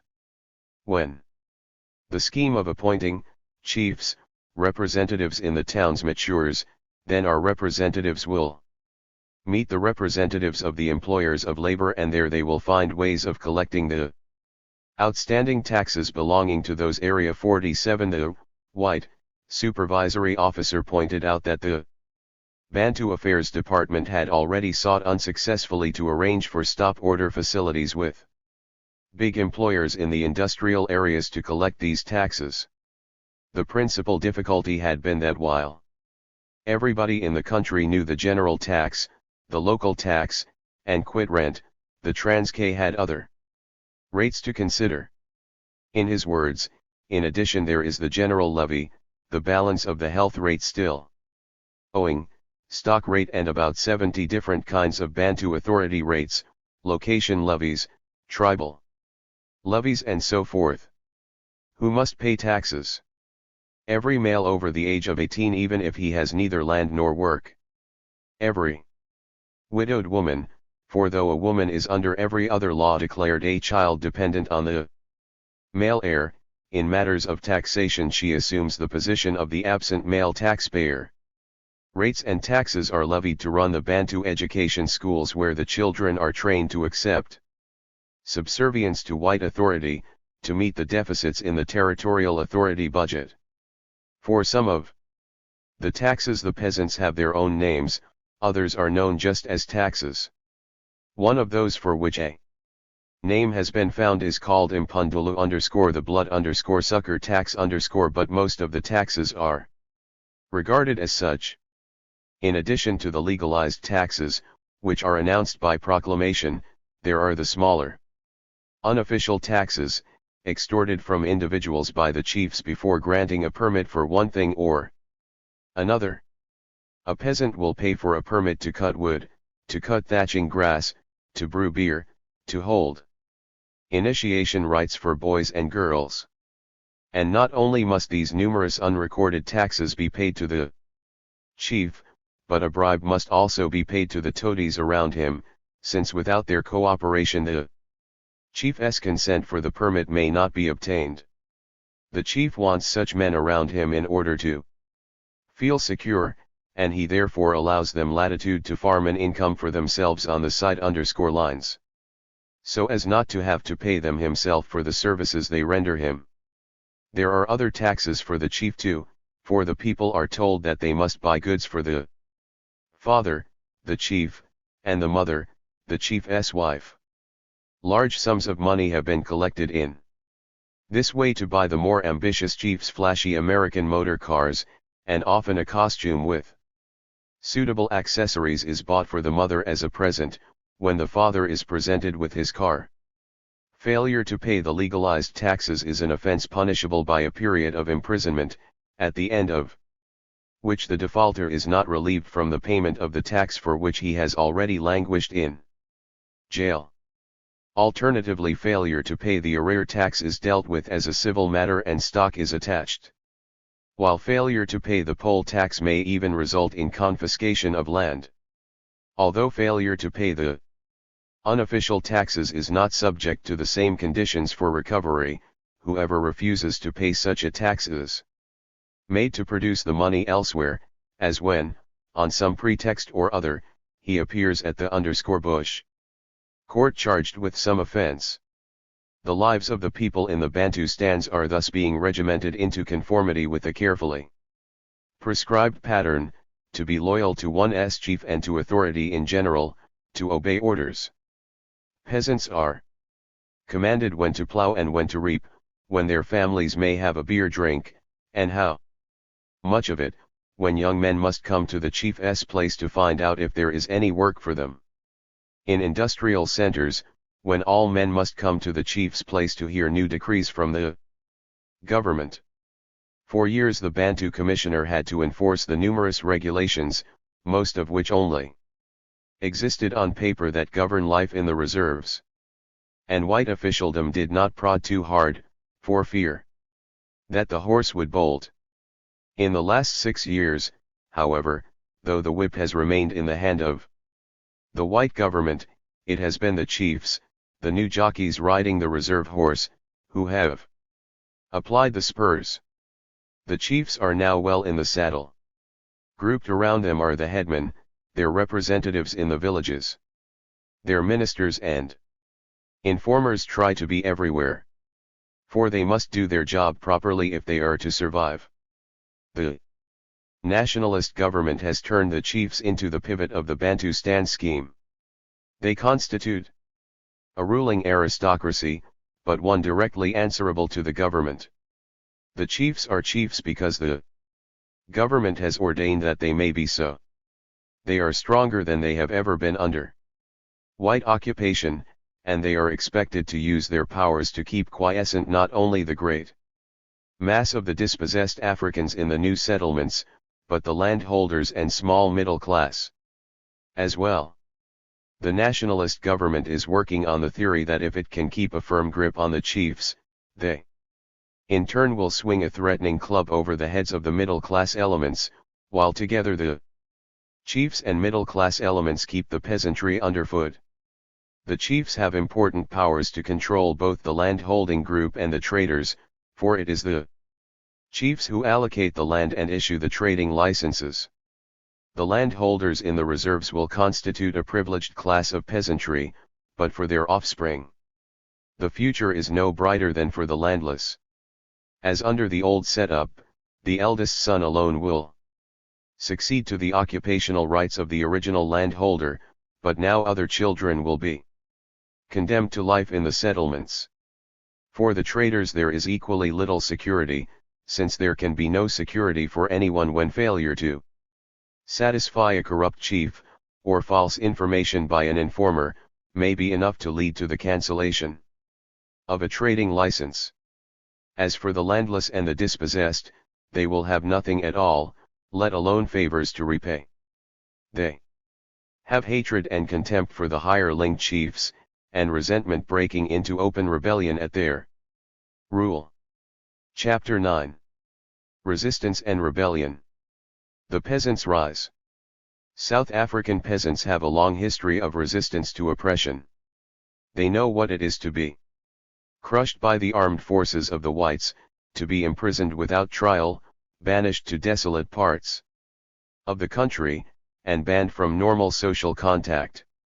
Since the enforcement of the Nationalist Party's policies by harsh and frequently violent means, peasant resistance has been widespread and organized.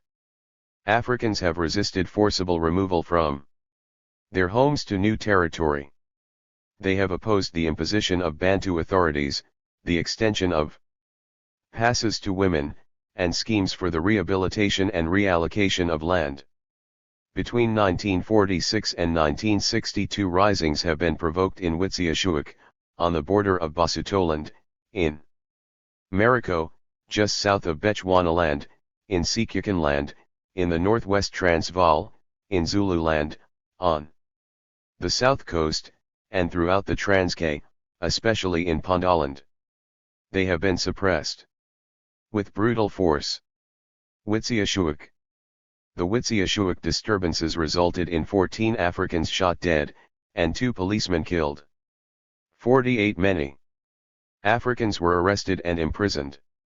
The leaders, including old Chief Paulus Mopley, were deported. Mopley is still in banishment.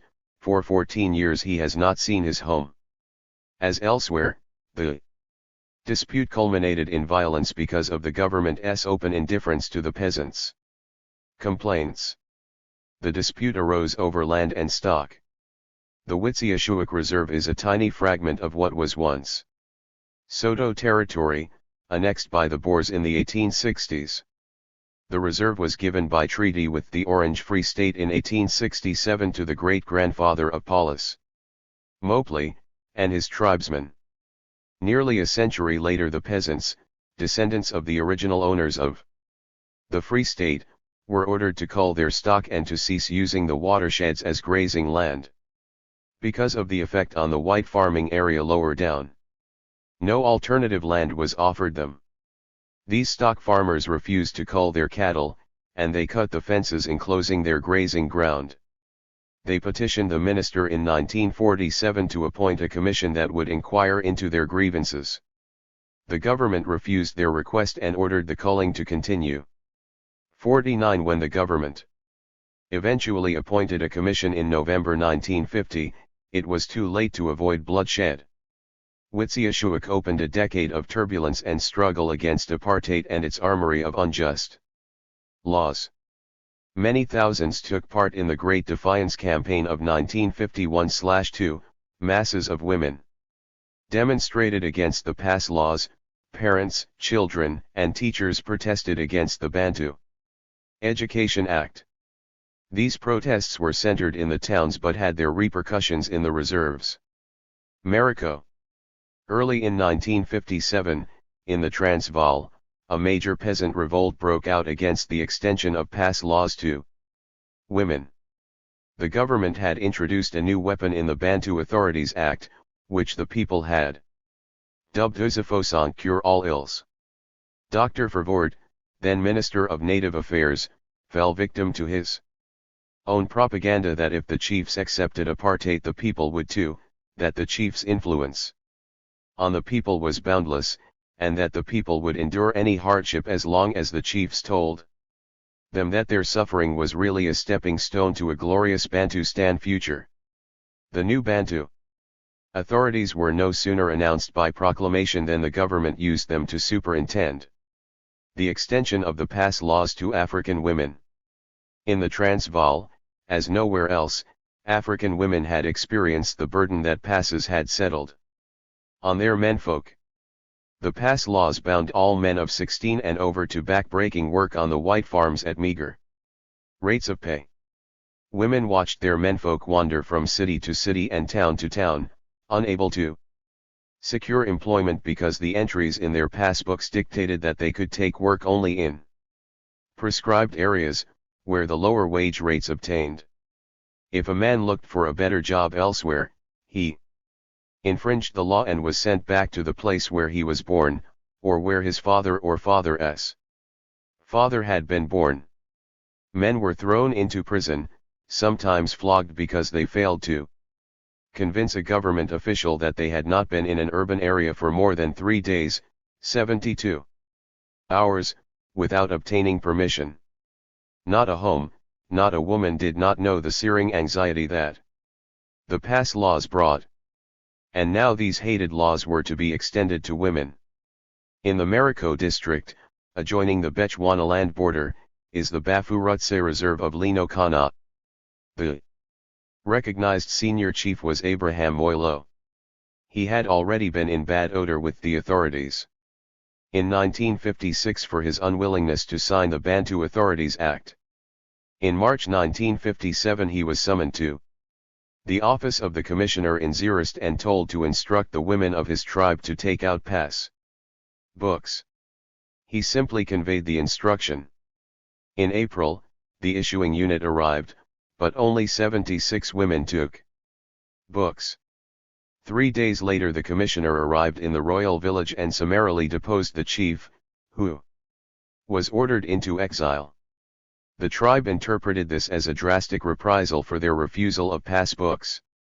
Crowds of women forced the minority that had taken out the passbooks to surrender them, and the books were burnt.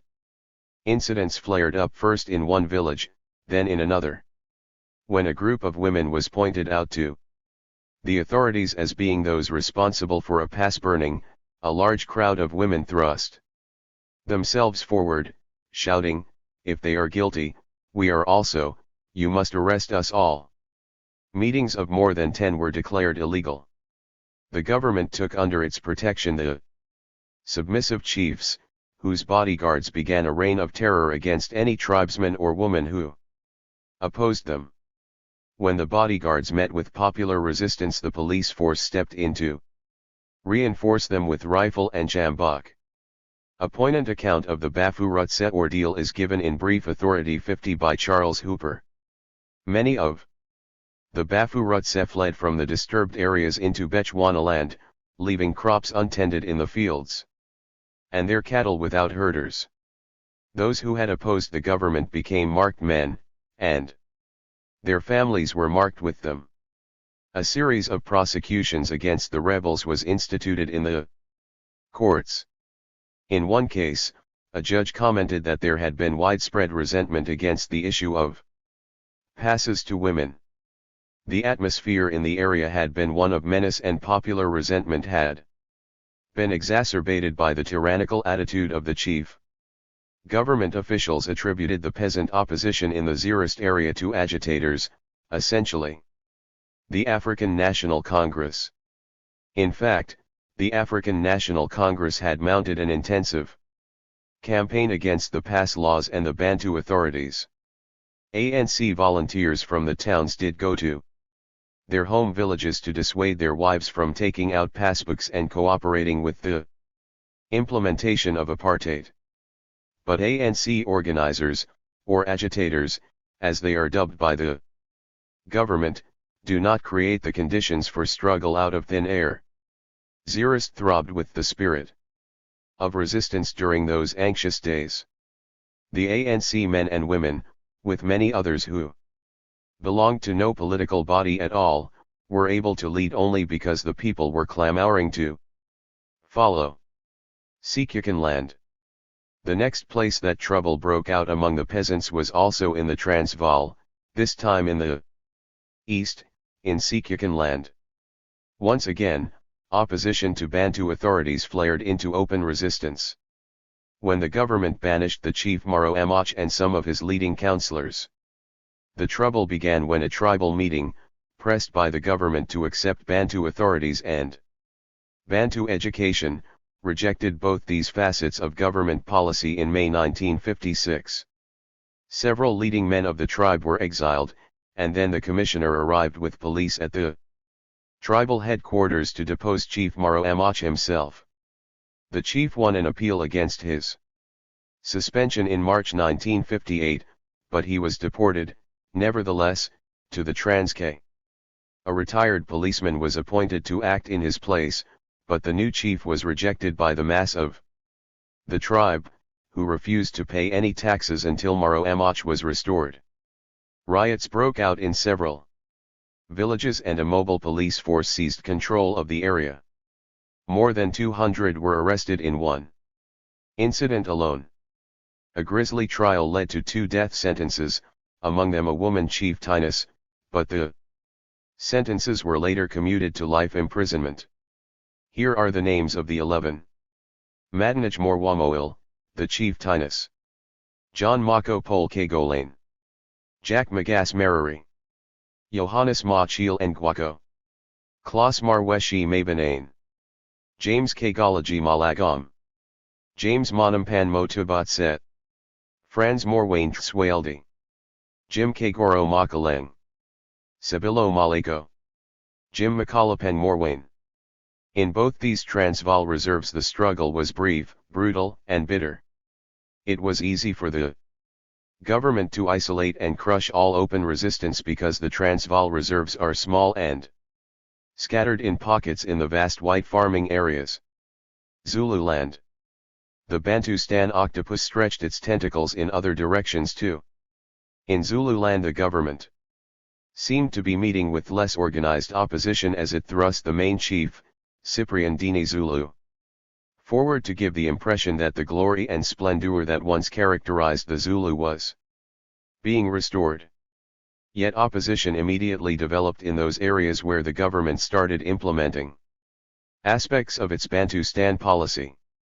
In Tokeza, for instance, popular opposition to land rehabilitation was so strong that a clash occurred between most of the peasants and the few who were accepting land under the new government measures. The police were rushed in, and a number of people were sentenced to death after hut burnings and disorders in the area. In Zululand, as everywhere else, the trouble centered around the administration of land. Chief Cyprian Dini Zulu had accepted the betterment scheme, and in consequence a whole community of the Tokeza location in the district of Nongoma was ordered to move to a new area. When the people refused to leave their old homes, the government retaliated by denying them the right to plow their arable allotments, as though to say, if you do not do as we tell you, we shall see to it that you do not eat.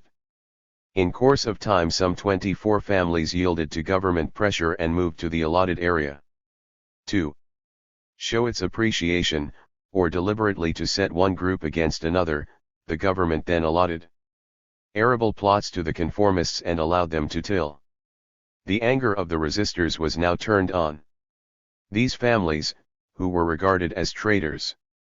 A party of over 200 strong attacked the collaborators, killing 2.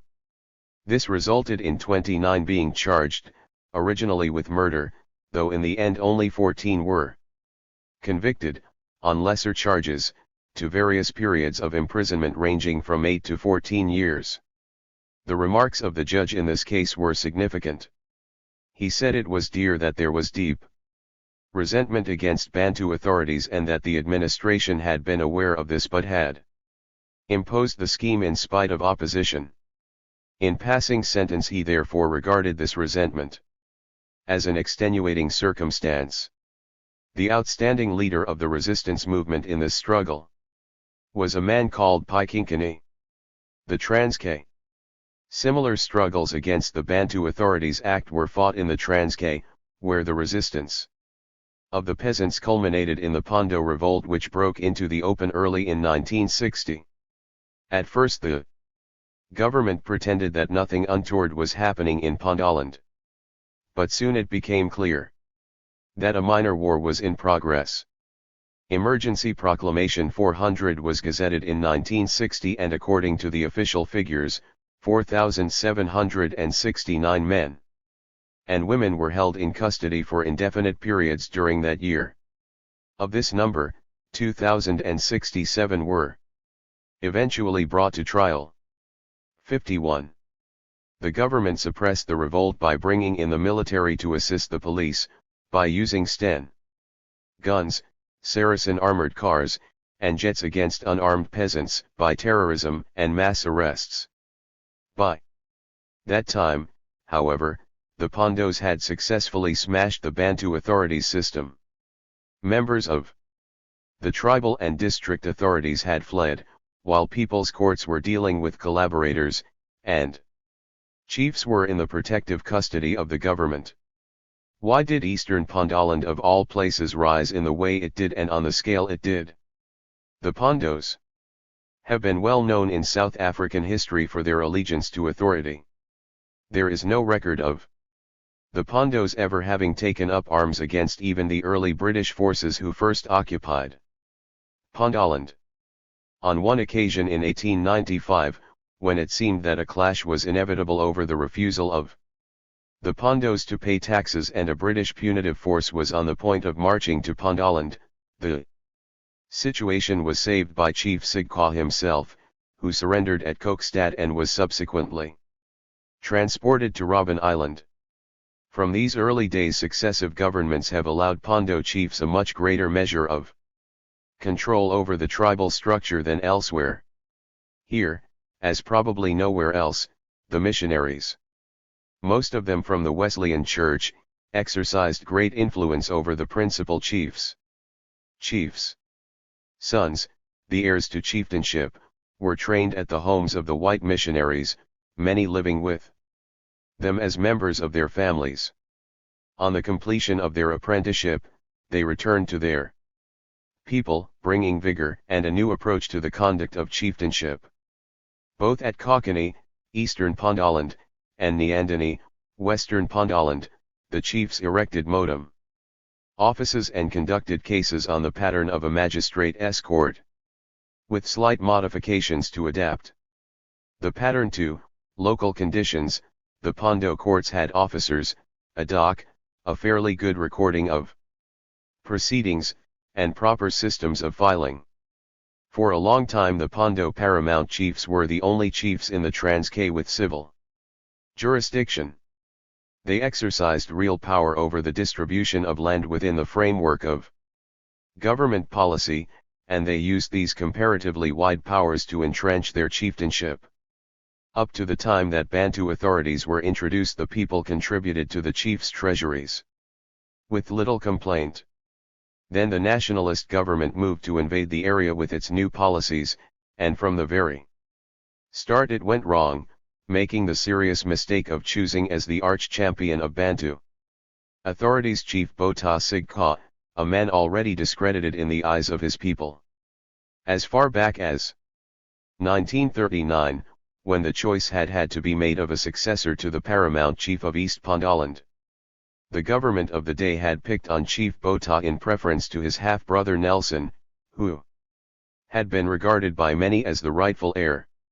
The use of Chief Botha by the nationalists to introduce Bantu authorities, in the face of popular opposition to his chieftainship, was bound to provoke widespread resentment. Losikasiki and Bizana.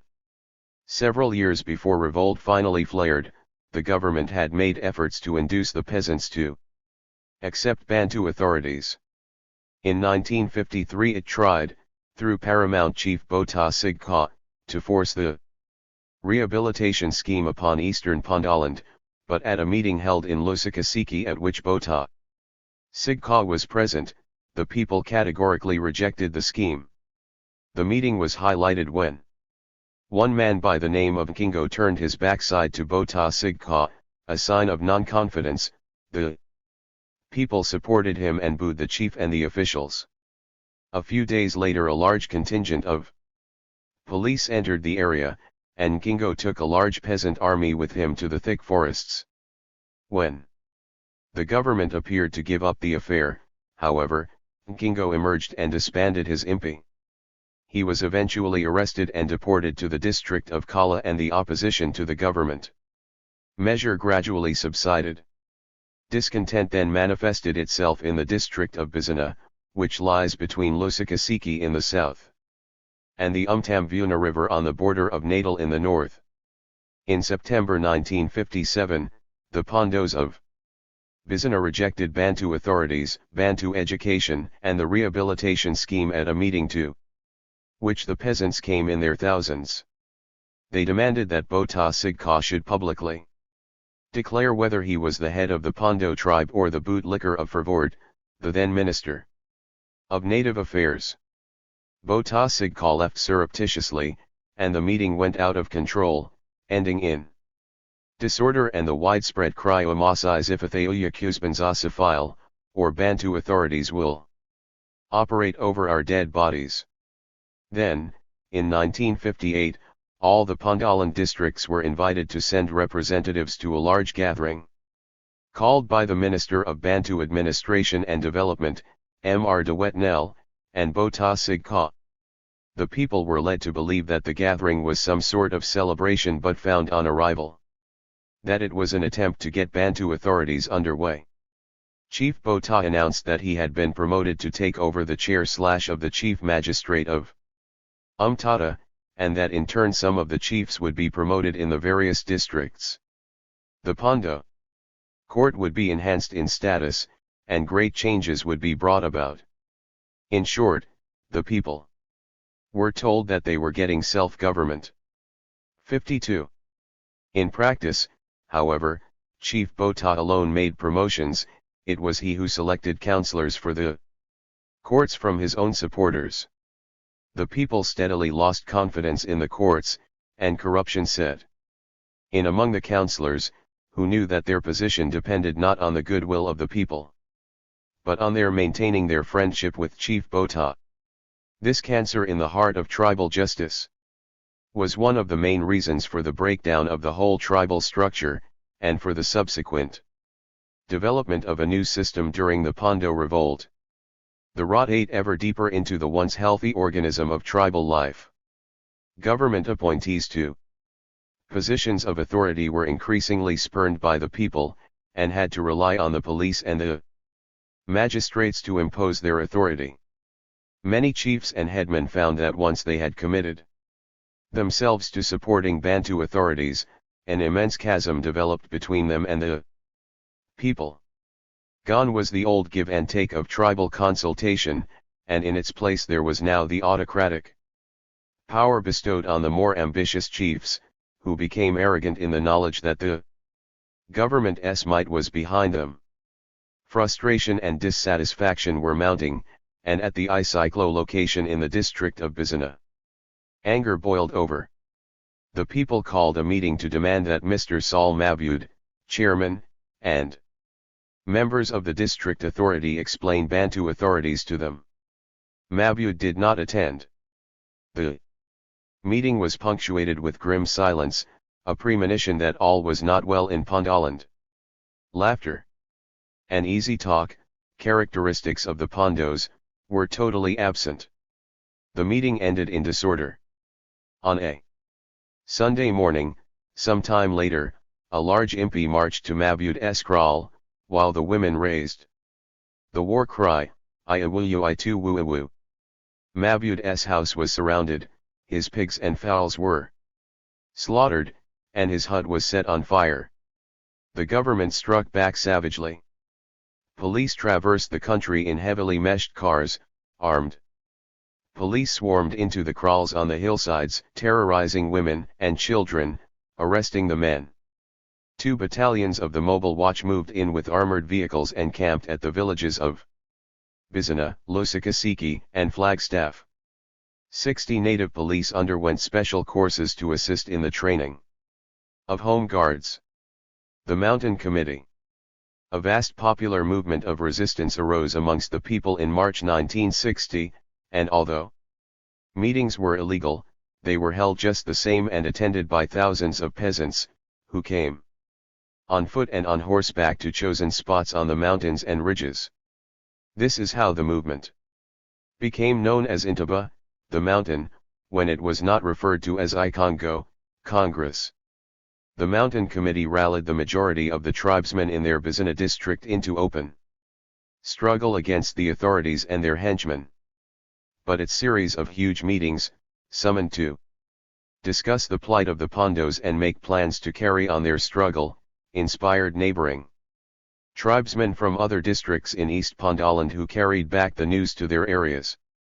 Repeated requests by the Mountain Committee for the magistrate to come and hear the people's grievances were ignored, and the only reply returned was that the meetings were illegal and should cease at once.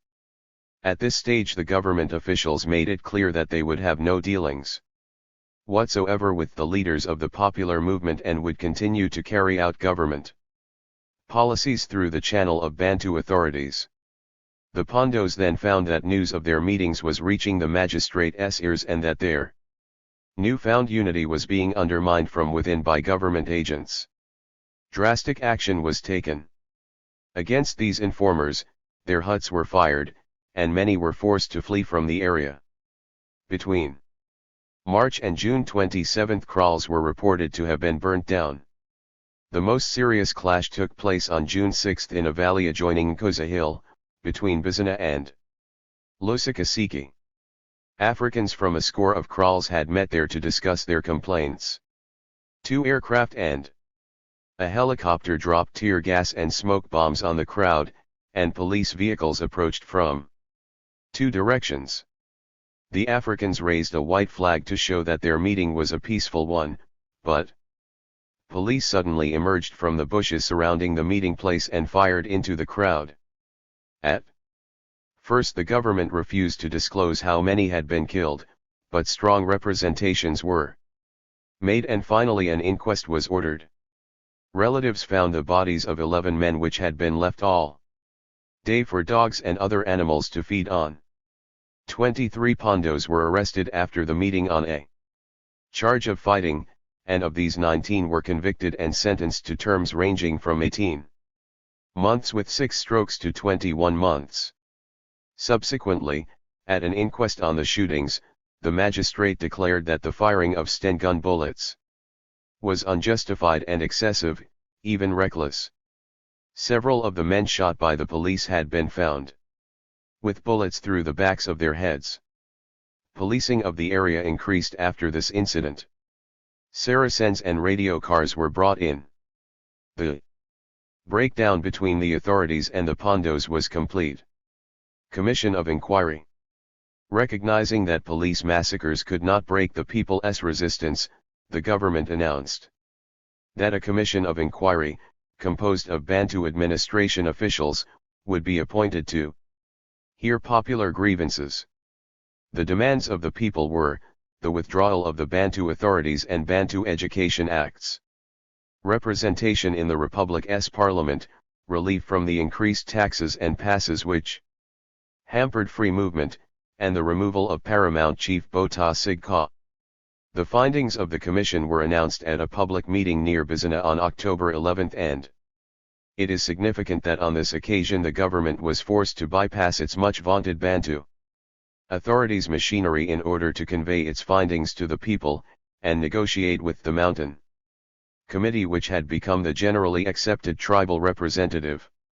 The commission ignored or brushed aside the popular demands and gave irrelevant replies to selected grievances. For instance, to the request that Africans should receive the same education as whites, the commission replied, Bantu education is not inferior on the hardships of reference or pass books. The commission's comment was that the hardships were due to non-compliance with the Law 53. The Pondos were far from satisfied with the commission's findings. At a meeting on October 25, they formally announced their rejection of the report, and expressed their determination to continue the struggle against Bantu authorities. They decided to stop paying taxes. This momentous decision taken by thousands of Pondos, many of them delegates from distant locations, was a sharp reminder that the Pondos were in a desperate frame of mind. At the same time, 5 top leaders of the Pondoland National Committee surrendered to the police as they had lost their appeal to the Supreme Court and had been refused bail. They had been sentenced to over a year in prison for attending an illegal meeting. As a mark of their anger at the jailing of their leaders, and in protest at the attitude adopted by most of the whites in Bizana, the people decided to boycott the town. The Pondos felt that the traders in Bizana had shown partiality towards the government instead of sympathizing with the people from whom they made a living. One Pondo explained, "We boycott the traders because they help the government in trying to break us. When we boycott them, we are boycotting the government." Anderson Ganyile. A further sign that the government had decided to suppress the popular Pondo movement and return to the offensive was the arrest and banishment of Anderson Kumani Ganyile, the young Pondo leader. From January 1960, the nationalist government had assumed complete control of Fort Hare University College, where Anderson Ganyile was a student, and in February, when Fort Hare was due to reopen, the new administration notified Ganyile and a few other students that they would not be re-admitted. Ganyile's political activities as an African National Congress youth leaguer had caused his blacklisting. Ganyile returned to his home at Bizana, where he was immediately drawn into the peasant struggle. The post-Sharpeville national state of emergency caused his detention for 4 months at the Fort Glamorgan jail in East London, but once released he threw himself into the Pondoland struggle again, without reserve.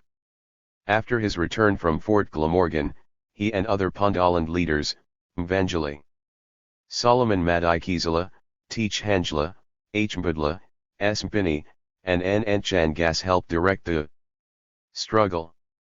A few months passed, during which the mountain movement grew from strength to strength.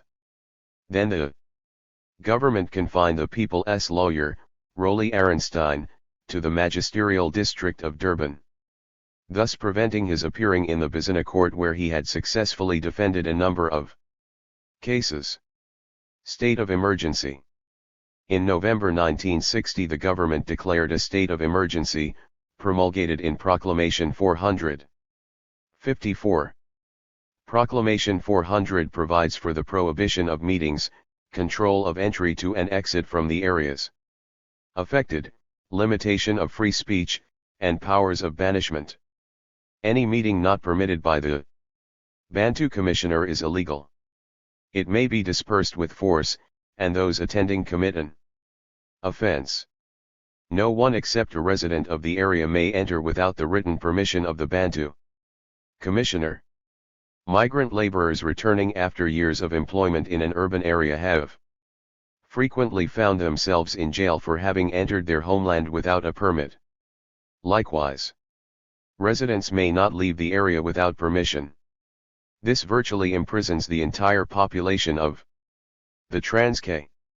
Any person making a subversive statement, undermining the authority of the Bantu Commissioner, organizing a boycott, or treating his chief with contempt is guilty of an offense. Chiefs are clothed with wide powers of banishment, and boundless powers to do what they please with the immovable property of those they banish. In short, they can ruin a man and his family.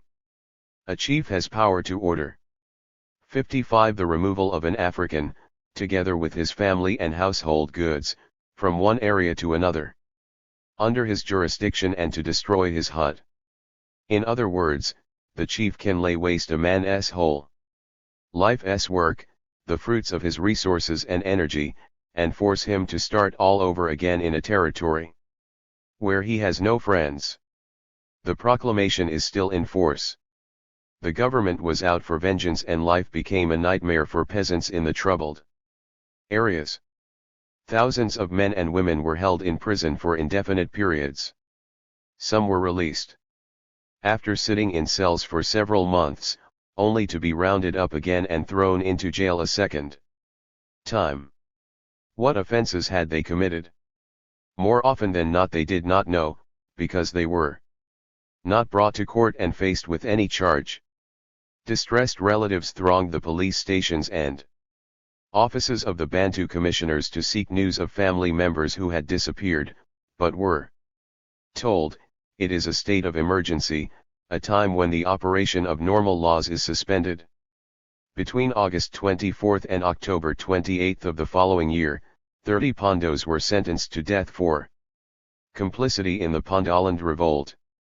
It is significant that the murders of pro-government chiefs, for which these sentences were given, took place in the main at the end of 1960, after the responsible leaders of the campaign had already been banished, jailed or had disappeared. Women played an active part in the campaign against Bantu authorities. They remained at home when the men took to the hills, and raised the war cry to mark the arrival of police Land Rovers. They wore black to show that Pondoland was in mourning. They refrained from any action that might bring strife to the tribe, knowing that unity was all important. The campaign was non-racial, and whites were invited to lend their support. White traders were asked to be civil to African customers, not to report meetings to the police, and not to recruit Pondos to take the place of fellow workers who might be on strike for higher wages. Traders who collaborated with the government were boycotted. People's courts took the place of the bush courts controlled by the chiefs. Justice, not money, became the criterion. People did not have to pay in order to have their cases heard. These courts were faced with the formidable task of sifting chaff from wheat, fighter from traitor. If a man was a member of a school board, or school committee, he was ordered to resign in conformity with the boycott of Bantu education, and show evidence that he had done so. Those who were found guilty of greed or selfishness were fined, and the money used later for defense in cases which the government brought against the people. Those who did not agree with the ruling of the People's Court could appeal to the Pondoland High Court on Ndlovu Hill, headquarters of the mountain movement. Proclamation 400 of 1960 still applies to the Transkei. If tourists see fewer roadblocks, it is because the police have relaxed their vigilance along the highways and stepped it up amongst the people in the locations by the employment of more informers, by lending stronger police support to individual chiefs, and by increasing the striking capacity and mobility of the police, army and police. Maneuvers, with Regulation 400, have sealed off the Transkei from the rest of the country, and white South Africa has carried on unconcernedly, ignorant of what is taking place in the largest of the reserves, or, if aware, satisfied that law and order is being maintained. The mobile army has spotter planes and helicopters that have landed almost on the threshold of peasant homes in the reserves. Villages have been encircled and searched from hut to hut for suspects, who have been collected in thousands and driven away in packed army trucks for screening at the main depot in Bizana.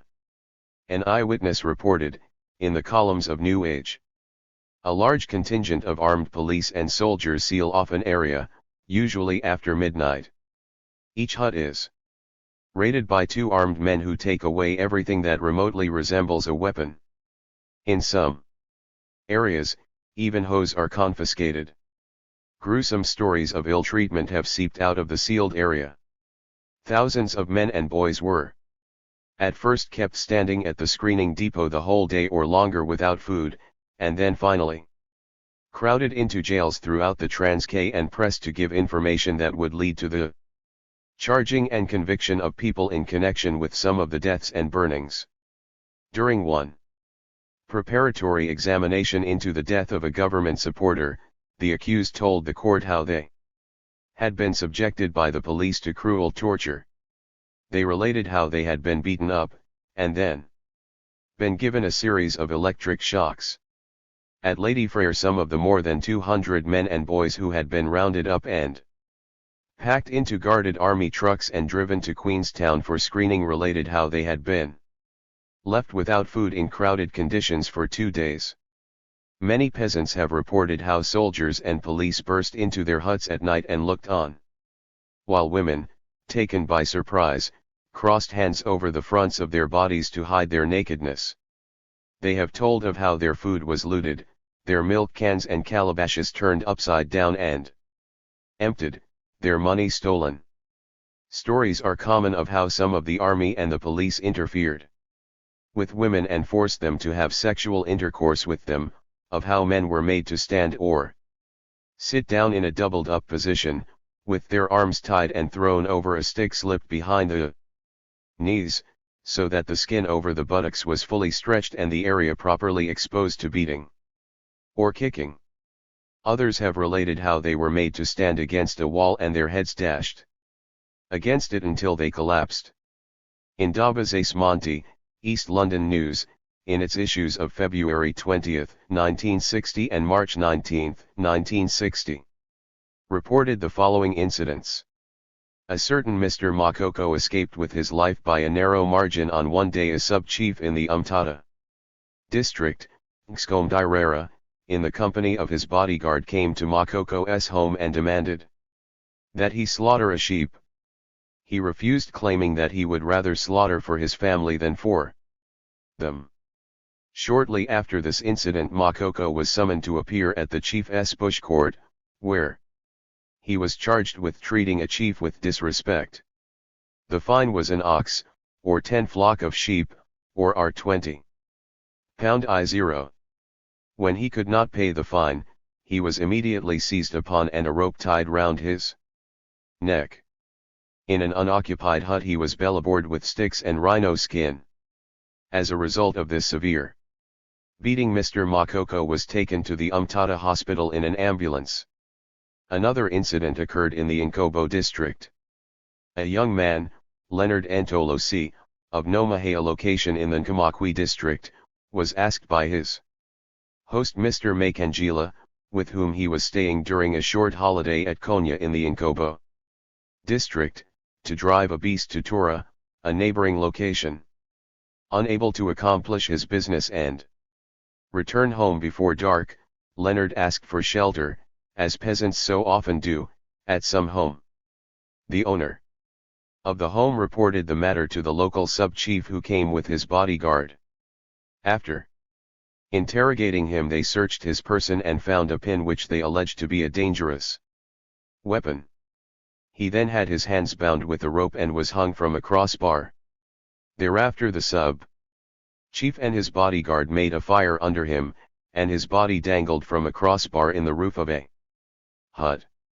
Subsequently, when the man appeared in a native commissioner's court charged with being found in possession of a dangerous weapon, he was found not guilty and discharged. From Pondolan the terror has extended its sway to other parts of the Transkei, Tsalo, Umtata, Willowvale, Kentane, Nkobo. At the same time as the army has swept through villages to crush all manifestations of resistance, it has carried out police duties, collecting arrear taxes, confiscating stock in lieu of cash, and enforcing communal fines where whole villages have had to make amends for the burning down of a collaborator's hut. People's leaders have been arrested and charged with holding illegal meetings. In the case of Solomon Madikizela and 3 compatriots who were acquitted on the charge and released from custody in Maritzburg, outside the area under a state of emergency, the 4 men were virtually kidnapped and whipped back into the Transkei, to be held in terms of the emergency proclamations. The declaration of a state of emergency in 1960 was not limited to Pondoland. After Sharpeville and the successful strike in protest against the shootings, when the burning of passes spread through the country, all South Africa was blanketed in martial law. In the urban areas, the struggle proved to be short and sharp. The fire leapt in one place while the government tried to quell the blaze in another, but Resistance could not last longer than a few weeks in urban areas where army and police might was concentrated. Yet in Pondoland, throughout the months of the emergency, resistance, far from abating, spread not only from village to village, but also into neighboring districts, increasing all the while in intensity. It was in these reserve areas, too, that the struggle assumed the truly mass character, which it lacked elsewhere. Every peasant had to show himself in favor of or hostile to Bantu authorities. Although they had long been encouraged by the officials who administered them to think of themselves in terms of a specific locality under a certain sub-chief, the people soon realized that they had a common enemy in the government and the chiefs who supported its oppressive policies. They coordinated their struggle and conducted it under a unified leadership. Ndlosu, the elephant, the name given to the leadership of all the locations, symbolized in their minds that in unity they had the strength of an elephant. The Pondoland struggle had its origin in local grievances, and in their initial protests the Pondo people limited their demands to issues of immediate concern. At first their methods of struggle were the traditional ones, the holding of meetings, deputations to the magistrate, and written petitions. But very early on, new features made their appearance, and the aim of resistance became the attainment of basic political ends.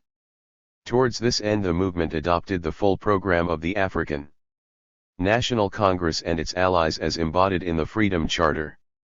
Consequently the struggle in Pondoland became linked with the national struggle for liberation, and brought alive to the leadership of the ANC in a manner it had never done before the vital need for linking up the struggles of the peasants with those of the workers in the urban areas.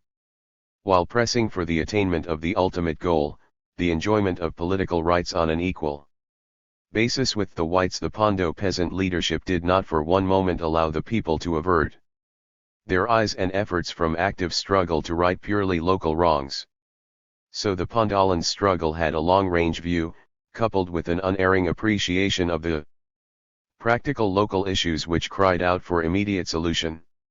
It is this which brought the peasants in their masses into the struggle and filled them with confidence in the inevitable victory of their cause. The demands which they placed before the government commission that investigated the causes of dissatisfaction bear testimony to the clarity and foresight of the leaders and their people. In broad outline, the basic demands of the people in Pondoland were summed up in the comprehensive statement made by Kumani Ganyile. We, he declared, shall be satisfied with nothing short of going to Parliament. Not only did the leaders of Pondoland resistance see the need to link their struggle with the national one, but they were acutely aware of the urgent need to coordinate the struggle in Pondoland with that taking place, in varying degrees, in other parts of the Transkei. They realized that as long as the 21 other districts of the Transkei just passively expressed their dissatisfaction with Bantu authorities, victory in eastern Pondoland would be doubtful. No opportunity, therefore, was lost to coordinate the struggle in various parts of the Transkei. Next, the leaders always left open the door for negotiation with the government and made it plain that they looked to the commissioner to arrange meetings between their representatives and himself as well as with the chief Bantu commissioner. In this respect history will record, unmistakably, how the nationalist government, as so often, before and since, ignored the hand of peace and instead produced the report of a departmental commission which totally ignored the people's demands and displayed a provocative intransigence. The struggle in Pondoland showed once again how even in the most desperate of trials Africans have not allowed themselves to lose sight of the real issues and be blinded purely by racial considerations. Instead, during the course of Pondo resistance, the nationalist government once again tried to explain away the trouble as a conflict between two racial and therefore irreconcilable groups. The Civic Association, the mouthpiece of the white trading community in the Transkei, expressed itself on the side of the government. But the people of Pondoland kept their struggle above the level of racial animosities. To them the dividing line was clearly between one group that wanted equal rights for all, and another, led by the nationalist government, which upheld, as a divine gift, the right of the whites to dominate the blacks. There is another vital feature which the struggle disclosed and which had a resounding impact both on the thinking of the Congress leadership and the people themselves. The Pondo movement succeeded by example in accomplishing what discussion had failed to do in a generation, convincing the leadership of the importance of the peasants in the reserves to the entire national struggle. The leaders realized at last that a struggle based on the reserves had a much greater capacity to absorb the shocks of government repression and was therefore capable of being sustained for a much longer time than a struggle based on the urban locations. The urban-based campaign, which starts on a high note, after very intensive and costly propaganda work, consumes itself by the intense energy it generates to carry the masses to the climax, usually a general strike. And because, among other factors, vast masses of the workers are concentrated in a comparatively small area which is easily sealed off by the police and army, urban-based struggles are more difficult to sustain for much longer than a few days. The struggles of the peasants start from smaller beginnings, build up to a crescendo over a much longer time, are capable of pinning down large government forces, and are maintained at comparatively much lower cost. A proper blending of the peasant and worker struggles, therefore, coupled with skillful timing of joint action, is a matter which must engage the serious thinking of the leadership. The Pondo struggle had another distinctive feature: it developed a new sense of discipline in political struggle.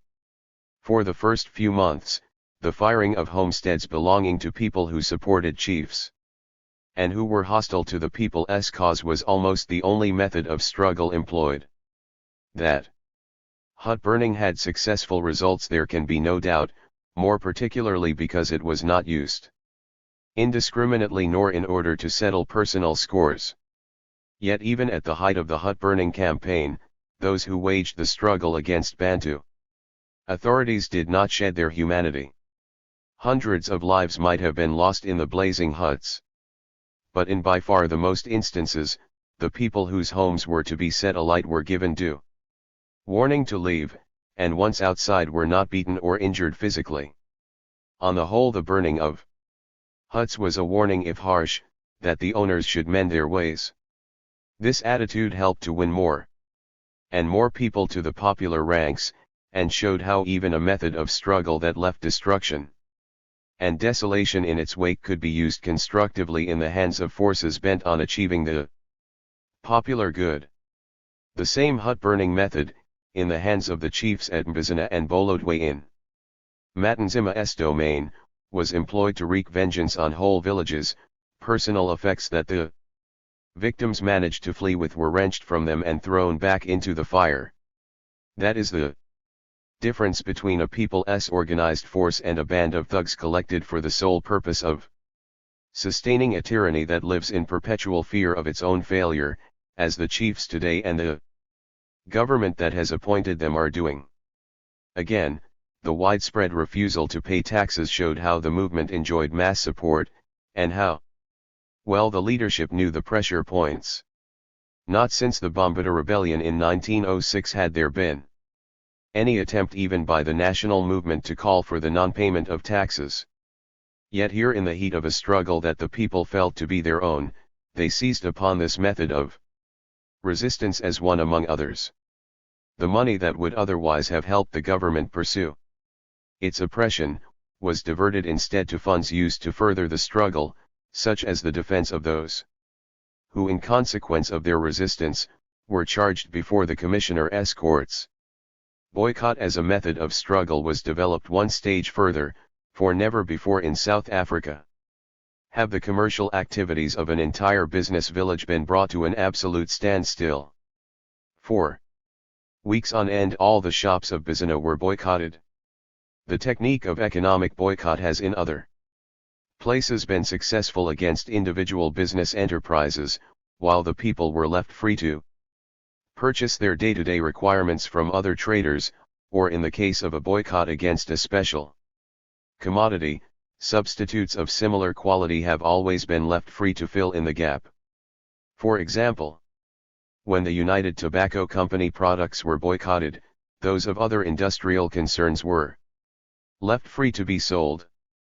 But when a boycott of nationalist products was declared, that of the UTC commodities was lifted.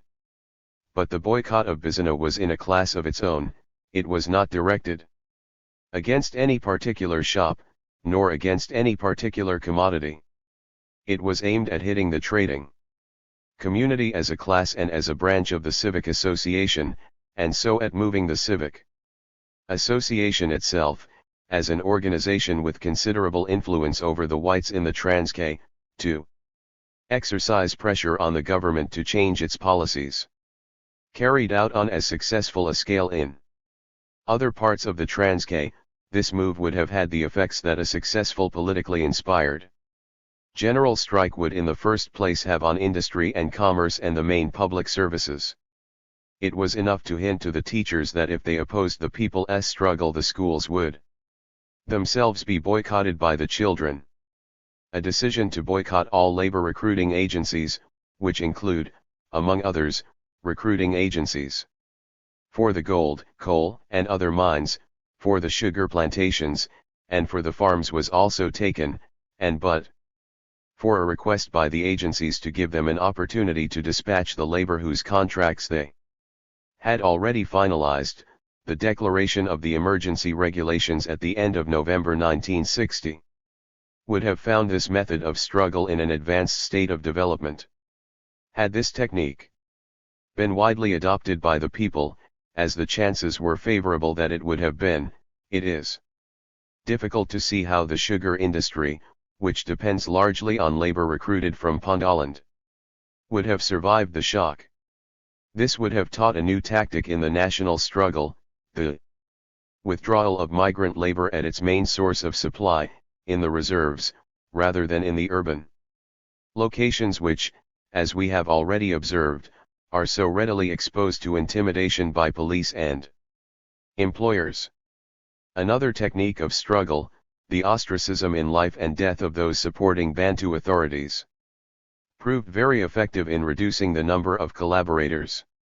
At the funeral of the late Saul Mabud, a close supporter of Chief Bota Sigka, the entire village kept away, and his grave, which would normally have been dug by voluntary labor, was left to a few members of his family to dig.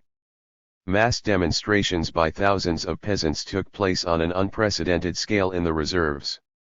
The march through Bizana, when an old man carrying a black flag at half-mast led a procession of 5,000 peasants without any experience of mass forms of pressure, must be one of the greatest feats of organizational ability that the liberation movement and the oppressed people of this country have so far accomplished.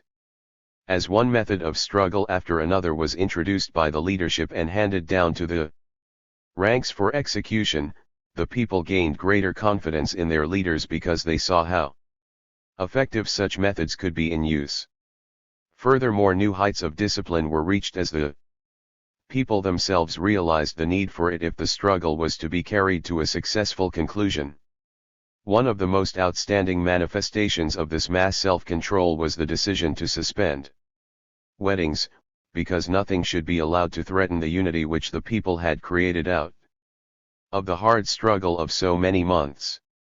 In these areas of the Transkei, conflicts usually occur between boys of different locations at wedding parties, and more often than not, in the excitement of battle between the opposing groups, the men from the respective localities have found themselves in the fray taking sides. These frays have sometimes aroused bitter feelings, and when a struggle such as the one that was waged in Pondoland is conducted across location boundaries, it was absolutely essential that the highest measure of unity should be sought and maintained. It was as the people began to realize their strength, they set about creating their own machinery of administration so as to sever practically all connection with the chiefs and the Bantu commissioners. As area after area came under the influence of the movement, informal people's courts arose, and they administered a popular justice as a promise of the democratic way of life that the peasants would one day have. It was this glimmer of real self-rule that made people withdraw their cases from the chiefs and commissioners' courts, and to pay fines, light by comparison, even for those who had committed the serious offense of supporting Bantu authorities, with the satisfaction of knowing that their money was not going to be used to line the pockets of a corrupt tyranny, but to further the popular cause. The setting up of these people's courts probably did more than anything else to show the peasants what a difference it would make to run their own machinery of administration in keeping with the democratic goals that they had set for themselves. There were other lessons not well learned in time, however. When the village struggle was at its peak, the peasants tended to forget that they had declared war on a powerful government, ruthless and equipped with an armory of techniques for repression. The hut burnings of collaborators were watched by jubilant crowds, and it was accordingly easy for the authorities later to pick out victims for reprisals. The Pondos paid dearly for their failure to ensure the safety and security of their forces at the height of the struggle. And in this they were not alone. Zululand and Xeris suffered similarly, although on a smaller scale. But the people do not bear sufferings, such as they bore when the army occupied the Transkei, without becoming steeled in their determination to regroup, re-examine their methods of struggle, develop new ones, and retain the spirit that seeks forever for freedom. Chapter 10. Dilemma in Self-Government. The Constitution and the Elections. Less than 2 years after Dr. Verwoerd announced in Parliament that the Transkei was to be given self-government, Parliament passed the Transkei Constitution Act, No. 48 of 1963, conferring self-government in the Transkei. The event was commemorated for all time by the issue of a special postage stamp. The ceremonial launching of the Legislative Assembly ended with praise chants of Chief Kaiser Matanzima, the Chief Minister, performed for television cameras and with senior white officials of the Republican government asking Matanzima and his 5 cabinet ministers for their autographs. It was, on the surface, all very amicable.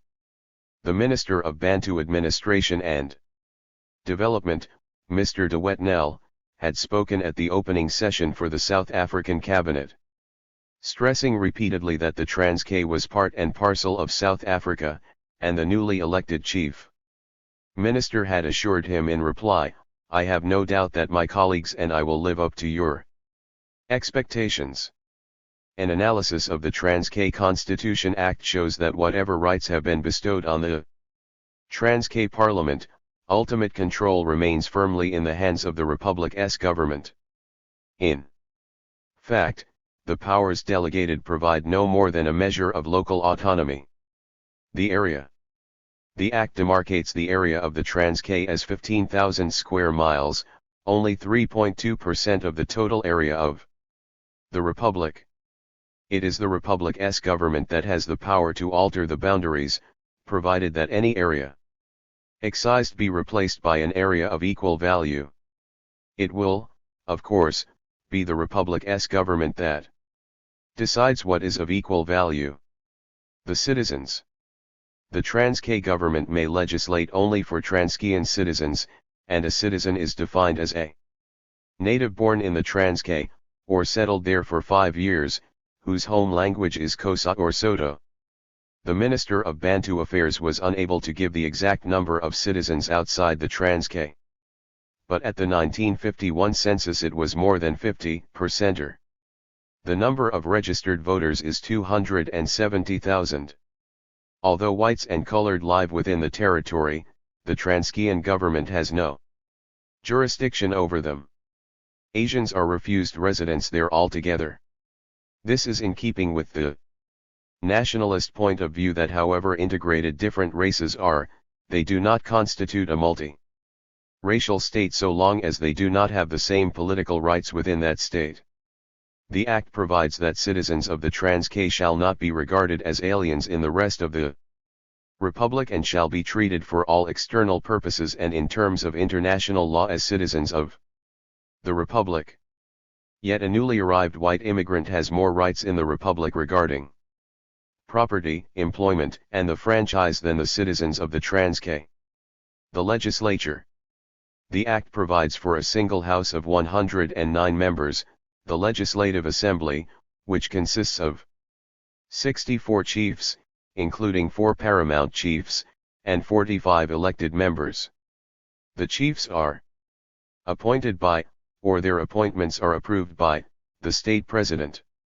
He represents the Republic's government and can depose them at will. In other words, the chiefs are responsible to the government of the Republic, not to the Transkei voters. There is no upper house, or house of review. That the chiefs, who are in the majority, play a dominating role in the new assembly became clear during the election of the chief minister, chairman, and deputy chairman, in November 1963, after the first general election. 2 of these chiefs were rivals for the post of chief minister, Kaiser Matanzima and Victor Pato. Victor Pato, aged 65, is paramount chief of Western Pondoland.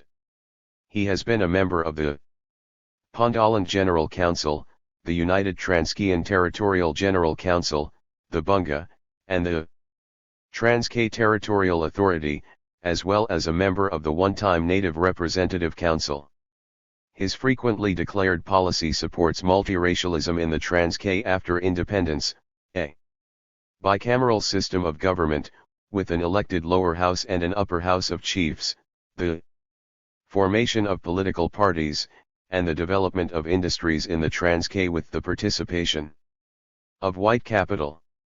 He is supported by Sabata Dalandaibo, paramount chief of the largest tribe in the Transkei, the Tembu, who have been in a state of continuous conflict with the government over Bantu authorities. The little support that Chief Sabata musters in the council chamber of the Transkeian Territorial Authority is no indication at all of popular feeling in the Transkei, which is right behind Sabata and, indeed, would wish his opposition to go even further.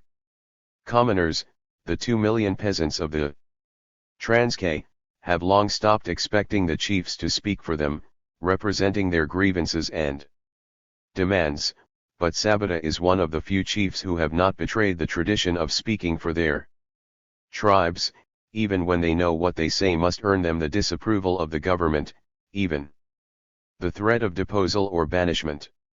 Kaiser Matanzima, aged 48, is not a paramount chief but has, with government support, played a leading role in Transkeian politics. A cold, haughty man who nurses an enmity towards whites and wishes to escape their oppressive presence, Matanzima has chosen to try to do this by using apartheid. Since, in theory, it will vest control in his hands, and it will also serve him in keeping an authoritarian grip on the restless commoners of the Transkei. Here are some of the statements Matanzima has made. Separate development offers the Africans of the Transkei the opportunity of getting their land back. We must revert to the old system where the land belonged to the people with the chief as trustee. We don't want to mix with the whites. Liberals. They are rubbish. They want to make a muddle of the country. We must not be hoodwinked by their slogans. They are not far from communists. Africans must be able to buy properties in the towns of the Transkei.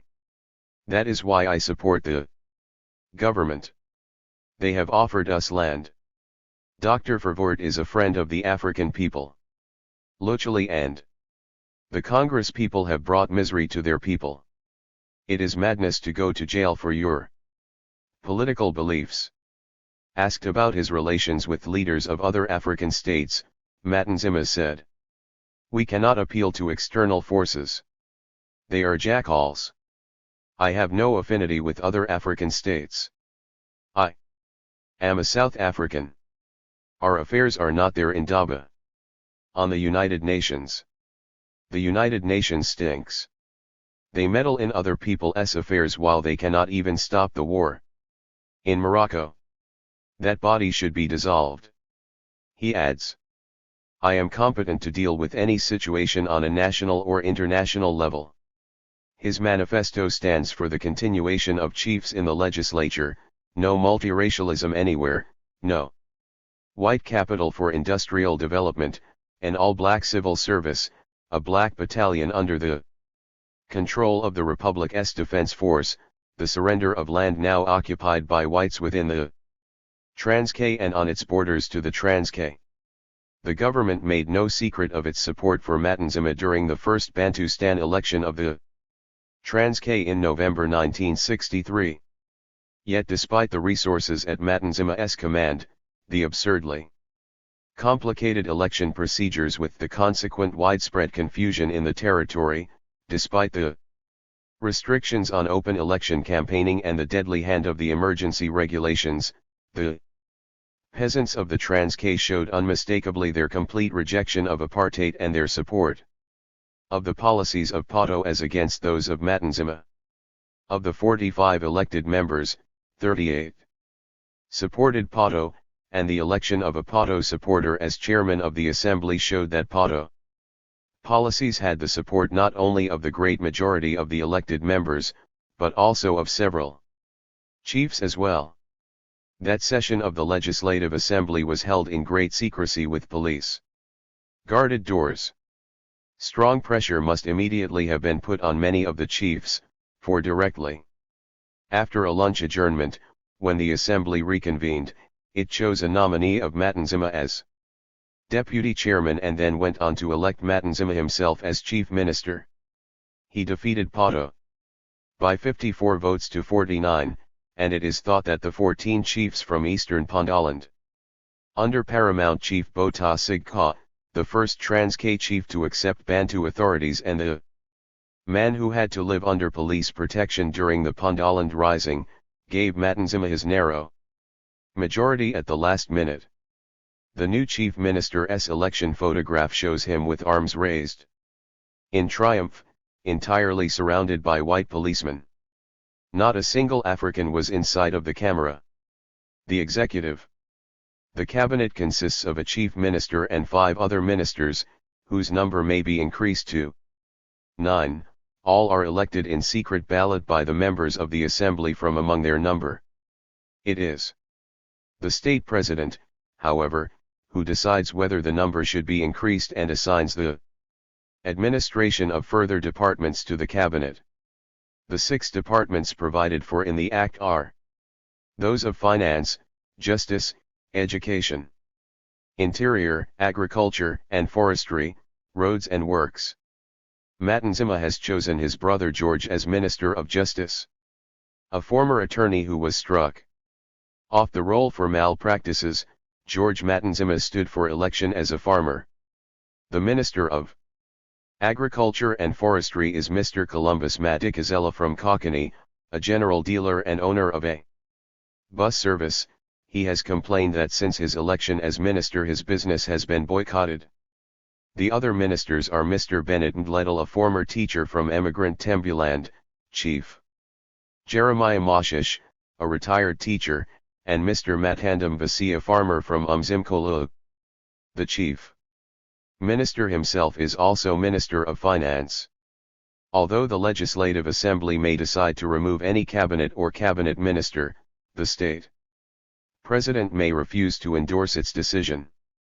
Thus the people of the Transkei through their representatives in the assembly will not have the final say if they wish to unseat their government.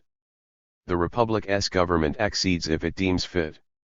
This power of veto is, of course, contrary to the accepted principles of responsible government, where the cabinet holds power only so long as it has the confidence of the legislature, not as in this case, of a higher authority.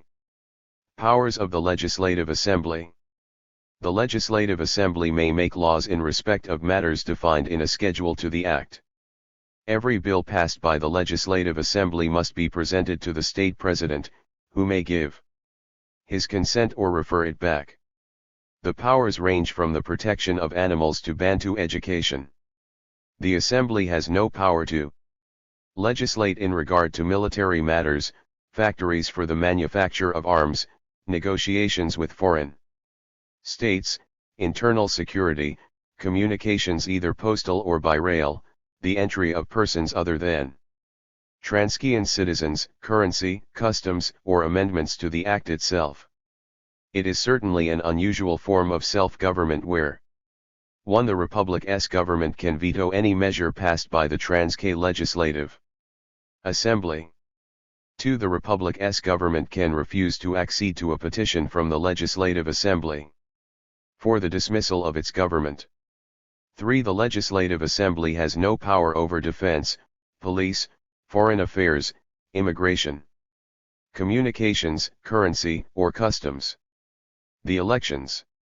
45 members of the Legislative Assembly are elected. Who were they and who were the voters? In the election of November 1963, the voters. The voters are Transkei citizens who pay tax, from 18 years upwards, or who are 21 years of age. Men and women vote, but only if they are black. A citizen who has been convicted of a crime for which the sentence is imprisonment without the option of a fine, is disqualified, and the effect of this is to disqualify hundreds of government opponents alleged to have been members of the African National Congress and Pan-Africanist Congress, organizations that once were legal and are now declared unlawful. Commissioners were instructed to use all available means to get citizens to register. The majority of voters in the Transkei were women, children, and old men. Most of the young men were, of course, absent working for the whites in the Republic. In several districts 9 out of 10 voters were illiterate, and they whispered their choice of candidates to the presiding officer, in the presence of 2 witnesses. The ballot, therefore, was not secret. A total of 880,000 voters registered, of whom 610,000 were within the territory. Percentage polls in the 9 electoral districts averaged 70. No political parties were able to take part in the elections. Transkeian politics up till now have been largely a matter of contest between chiefs and other traditional leaders for jobs and prestige, and the masses have not been involved except as victims. Nor can they easily be activated with their leaders. Restricted, under house arrest, banned under the Suppression of Communism Act, or exiled in terms of the Native Administration Act. No fewer than 131 former politically active Africans are banned. The majority of the 600 held under the 90-day no-trial law during 1963 were Africans, and 592 Africans were detained in 1963 under Proclamation 400 in the Transkei. We do not know what line the people's political leaders would have taken had they been free to voice their opinions. Of the 179 candidates who stood for election, very few were from outside, where the most enlightened and politically mature Africans live. Some, no doubt, would have organized a boycott. In fact, when Matanzima's envoys visited urban areas to canvass support, their meetings were effectively boycotted most of the time. Others, like Hamilton Majija, member of the Liberal Party, would have preferred to fight the system from within the legislature. Mr. Majija announced his intention of standing for election, but on the eve of nomination day was served with orders confining him to the magisterial areas of Wynberg and Cape Town, and prohibiting him from attending any meetings. The People's Party of Pondoland, remnant of the militants who took part in the Pondoland uprising of 1960, issued a manifesto, organized meetings, and prepared to put up 8 candidates. Just before the elections were held, however, the secretary, Mr. Mdinga, was arrested and indefinitely detained. Had These candidates been free to campaign and been elected instead of Bota Sigka's supporters. The outcome of the contest for chief minister might have been very different. Kaiser Matanzima, on the other hand, was allowed to broadcast on Radio Bantu. He thanked the government for giving his people the highest democratic right, namely to elect our own government. Of the candidates, 1/5 were farmers, 1/5 headmen, and 1/5 teachers, including those who had left the profession. There were a few traders, only 4 professional men, and 2 women. One of whom was successful. There were no farm laborers, miners, industrial workers, or entrepreneurs. Many candidates interviewed a month before the election said that their policies were still to be formulated. Umthaniwa, a newspaper for Africans, attributed this to a lukewarm attitude for something they are accepting half-heartedly. Headmen and teachers, both paid by the government, may have considered it wiser to have no policy at all than to express an anti-government one. Bantu, government-sponsored monthly, gave a write-up of 20 picked candidates, mostly chiefs. With monotonous repetition, each one stated that he stood for the maintenance of the tribal system and good relations with whites. In marked contrast, 4 candidates from Fingaland, the Fingos have no chief, announced that they stood for multiracialism in both the Transkei and the Republic, the abolition of the emergency regulations, the abolition of pass laws and the color bar, radical changes in the unpopular Bantu education system, industries within the Transkei itself, and voluntary, not enforced, rehabilitation schemes. All 4 were returned. Mr. Monakali, former chairman of the Transkei Territorial Authority and Matanzima's right-hand man, who stood against them, was defeated. Since the elections, Chief Poto has formed the Democratic Party, based on the principle of a multi-racial Transkei and the maintenance of the territory as an integral part of the Republic of South Africa.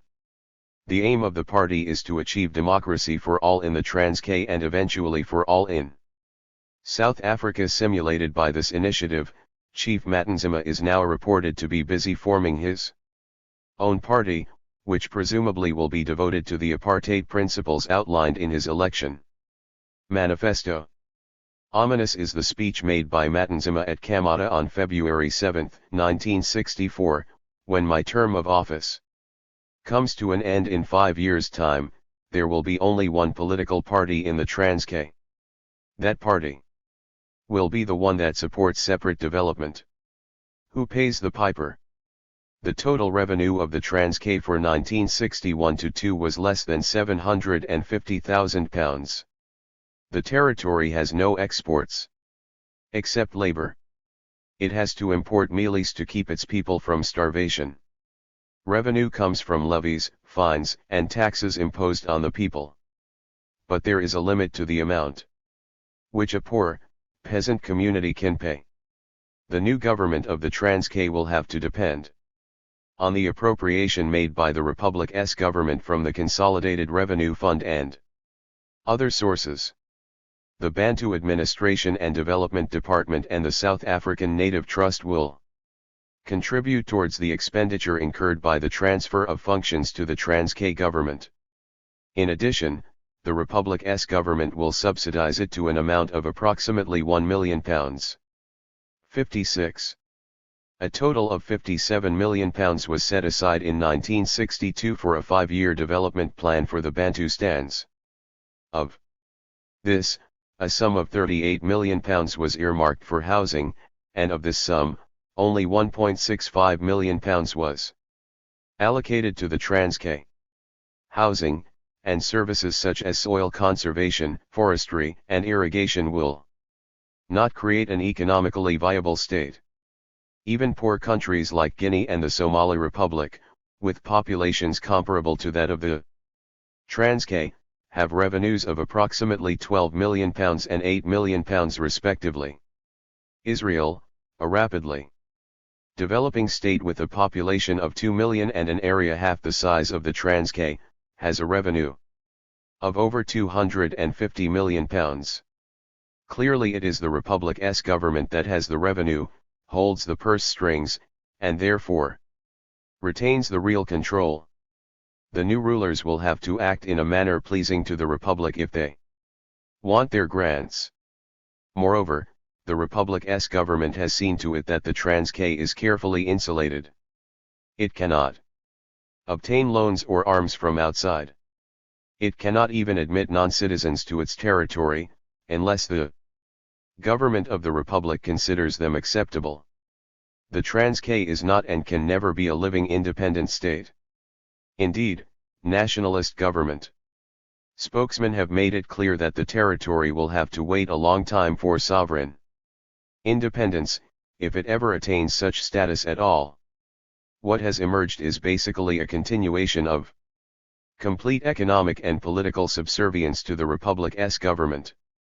The mother country will continue to exploit her colony, not by extracting minerals or raw materials, but by extracting manpower. The Republic's government will continue to manipulate the labor force to suit the requirements, not of the Africans within the Transkei, but of the whites without. But the government of apartheid will be unable to contain the aspirations of the people who want equality and freedom, and have been handed a farcical form of local autonomy instead. Nothing that the government does can detach the destiny of the Transkei from that of the rest of South Africa. South Africa is one society, it belongs to all who live in it and who have contributed brawn and brains, muscle, and capital to its development. The struggle for power. The nationalist government has succeeded in gaining the support of a few Africans at least, the Transkei chiefs who fear for their jobs. For the time being, with arbitrary arrests, banishments, and countless restrictions on individual liberty, the government will hold in check those who reject separate development and demand full rights for all within South Africa. But even the chiefs are split. Matanzima and his supporters hold power by a slender majority. If all the elected members were to break away from the chiefs, they could form a solid bloc and hold the balance of power in the Legislative Assembly. Even with consolidated Matanzima control, the government will be forced to make concessions to popular demands, on such issues as the removal of mother tongue instruction in Bantu education. But the Transkei scheme, rooted in tribalism and the sway of the chiefs, is corrupting itself from within. A victory for Matanzima, paradoxically enough, could result in tribalism as an institution collapsing more swiftly in the Transkei than anywhere else. The government has no option but to work through the chiefs who, like the nationalists, have a mortal fear of change and the will of the common peasants. Conservatism is the lifeblood of the chieftainship system, and change threatens the positions of power that the chiefs and the government enjoy. Chiefs and government, therefore, have common aims, to resist movements advocating multiracialism and modern social development. Because the chiefs hold an overall majority in the new assembly, the alliance between chiefs and government seemed safe enough. But the nationalists underestimated the deep hatred of apartheid among the peasants. The great majority of the voters went to the polls not to signify a meek obedience to their chiefs, but their opposition to apartheid policies. This opposition has been clearly expressed. When the chiefs elevated Matanzima to power, despite his minority rating in the election, they opted not to express the viewpoint of their people, but to keep favor with the government that pays them. This denied the long-established tribal tradition that a chief is merely the embodiment of his people. And it must result in the commoners turning with increasing distaste from their chiefs. If their traditional leaders fail them, the peasants will inevitably seek other ones. Yet this is precisely what the government hoped that the Transkei plan would prevent.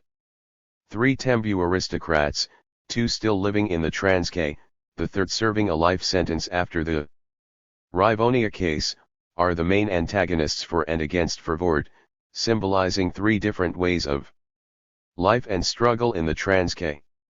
All three are drawn from the Tembu royal house, share a common grandfather, and were groomed for chieftainship by the same tutor.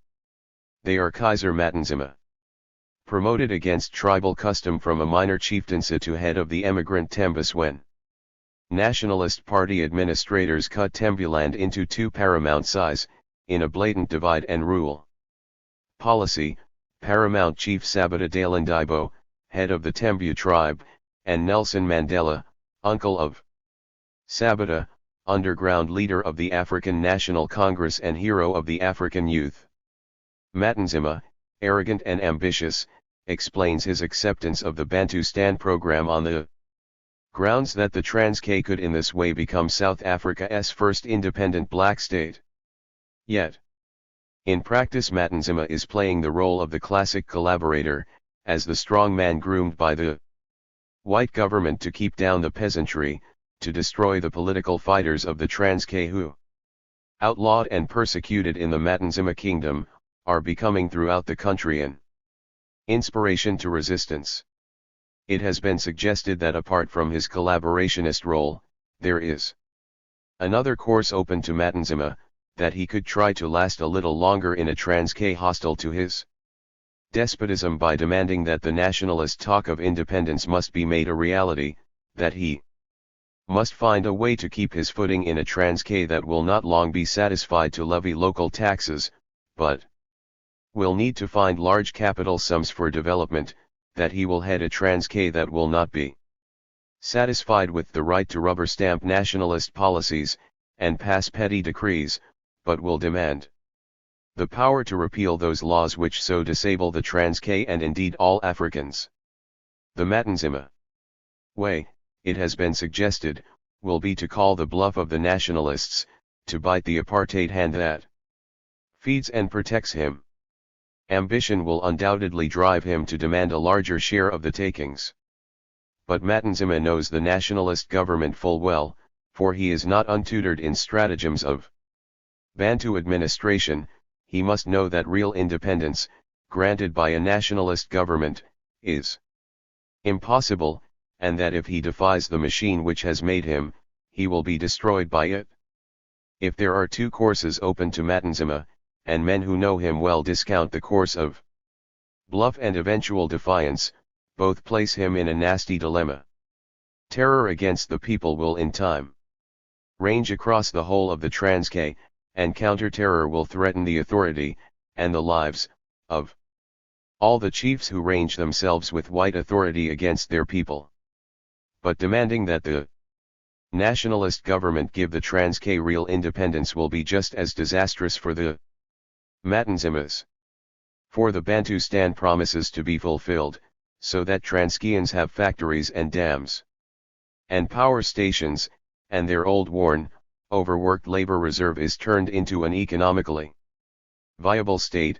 Millions of pounds must be voted and spent, but the white taxpayer will never tolerate this.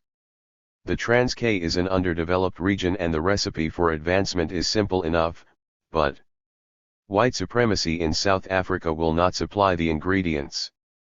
The Transkei has the labor, but no power, no transport, no communications, no capital.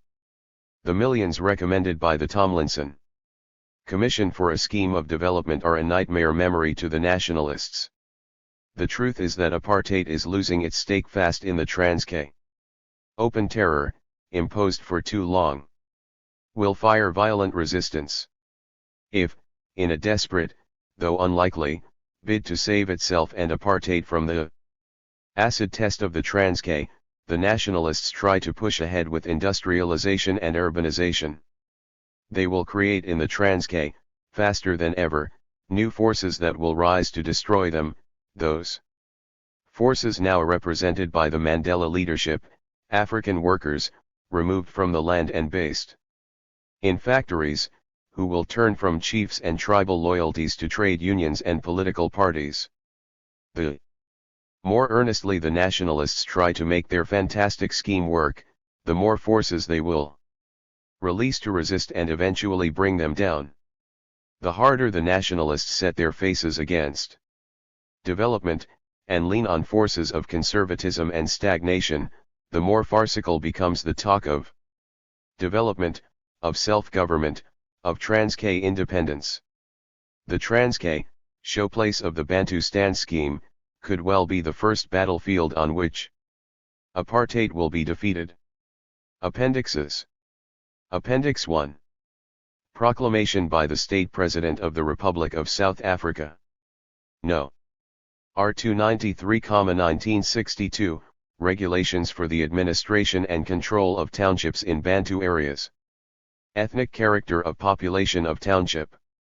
Whenever any township is situated within the area of jurisdiction of any chief or headman, no person other than a member of the tribe of that chief or of the community over which that headman has been appointed or who has joined such tribe or community, shall, save with the approval of the Bantu Affairs Commissioner, be permitted to become an occupier of such township.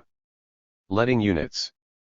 Any person who is head of a family and is desirous of taking up his residence in the township and of leasing and occupying for residential purposes together with the members of his family, a dwelling erected by or belonging to the trust, shall apply for a certificate in respect of such dwelling and of the site on which such dwelling stands. The manager, on being satisfied that the applicant is a fit and proper person to reside in the township, shall allot such a dwelling and the site on which such dwelling stands, to such applicant and issue to him a certificate substantially in the form set out in Schedule D to these regulations. Lodger S. Permits. No person other than a holder or grantee or the family of such holder or grantee shall remain in the township for longer than 30 days unless he shall first have obtained a Lodger S. permit. The superintendent, on being satisfied that a. the applicant is a fit and proper person to reside in the township, b. the applicant has obtained accommodation approved by the superintendent, c. the holder or the grantee on whose premises the lodger is to reside, has consented to the issue of a Lodger S. permit, shall issue to such applicant a Lodger S. permit substantially in the form set out in Schedule I to these regulations, provided that the wife of a lodger and an unmarried child of a lodger residing with its parent or parents shall not be required to hold a Lodger S. permit. A holder or guarantee in respect of whose premises a Lodger S. permit has been issued shall forthwith report to the superintendent the fact of the lodger ceasing to reside in his dwelling or on his site. Entering of premises. No person shall refuse to permit the manager, superintendent, assistant, or authorized employee to enter his premises as provided under sub-regulation 1. Capital. No person other than a Bantu shall be allowed by the trader to share in the profits of his trade, provided that this regulation shall not debar the trader from raising with the approval of the secretary a loan in the ordinary course of business. Canvassing for orders. No person shall without the prior approval of the superintendent canvass or solicit orders within the township for any trade not conducted in the township. Hawking and peddling prohibited. No person other than a Bantu duly authorized by the Bantu Affairs Commissioner and licensed or exempted according to law shall carry on the trade or business of a hawker or peddler in the township, save for the purpose of the sale and delivery of fresh or skimmed milk. Communal halls. Any person desiring to hire a hall shall make application therefore to the superintendent and shall furnish such particulars as may be required from time to time. Grant of application. The grant of any application for the hire of a hall shall be in the sole and absolute discretion of the superintendent. Control, supervision, restriction, or prohibition of meeting or assembly. The Bantu Affairs Commissioner shall have the right to control, supervise, restrict, or prohibit any meeting or assembly of Bantu persons within the township, provided that no such meeting or assembly shall be prohibited unless reasonable grounds exist for believing that the holding thereof may provoke or tend to a breach of the peace. Notification of meeting or assembly. Subject to the provisions of any other law, any person or body of persons desiring to convene, hold or conduct a meeting or assembly of Bantu persons within the township shall lodge an application in writing for permission to convene, hold, or conduct such meeting with the manager not less than 72 hours before the proposed time of commencement or holding of such meeting. Such application shall state particulars of the nature and purpose of the meeting or assembly, the subject to be discussed thereat and the time and place where such meeting or assembly is to be held. Supervision by police and trust employees. A meeting or assembly shall, if circumstances warrant it, be under the supervision of the police and authorized employees who shall have absolute power to control such meeting or assembly and whose instructions and directions shall be obeyed.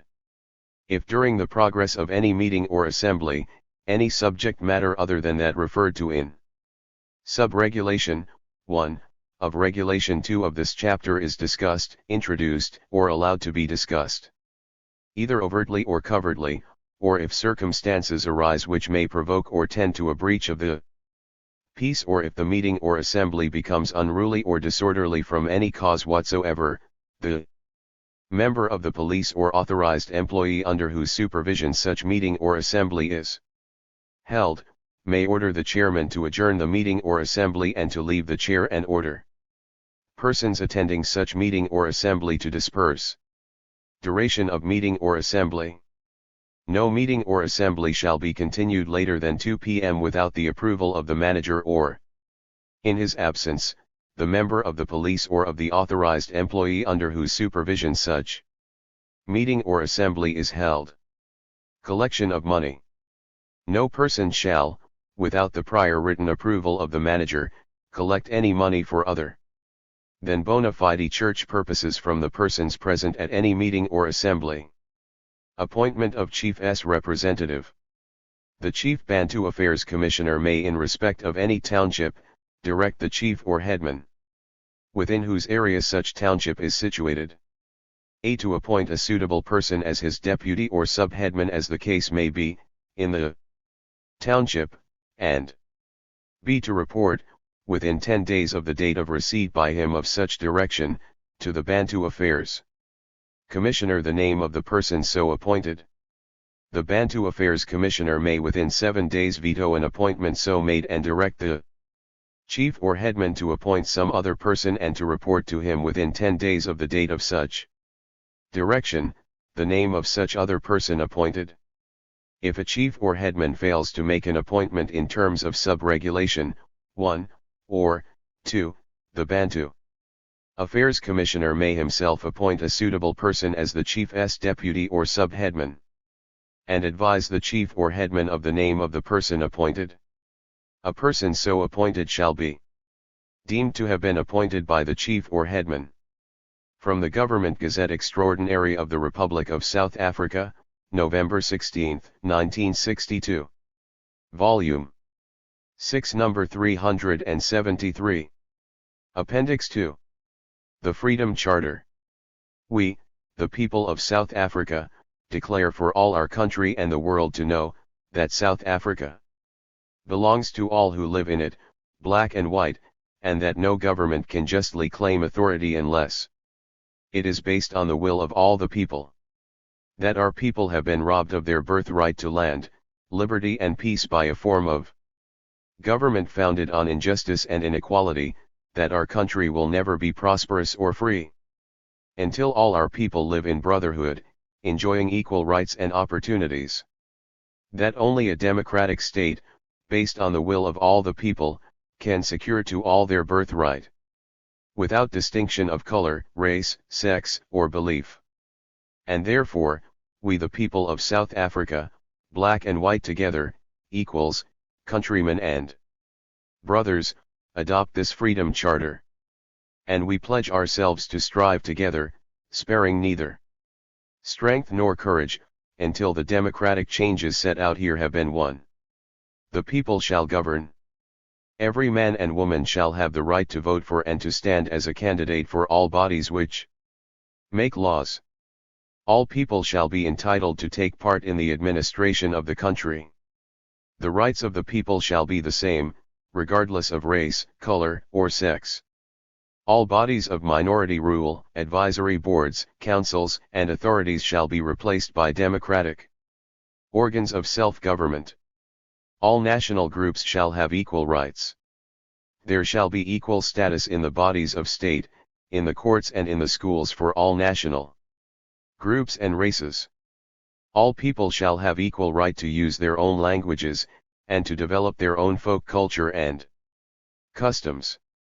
All national groups shall be protected by law against insults to their race and national pride. The preaching and practice of national, race or color discrimination and contempt shall be a punishable crime. All apartheid laws and practices shall be set aside. The people shall share in the country's wealth. The national wealth of our country, the heritage of all South Africans, shall be restored to the people. The mineral wealth beneath the soil, the banks and monopoly industry shall be transferred to the ownership of the people as a whole. All other industry and trade shall be controlled to assist the well-being of the people. All people shall have equal rights to trade where they choose, to manufacture, and to enter all trades, crafts and professions. The land shall be shared among those who work it. Restrictions of land ownership on a racial basis shall be ended and all the land redivided amongst those who work it, to banish famine and land hunger. The state shall help the peasants with implements, seed, tractors, and dams to save the soil and assist the tillers. Freedom of movement shall be guaranteed to all who work on the land. All shall have the right to occupy land wherever they choose. People shall not be robbed of their cattle, and forced labor and farm prisons shall be abolished. All shall be equal before the law. No one shall be imprisoned, deported, or restricted without a fair trial. No one shall be condemned by the order of any government official.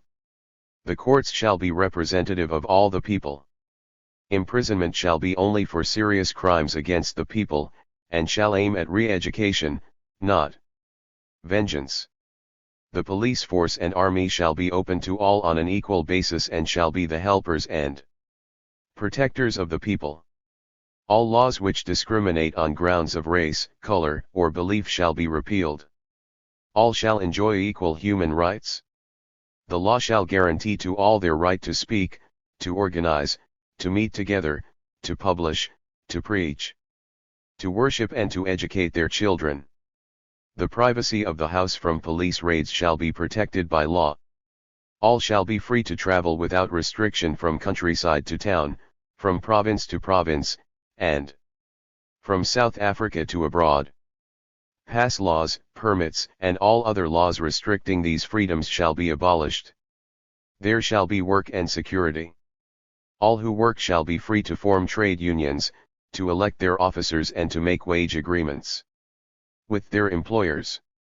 The state shall recognize the right and duty of all to work, and to draw full unemployment benefits. Men and women of all races shall receive equal pay for equal work. There shall be a 40-hour working week, a national minimum wage, paid annual leave, and sick leave for all workers, and maternity leave on full pay for all working mothers. Minors, domestic workers, farm workers, and civil servants shall have the same rights as all others who work.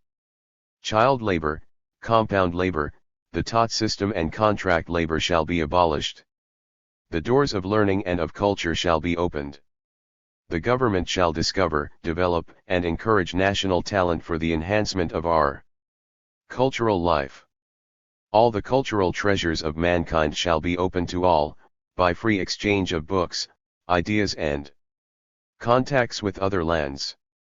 The aim of education shall be to teach the youth to love their people and their culture, to honor human brotherhood, liberty, and peace. Education shall be free, compulsory, universal, and equal for all children. Higher education and technical training shall be open to all by means of state allowances and scholarships awarded on the basis of merit. Adult illiteracy shall be ended by a mass state education plan.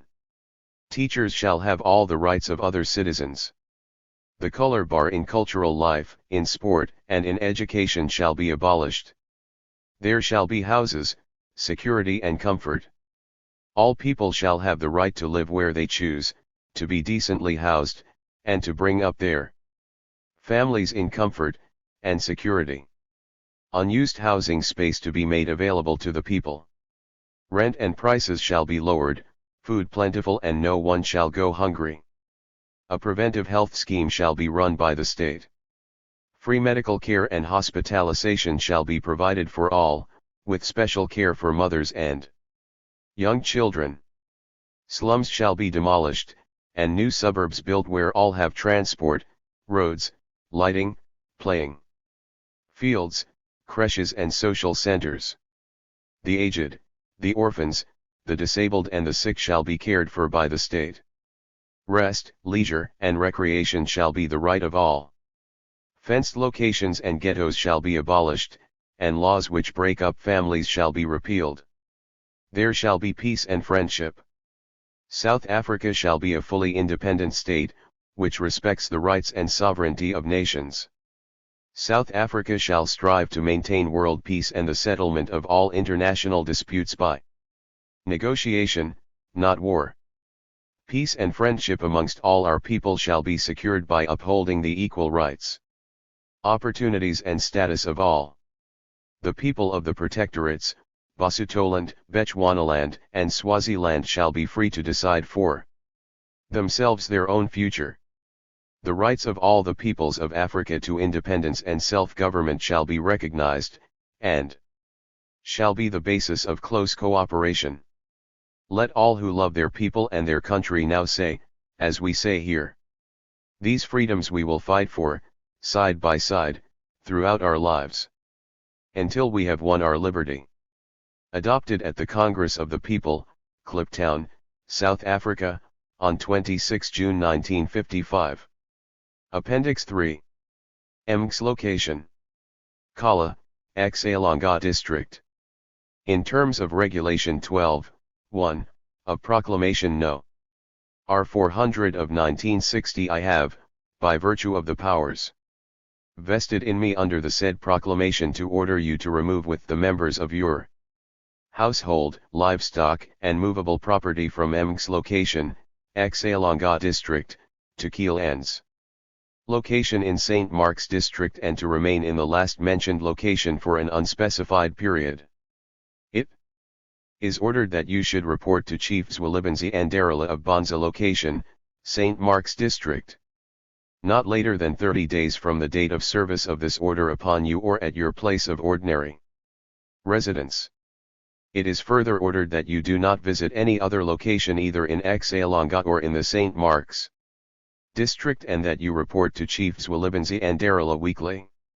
In terms of the Regulation 12:1b, of the said proclamation authority has been granted to the messenger of the court, Zilandilmviso with the assistance of the persons accompanying him to demolish any hut or dwelling owned by and occupied by you, situated in Mx location, and in terms of Regulation 12:1c, to cause the removal by force of yourself together with the members of your household and any of your property or their property, if you should fail to comply with the order issued under Regulation 12:1a. Signed, K.D. Matanzima, Regional Chief of Emigrant Tembuland. Dated at the Great Place at Kamata, this 13th day of January, 1961. Appendix 4. Men from Pondaland sentenced to death. Mjianyel Wankonko. Yuva Voyoyo. Zwelibenzikwit Shuba. From busy location. Bizana. Executed to 9.3.62. Dilashamakwat Swana. Lolunkakwi. Psycho Bolom Jitwe. Makalimpungo. Entchangulu. These 4 men's sentences were commuted to 15 years. From Amandengan location Bizana. Gudunkakumpizi location, Bizana, acquitted on appeal and released on 18.2.62. Voxwana Mapamela. Shadrach George. Wilson Ngobe. From Icyclo location, Bizana. Executed March 1962 for murder of Chief Vyukaya Bombay. Municipality Komu. Samanim Panbaniso. Mita Sandlobe. Ninjalway Ngwovi. From Flagstaff. Details as above. 5 men including Barnabas Makawana. Sentenced for the murder of Stanford. From Bizana.